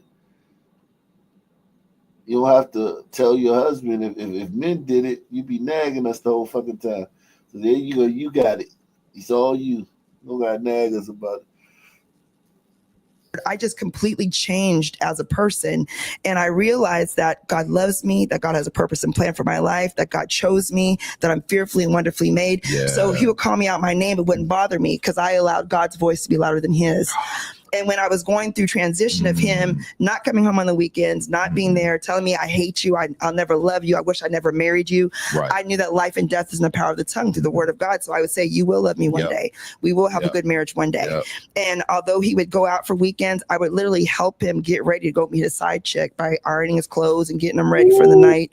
And these are all things I was graced to do. I would not encourage anybody to do that unless you are graced by God to do this. See, this why dudes be playing in y'all face. This is why men be That's right. playing in y'all face. This woman just got up here and said he would call me out my name, but it wouldn't bother me because I allowed God's voice to be louder than his. Did you miss the conversation when God told you to leave that man? Somebody let me listen to something the other day that really stuck with me. And the guy in the video basically said, never let someone think that you will stay with them no matter what. Now, I know I have some married people following me, and I know people get very sensitive about the topic of marriage. But me, myself, I am not a till death do us part type of person. If the relationship no longer serves me, if it disrupts my peace, if I don't feel protected, if I think we heard.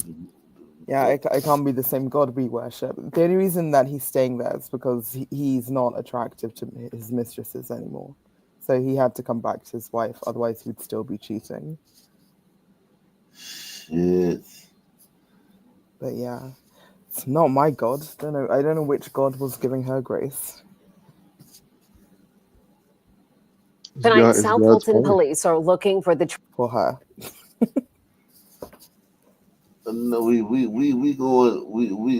knocking him down. Shout out to Malik Quelli, man. He says, my fatigue got so bad today, I had to go to the hospital for an IV.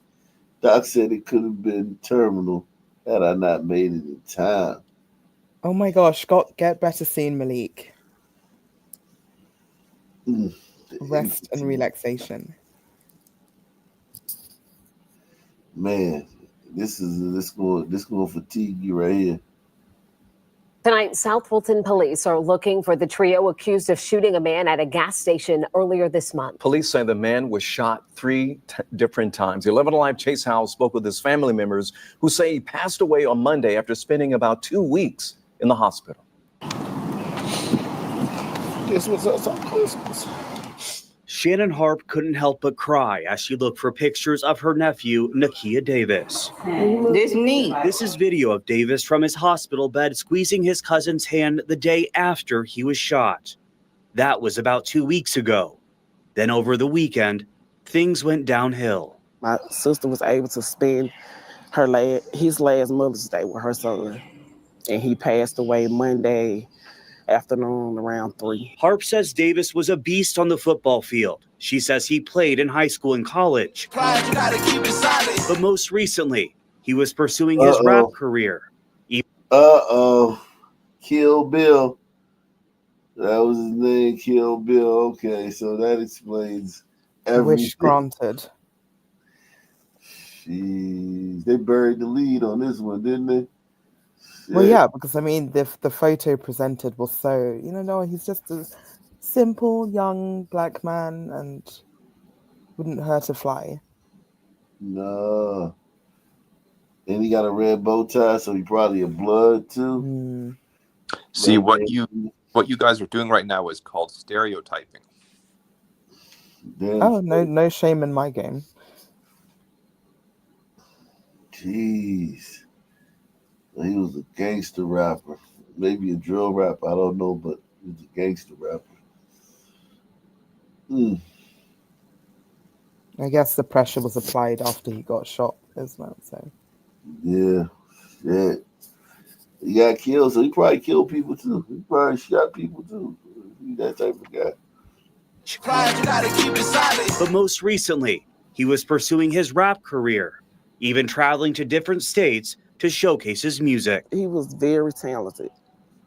On the field, off the field, on the mic, without a mic, just in general. Though she says his greatest talent was being a dad to his 1-year-old son, Nakai. He was just a huge part of our family. Like he was the glue. And now Davis's family wants to know who and why someone would want to kill him. South Fulton police say Davis was standing here pumping gas at this gas station on Cascade Road when 3 people ran up on him and shot him in the chest, his arm, and his liver. The people who did this, the monsters, because they're monsters, who took him away from us, they need to be caught. And until they're caught, Davis's family won't rest. In South Fulton, Chase Howell, 11 Alive News. We reached out to the South Fulton Police Department about the investigation. They tell us is still ongoing. Mm. Damn, So that's this horrible. is Dr. Grande. Today I Yeah. will analyze. These sons, like, they just walk up to you and shoot you in the fucking liver. Like, damn. They're just like they're not human.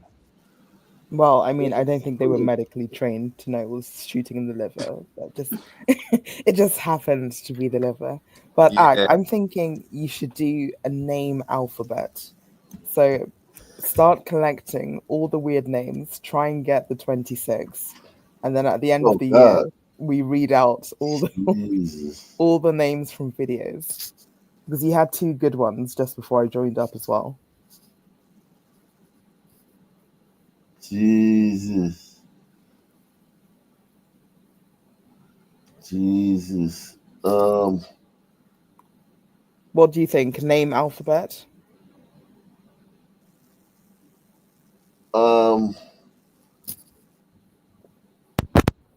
That last one, was Abadia, whatever his name was. That little kid, that 14-year-old, what's his name? Abadia or some shit. What's his name? Some shit. Zacharias or some shit. I'll go back and I'll watch the stream again. So maybe I'll do it, and then at the end of the year, I'll read out the 26 names that I've tried to collect. Yeah, man. You it'll be easier for you to do it than me. Let's see. What the hell happened here, man? Sunistan, man. A lot of big news in Sunistan, man.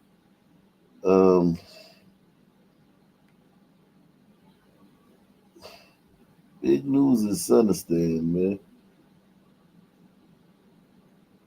Bunch of shout out to Douglas Chunks. He said over 4 hours in and no snoozing. Well done, absolutely. Yeah, man. I told y'all, man.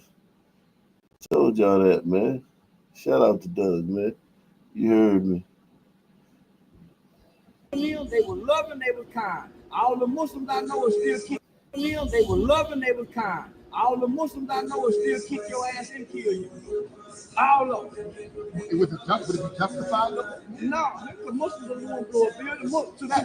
Now you're falling for the trickery. No, I'm not falling for the trickery. No, I'm not. I'm telling you, all my niggas are Muslims. From Rollo to all of them. Every nigga I know that walk with is a Muslim. All of them still homon. I'm not a homon. I don't know you. I don't know you. So I'm introducing myself. But all the Muslims I know, all the Muslims I know is homon and Muslims. I don't think Rollo's a homon and Muslim. Man, I ain't gonna say that, but camera. They were loving, they were kind.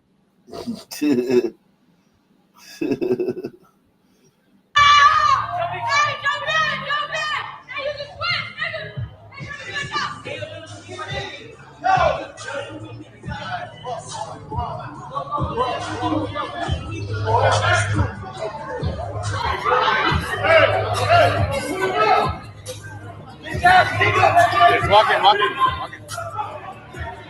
Yo, say me outside. Oh shit! Oh shit! Oh shit! Oh shit! Oh shit! Oh shit! Jewish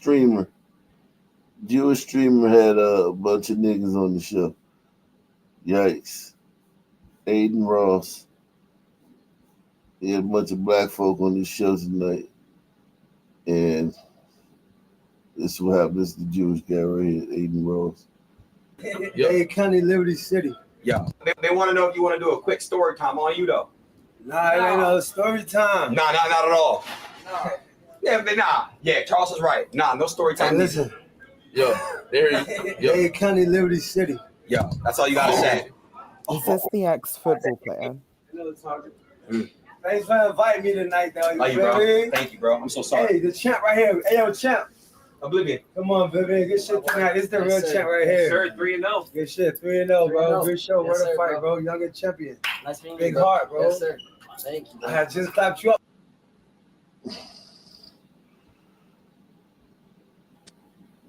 Antonio Brown was just arrested at Aiden Ross's boxing event after allegedly pulling out a firearm and firing shots while trying to fight off people who were trying to steal his chain. Is this Yeah, isn't the it kind football of? player Antonio Brown, the Yeah, ex one? he's an NFL player, Yeah. isn't he? Yeah, the He ex. used to Okay. be. He used to be.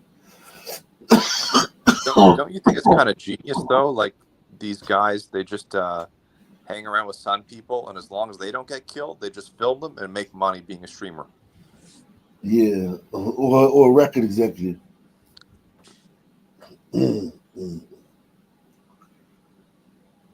Because Suns are entertaining. It's like live streaming a zoo type of thing. Yeah, it's like people think it's interesting because everybody else has all these reservations and like self-control, and then you just see somebody who just does not fucking care at A all. millionaire. Yeah. You see a millionaire like this guy's. I mean, I don't think he has $1 million anymore, but millions of dollars. But he's still a millionaire. But he used to have like tens of millions of dollars. He's running around like an average, like a common thug, Yeah, so Walking. Yo, JB outside. Oh shit. Oh shit. Oh. Walking. Yo, JB outside. dangerous, man. Sons are dangerous. Here's them getting arrested. Hey, don't let no one else in the gate. Hey. You got shot?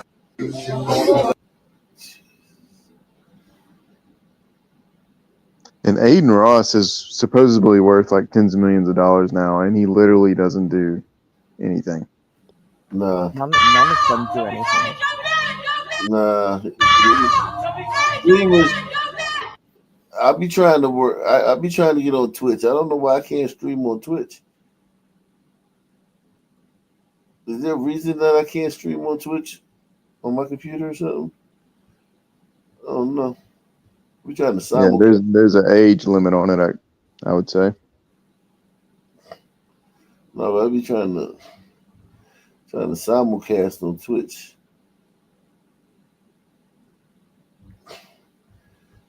And Sons, boy, Sons are something else, man. I'm telling you, man. Jeez.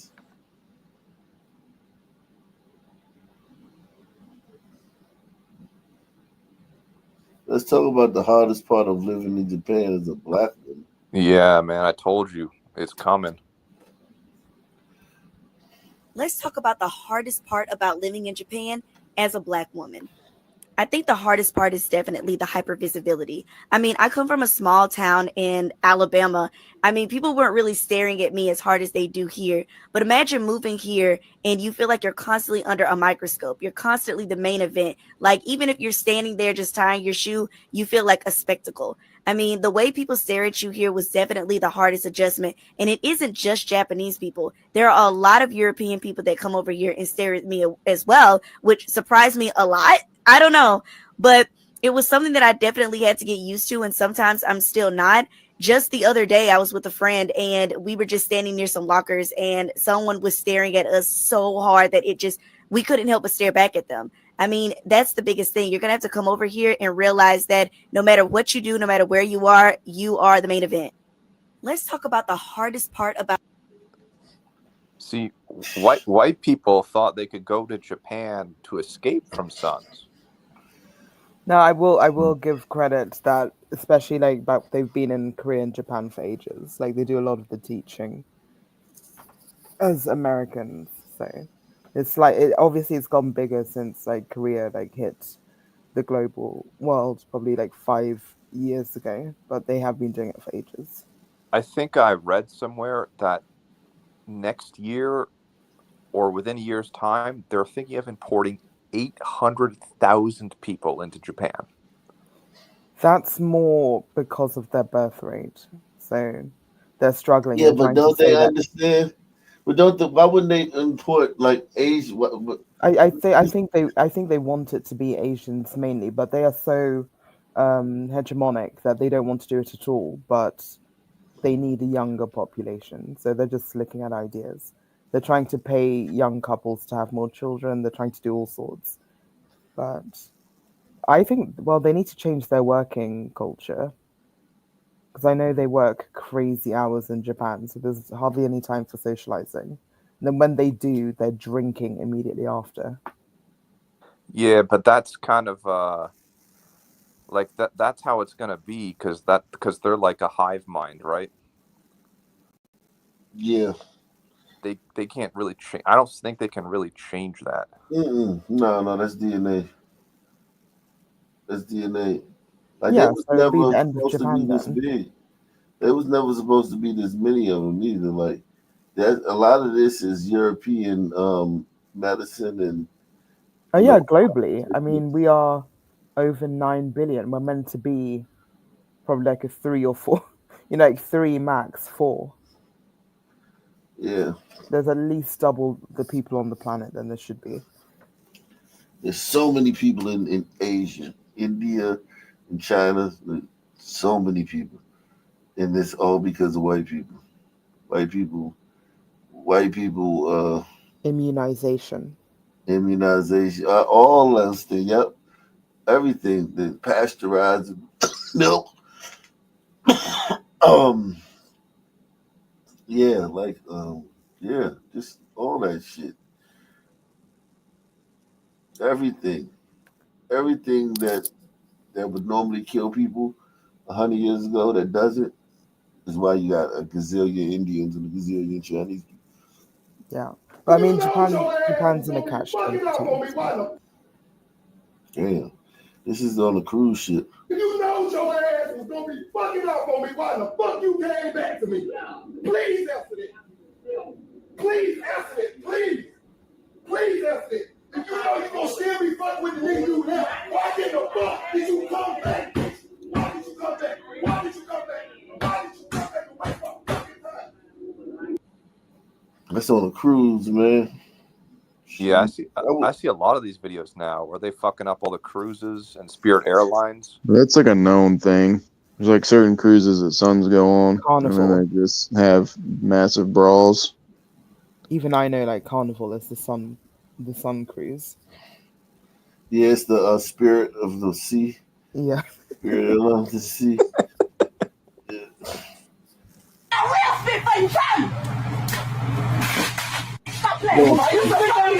This rude customer spits on an employee and refuses to leave the store. That will do my job, and you wait for the police. I'm waiting for the police. I'm waiting on the police with your ass, bitch. You doing whatever the fuck I do. The fuck you thought?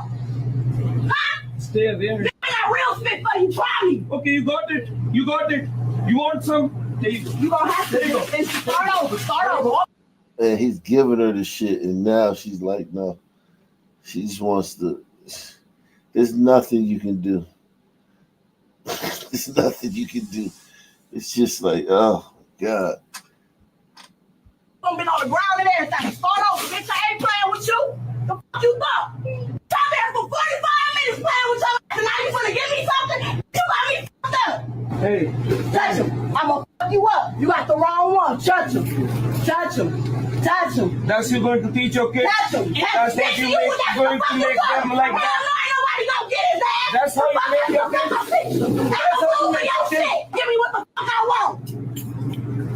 Cause ain't shit moving around this bitch. A real spit for you, tell me. Stop playing with me. This rude customer spits on an employee. Jesus Christ. And the fact that that's normal, like not like normal from black women, but if someone does that, it's a black woman. That's crazy. The fact that every time somebody does that, it's a black woman. That's crazy.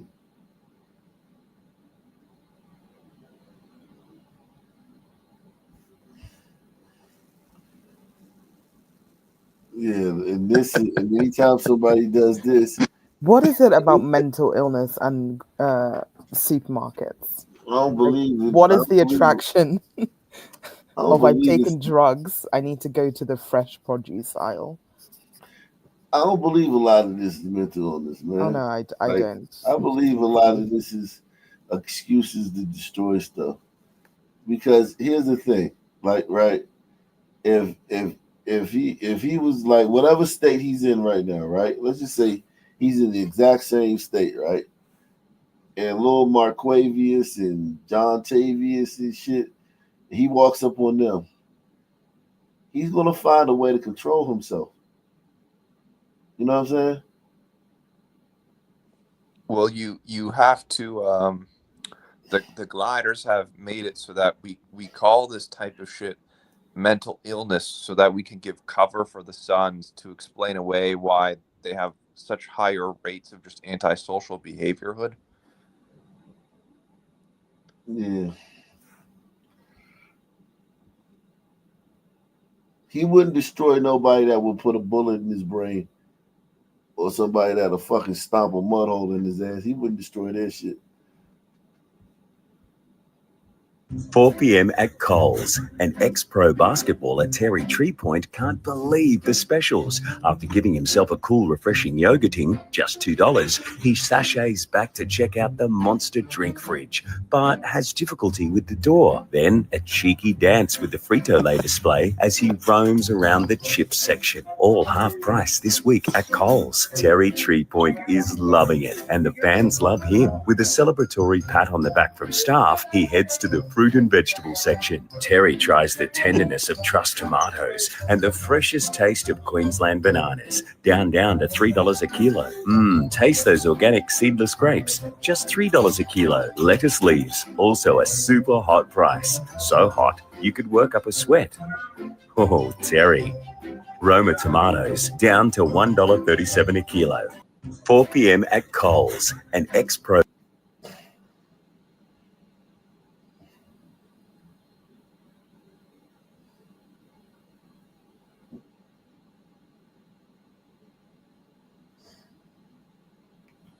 Misgendering now a crime in Colorado. Dead naming and misgendering. Okay, so Colorado is the first state where you can't misgender people. All right. The liberal relocation is working. Yeah, but Colorado and Washington, weren't they always like that? They were always kooky, and then with all the trans things. Colorado was pretty Republican for a long time. Really? Yeah, for going like the 90s and before.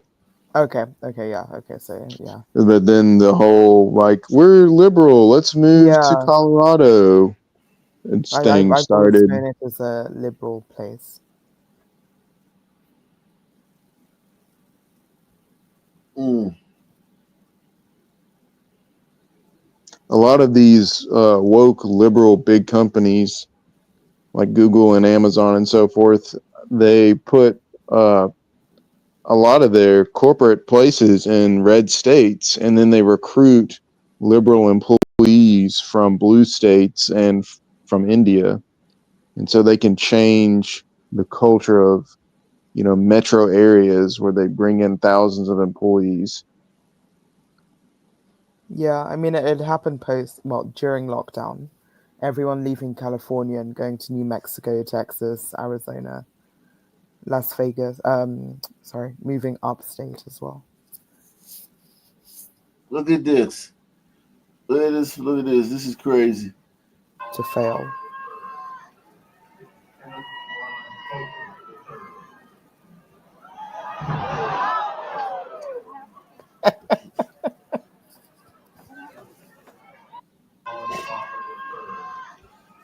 Jesus Christ. Yeah, that's DNA. You can't change that. No.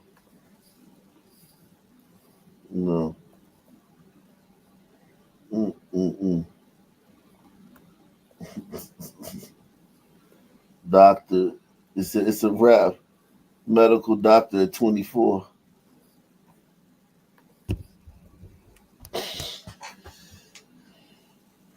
Nurse Shaniqua, report to room such and such. Room 334. New guy is there. He needs some treatment. Man, we have this we don't have really sons doing it, but up here we have these fucking foreign doctors too, and it creates, obvious problems. It's a whole ass mess. Well, it's the same in the UK. Most of we have high number of Patels. Yeah, dude, Like my they're dentist is awful. a Patel. I can't. One thing I noticed is like the actual Anglo doctors take their job fucking seriously, and feels more like a partnership when you're trying to get treatment from them. Whereas with the ethnic imports, to them it's just they're like a Pez machine. They're just trying to get you in and out as quick as possible and make as much money as possible doing it. Maybe probably because our cultures are slightly different, but obviously a lot of the Patels are born in the UK, so they do have the glider medical, and actually the same for anyone. Actually, even the Filipinos who come, they all assimilate into the English medical culture. So I would say not quite, at least for us in the UK.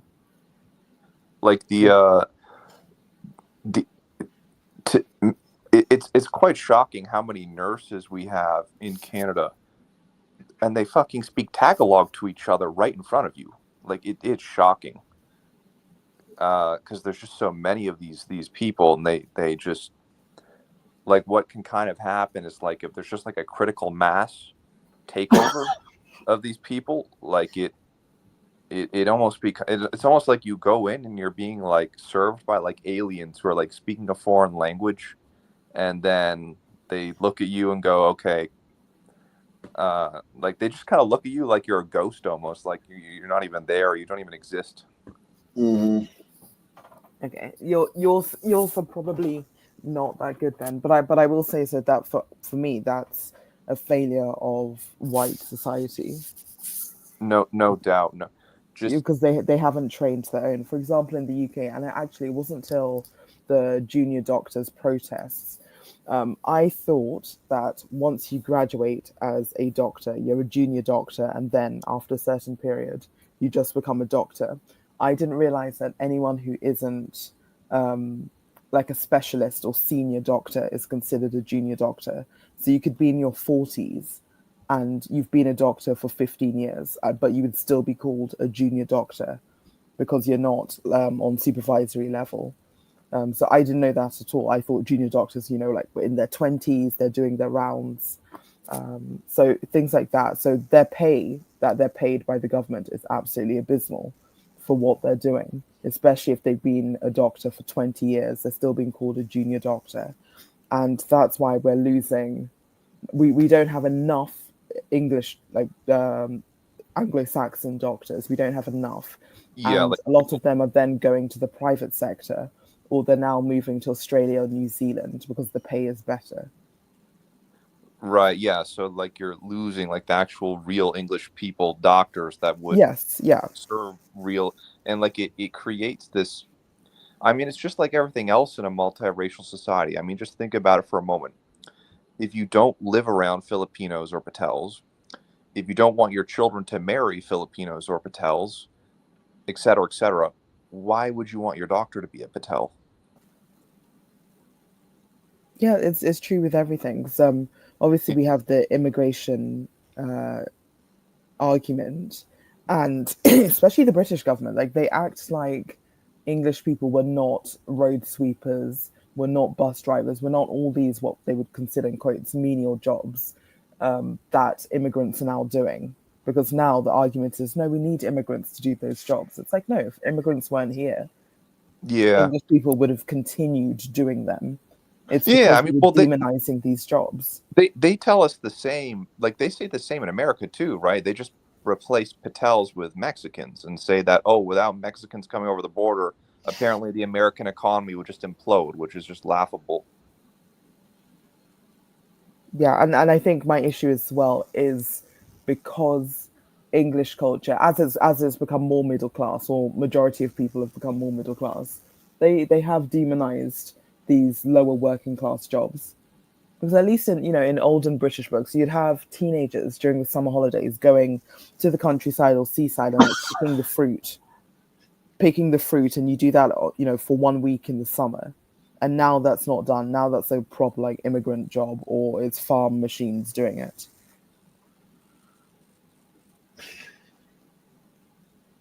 And that's how they've lost their culture. Same thing with our police people and this. We grew up teachers. The adverts, because I think the adverts were starting at £24,000 for a year's salary. And then when you're like, oh, £24,000 to deal with class averages of 30 little gremlins, like that's not enough for anyone. But those are the adverts we were having. And now there are hardly any teachers in the UK, hardly any, because all the good ones have obviously aged out, they've retired. And all the younger ones are having to also deal with all the trans things and all these extra things and all these new immigrants. So yeah, we are completely done.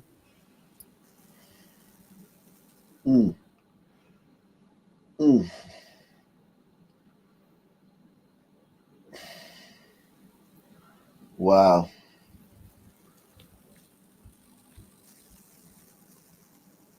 Golly, man. Sisters.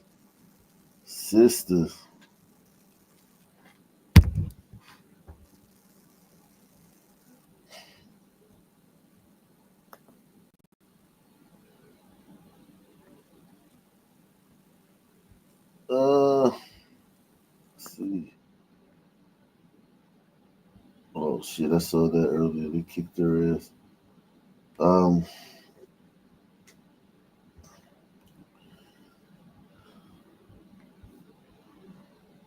On to be petty. When you put the light on, so they put the light on to be petty. No, they put it down. I'm girl.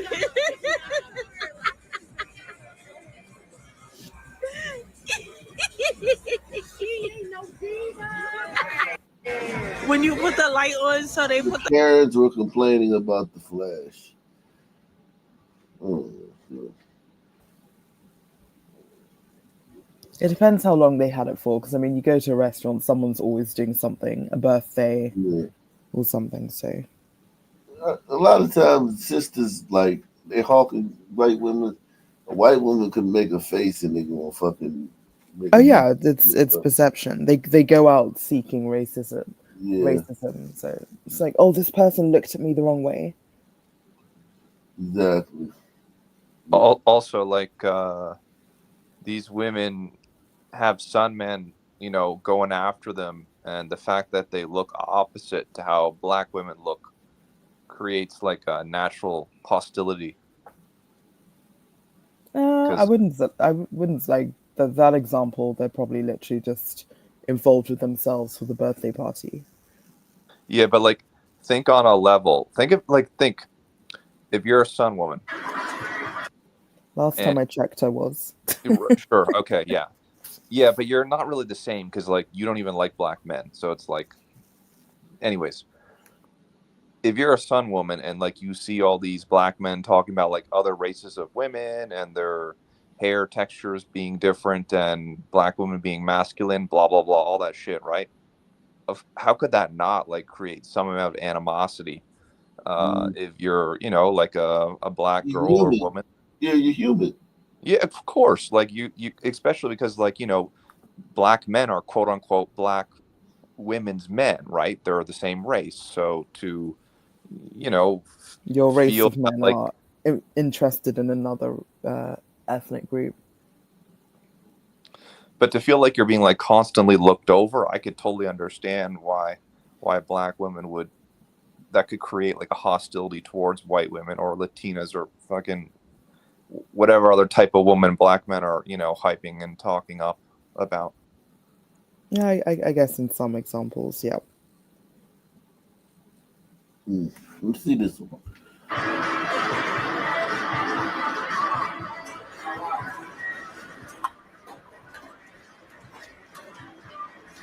Got a uniform. They look like they think on there.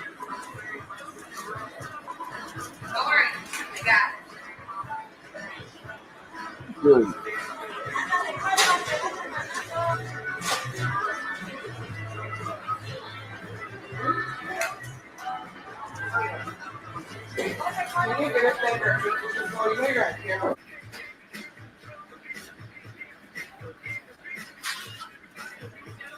It's so ridiculous.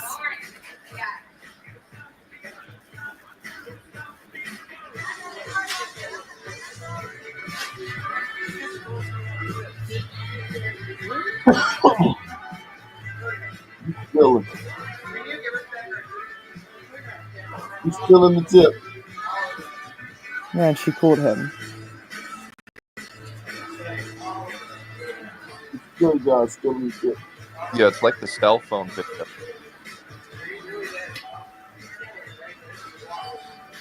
Can you see how he's trying? Like, she's saying, "Can you give us back all our money?" It's some in his back pocket too. Yeah, no, and she's saying all of it, and he's just trying to shuffle the one in his hand to pretend.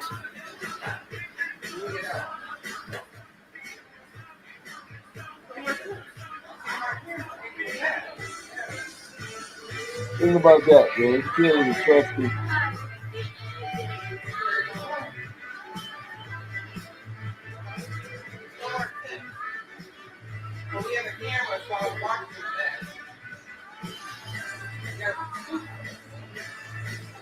Jeez. Meanwhile, the security company had to give them a job because if they don't give them a job, it's a racist company and they're putting black men down and black men are just trying to rise like everyone else in America. But the Sun mentality is too strong with them that they can't even pay for like a $10 lunch. But the glider like natural reaction is just like so predictable. Just, hey, Mr. Sunman, just if you could just give the money back and we'll call it even. There's no reason. If it was the other way around, Sun would have killed her. 100%. Would have literally murdered her, or been stopped like by like just chance. You know what I mean? Like just like she didn't die during the attack or some shit like that. But yeah, someone would have fucking tried to rip her fucking head off if it was reversed. Kicking in, that bitch kicking in, that bitch kicking in. This is graduation.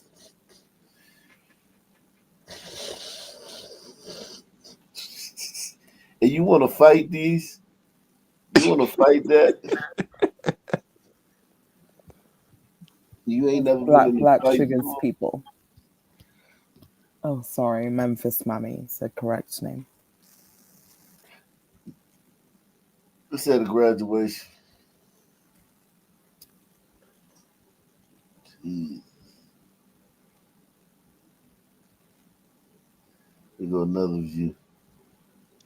Just not meant for this. Just need to be on the Serengeti, dancing around, No, hitting don't do that to the sticks lions. against stuff. Don't That's do what that they to the lions and antelope. The Serengeti's full. They're good. No, they need no. It's definitely not full. They can definitely go back over there and do that. This whole sit in lines, wait your turn. No, that's not. It's not the way things are meant to be in their brain. No, for me, this is just working class black people kind of being raised. No, to me, to the this is level- DNA. This ain't got nothing to do with. These people don't have the capacity to leave anything but the working class. Yeah, because they weren't in educational institutions before, but now they've been raised up to be able to graduate. Well, it's like they're not even getting anything out of the institution. Like this all is a facade. Like this is just gliders just trying to lie to themselves that we're all participating in the same thing with the same goals. These people don't fucking care about institutions or That's what I'm what their saying. career is They would going to not be. It's been all in them stupid. before. They wouldn't have been in them before, but now they're raised up to go through it. So I know, but you're saying like, oh, it's this working class mentality of people. This isn't working class. It doesn't matter. It's just how they are. Period. I think it's both. I think there's an aspect of that too. Like out of how many sisters do you need to have in order to get one pantheon? What's the consensus here? Oh, it's probably going to be like 1 out of like 1,000. Yeah, possibly. 1 out of 1,000, That's something like that. Here go another view.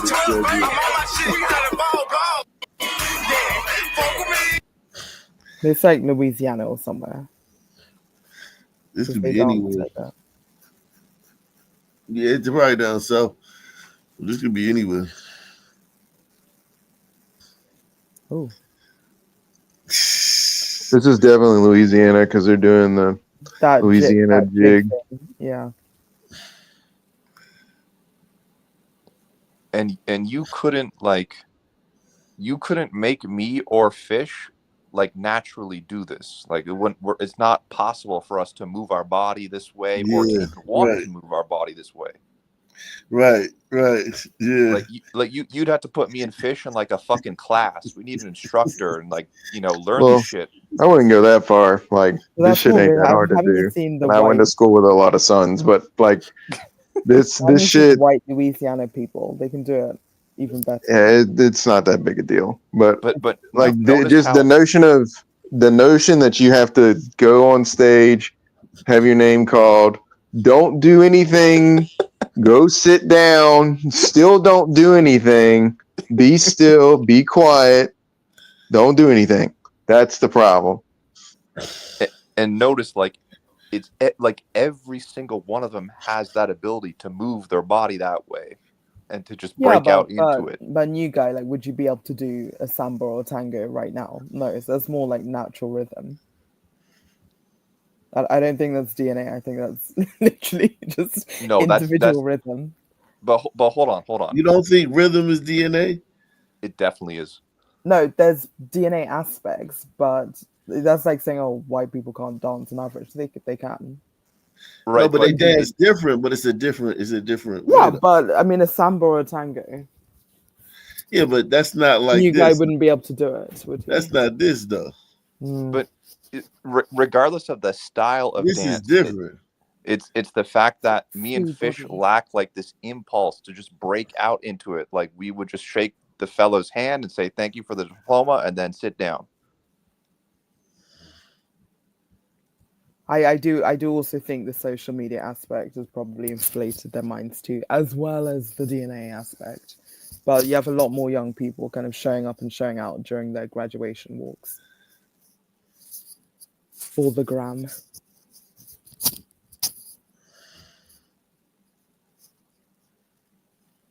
Stupid people at train crossings. Why would the driver get... Oh, Jesus Christ.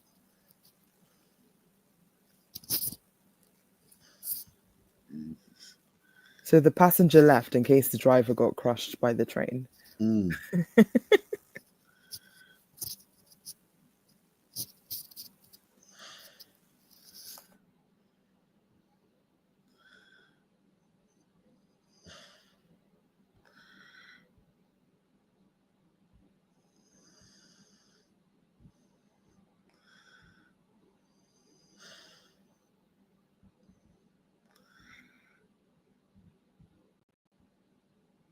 Like this right here, what he said, this shit 50 Cent said right here is what I was talking about, right?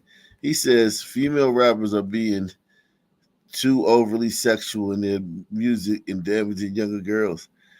But he's not understanding that some men are being too overly violent in their music and damaging younger boys.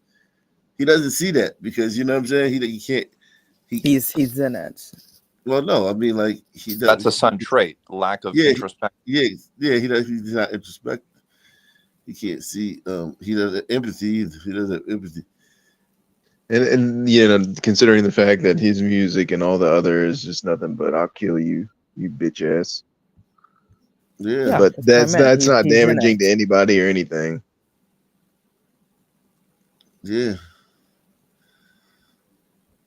Nottoway Plantation.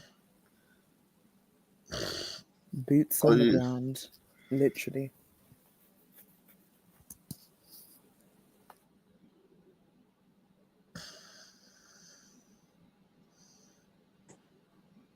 Oh shit! Oh, damn! He's did too much talking. Too much talking. And he probably wasn't gonna win anyway. He probably won't win. The way that dude hit him, he probably won't win that fight anyway, no matter how it would have been done. Nottoway Plantation. I heard something about that. Texas, Georgia. It's burning. Nottoway Plantation. It's always been, in my opinion, Southerners in our history is the most denigrated of anyone in the U.S. If you disagree, hold on. Nottoway. Okay, so it says, I visited Nottoway Plantation a lot because of a guy. Said, for the ancestors have spoken, it was time for the place to come down. Freedom.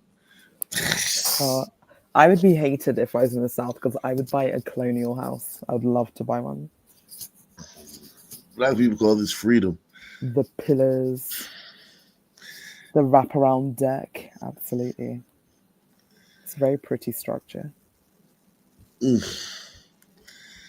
wonder if they'll determine if it's arson or something else.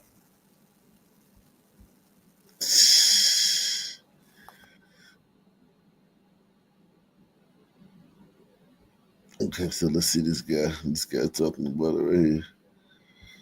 This brother. But this is not just the scene behind me is a plantation house in Louisiana that is burned down. It's burning down in this video. But this is not just any plantation house. This was the largest antebellum plantation house in the South, owned by one of the richest enslavers in the South. This is the Nottoway Plantation in Louisiana. It was built by enslaved Africans in 1859. It was owned by this guy, John Randolph. Now, John wasn't even from Louisiana. He was from Virginia originally, but he came from a wealthy slave-owning family, and his dad was hired by the federal government to do something in Louisiana, and he moved with him. Now, originally, he wanted to make it into a cotton plantation, the same type of plantation that he was used to in Virginia. But he noticed that the climate in Louisiana was a lot different, so he changed it to a sugar plantation. And because of that, he ended up tripling his family's wealth. John Randolph enslaved 176 people. But the plantation house itself was built around the same time as the Civil War. John didn't want to fight in the Civil War. He was scared. So he sent 3 of his sons and he asked, how much money do I have to give to keep me out of this? And he was a huge financial backer of the Confederacy in Louisiana. When he realized that the Confederacy was losing, he left his wife in Louisiana, took 200 slaves, and went to Texas. Once the Civil War was over, he contracted with 53 bonded people, basically people that owed him money and were working to pay it off. It's just another form of slavery. He eventually died in 1883, and his wife eventually sold the plantation for $50,000. That's the equivalent of $1.9 million today. And now he has no legacy at all. So he was one of the biggest enslavers with 176 The scene behind me slaves. is a plantation. But then he went to Texas with 200 slaves. It's just like they don't even hear themselves talking. They don't care. Yeah, it doesn't matter. It really doesn't. The facts don't matter. The place burned down. That we know. That's the one thing we know. The place is burned down. Oh gosh. Let's see. Boy off. Wait a minute, I think there's something on your face. Why?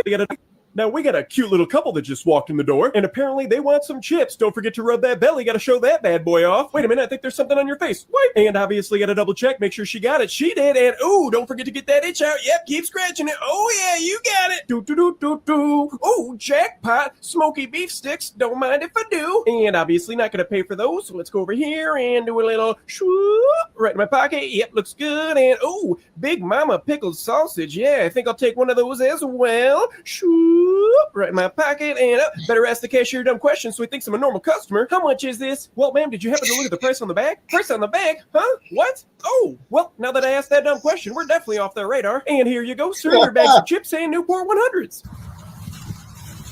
Hey. What'd you steal? Yeah, you did. I watched. Both open your fucking pockets right You now. didn't take nothing. I watched you steal it. Get away from me. I don't have nothing. Both. I watched you. Here. No, the other thing too. I watched put you. it back. Both. No, you didn't. It was in your back pocket. You stole it. You fucking lying. Don't ever come in here again. Or Sunoco. You got us all you walk. We own them both. If you ever go in there again, I'm sending your picture. But yeah, I don't care. She did. You were standing in front of her. So she could steal it.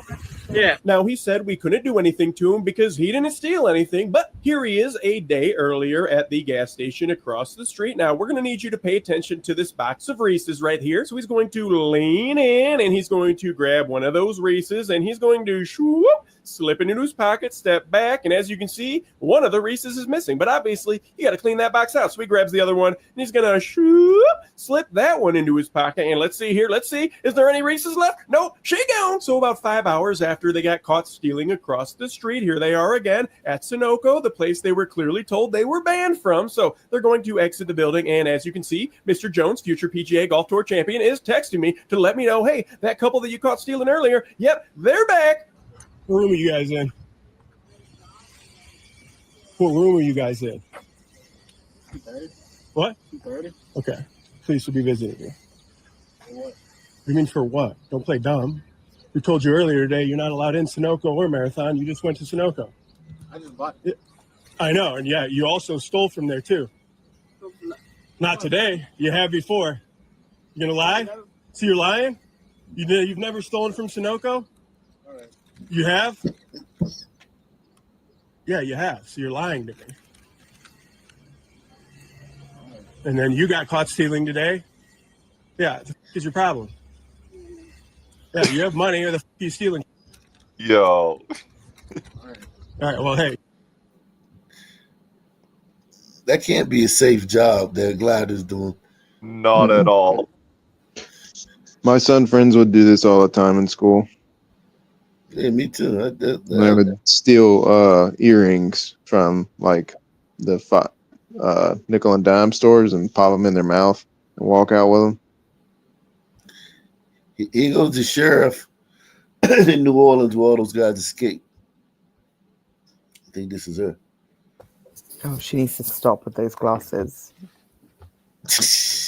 Jesus. Like, for the position, it should be plain or matte. Yeah. Like, it's just inappropriate. It's inappropriate to wear those glasses. That's DNA, though. Yeah, but no, no, because all black women don't do that. As this would be like, after 12 inmates just ran out of your jail and they're still on the loose, like they're all still on the loose, like 24 hours later and shit. And they're killers too. And they're murderers and shit. And you're fucking. Yeah, it's Doug Chunks. She's channeling Elton John. I will say this: this is DNA. This is DNA, but many of us don't succumb to can fight this urge off. This is completely inappropriate. No, what this is having tested the boundaries and not being nipped in the bud. True. No, immediately, like first day she walked in. This is Mike Todd. Yeah, this is Mike Todd. Like she hasn't been. She hasn't had to anybody tell her the truth because people are afraid of her. Yeah, it's the age-old saga in America of son DNA and external European culture trying to like fight it back and make it more proper. Yeah, but it's also pacifying it. Like that's what I'm saying. Like, it's fight. Okay, George Floyd, or so let's call it at least a decade now, because we've been in this for a long time. But a decade ago, she walks in. Immediately, higher ups have called her in.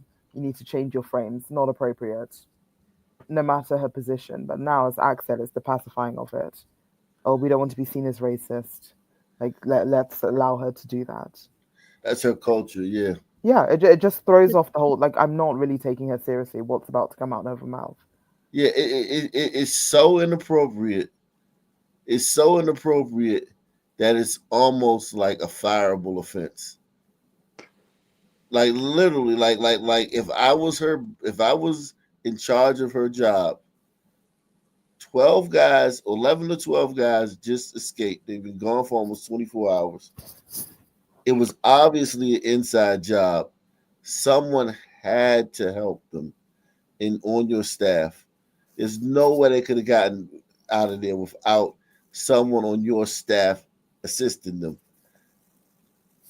10 of them are still on the loose. And they're all black too. Like They're all all black, all they're killers. murderers, they're sexual assaulters, and you come up on stage looking like fucking goddamn. I mean, I don't even know what the fuck she looks like.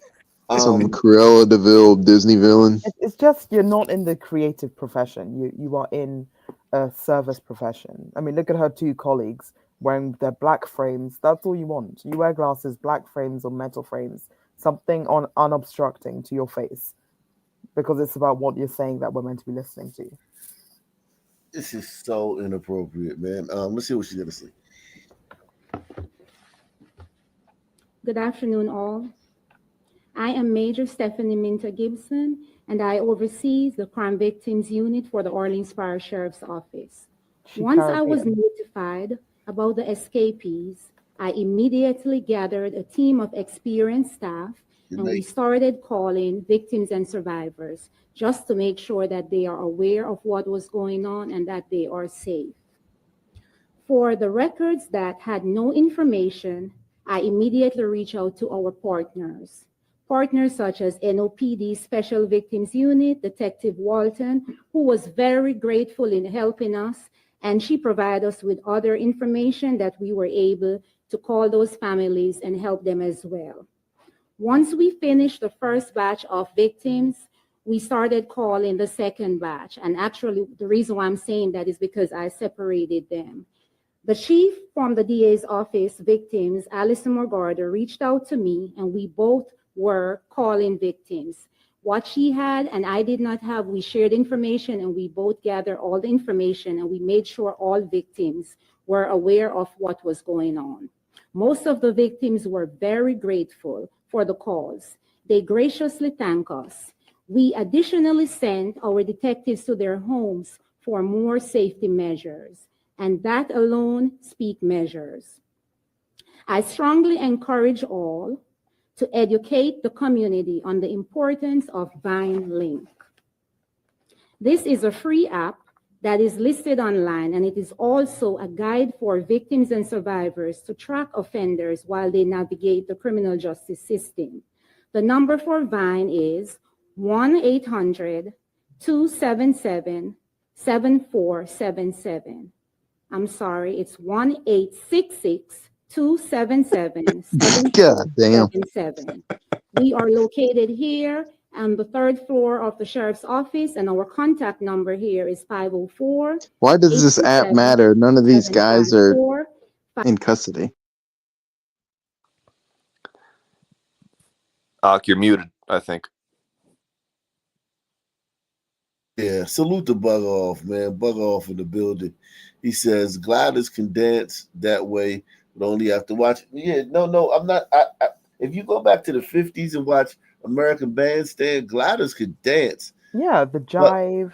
We just don't care. It just doesn't mean anything to us in the same way. But you see, I think new guys talking about the looseness, like that where it's just. Have you like not that, seen after alcohol gets into white men? It's a looseness They're in your the step. loosest people ever. No, it's a looseness in your step. Like white people can do it, where it's kind of like printing versus writing in cursive. Yeah, You know what I'm saying? That's why we would need classes, because it's just not an ability that is as innate to us as it is to some people. They don't need classes because they're already good at it. Yeah, sounds like you can teach a son math, right? Whereas you wouldn't have to teach another, like a white or an Asian person, as much to get the same result, basically. No, right. Yes, yeah, definitely. salute to Aldous. Like you can just tell. Look at NFL, right? When the white players score, they don't dance. When the black players score, they dance. But they've started Like, to, haven't they? no, Because but what I'm saying is, if you can dance, you dance. That's one thing about life. If you can dance, you dance. It's just like if you can sing, you sing when it's appropriate. Like if you can sing and you go to church, you're gonna sing when they're singing the hymns. If you can't sing, you're probably not gonna sing. Like if you can dance, you're gonna dance when the party. When there's a party time, you're gonna dance. You know what I'm saying? If you can, like for instance, if you stutter and shit, right? Most people who stutter are quiet, right? Right? Most people who stutter are quiet. You don't got no loudmouth, jabber jaw stutterer. You know what I'm saying? Most people stutter. fuck you, no. You know what I'm saying? Most people stutter are quiet. You know what I mean? It's just if you know what I'm saying? Like Yeah, when you do something, you do it when it's appropriate. Yeah.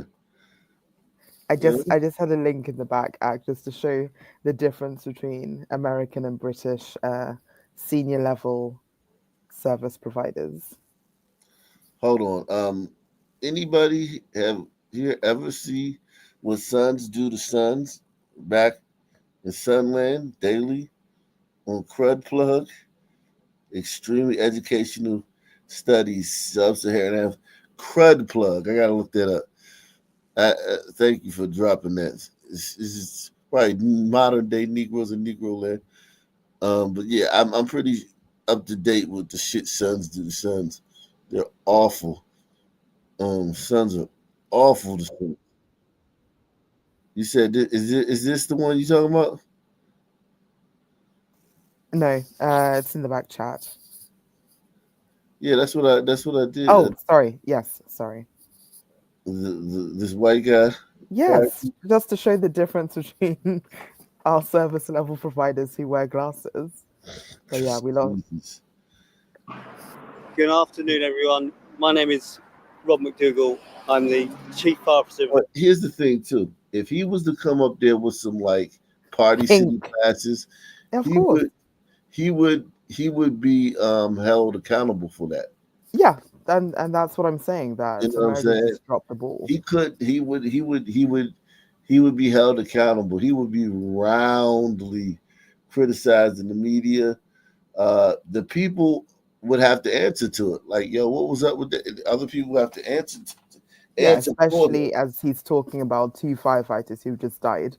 And then he's Exactly. up there with bright blue glasses. Yeah, it's wholly inappropriate to insane. come up there with Party City glasses right now.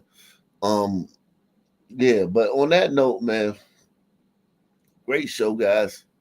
Great show. Did 5 hours tonight. Well 5 done. hours. Yeah, man. These shows be so long, it'd be so hard to cut the clips up. It'd be so many damn clips.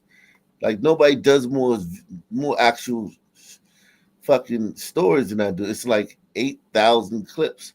I gotta like figure out which ones, you know what I'm saying, are to cut out. Yeah, and repost. But yeah, a lot of clips. It's a great show, man, from beginning to end, man. Make sure you guys, if you join us late, make sure you go rewatch the stream. Yep, I'm rewatching and welcome back. I hope you had a good rest. We missed you and yeah, more shows to come. Everyone like and subscribe. Salute. Same black time, same black channel. Out of here. Peace out.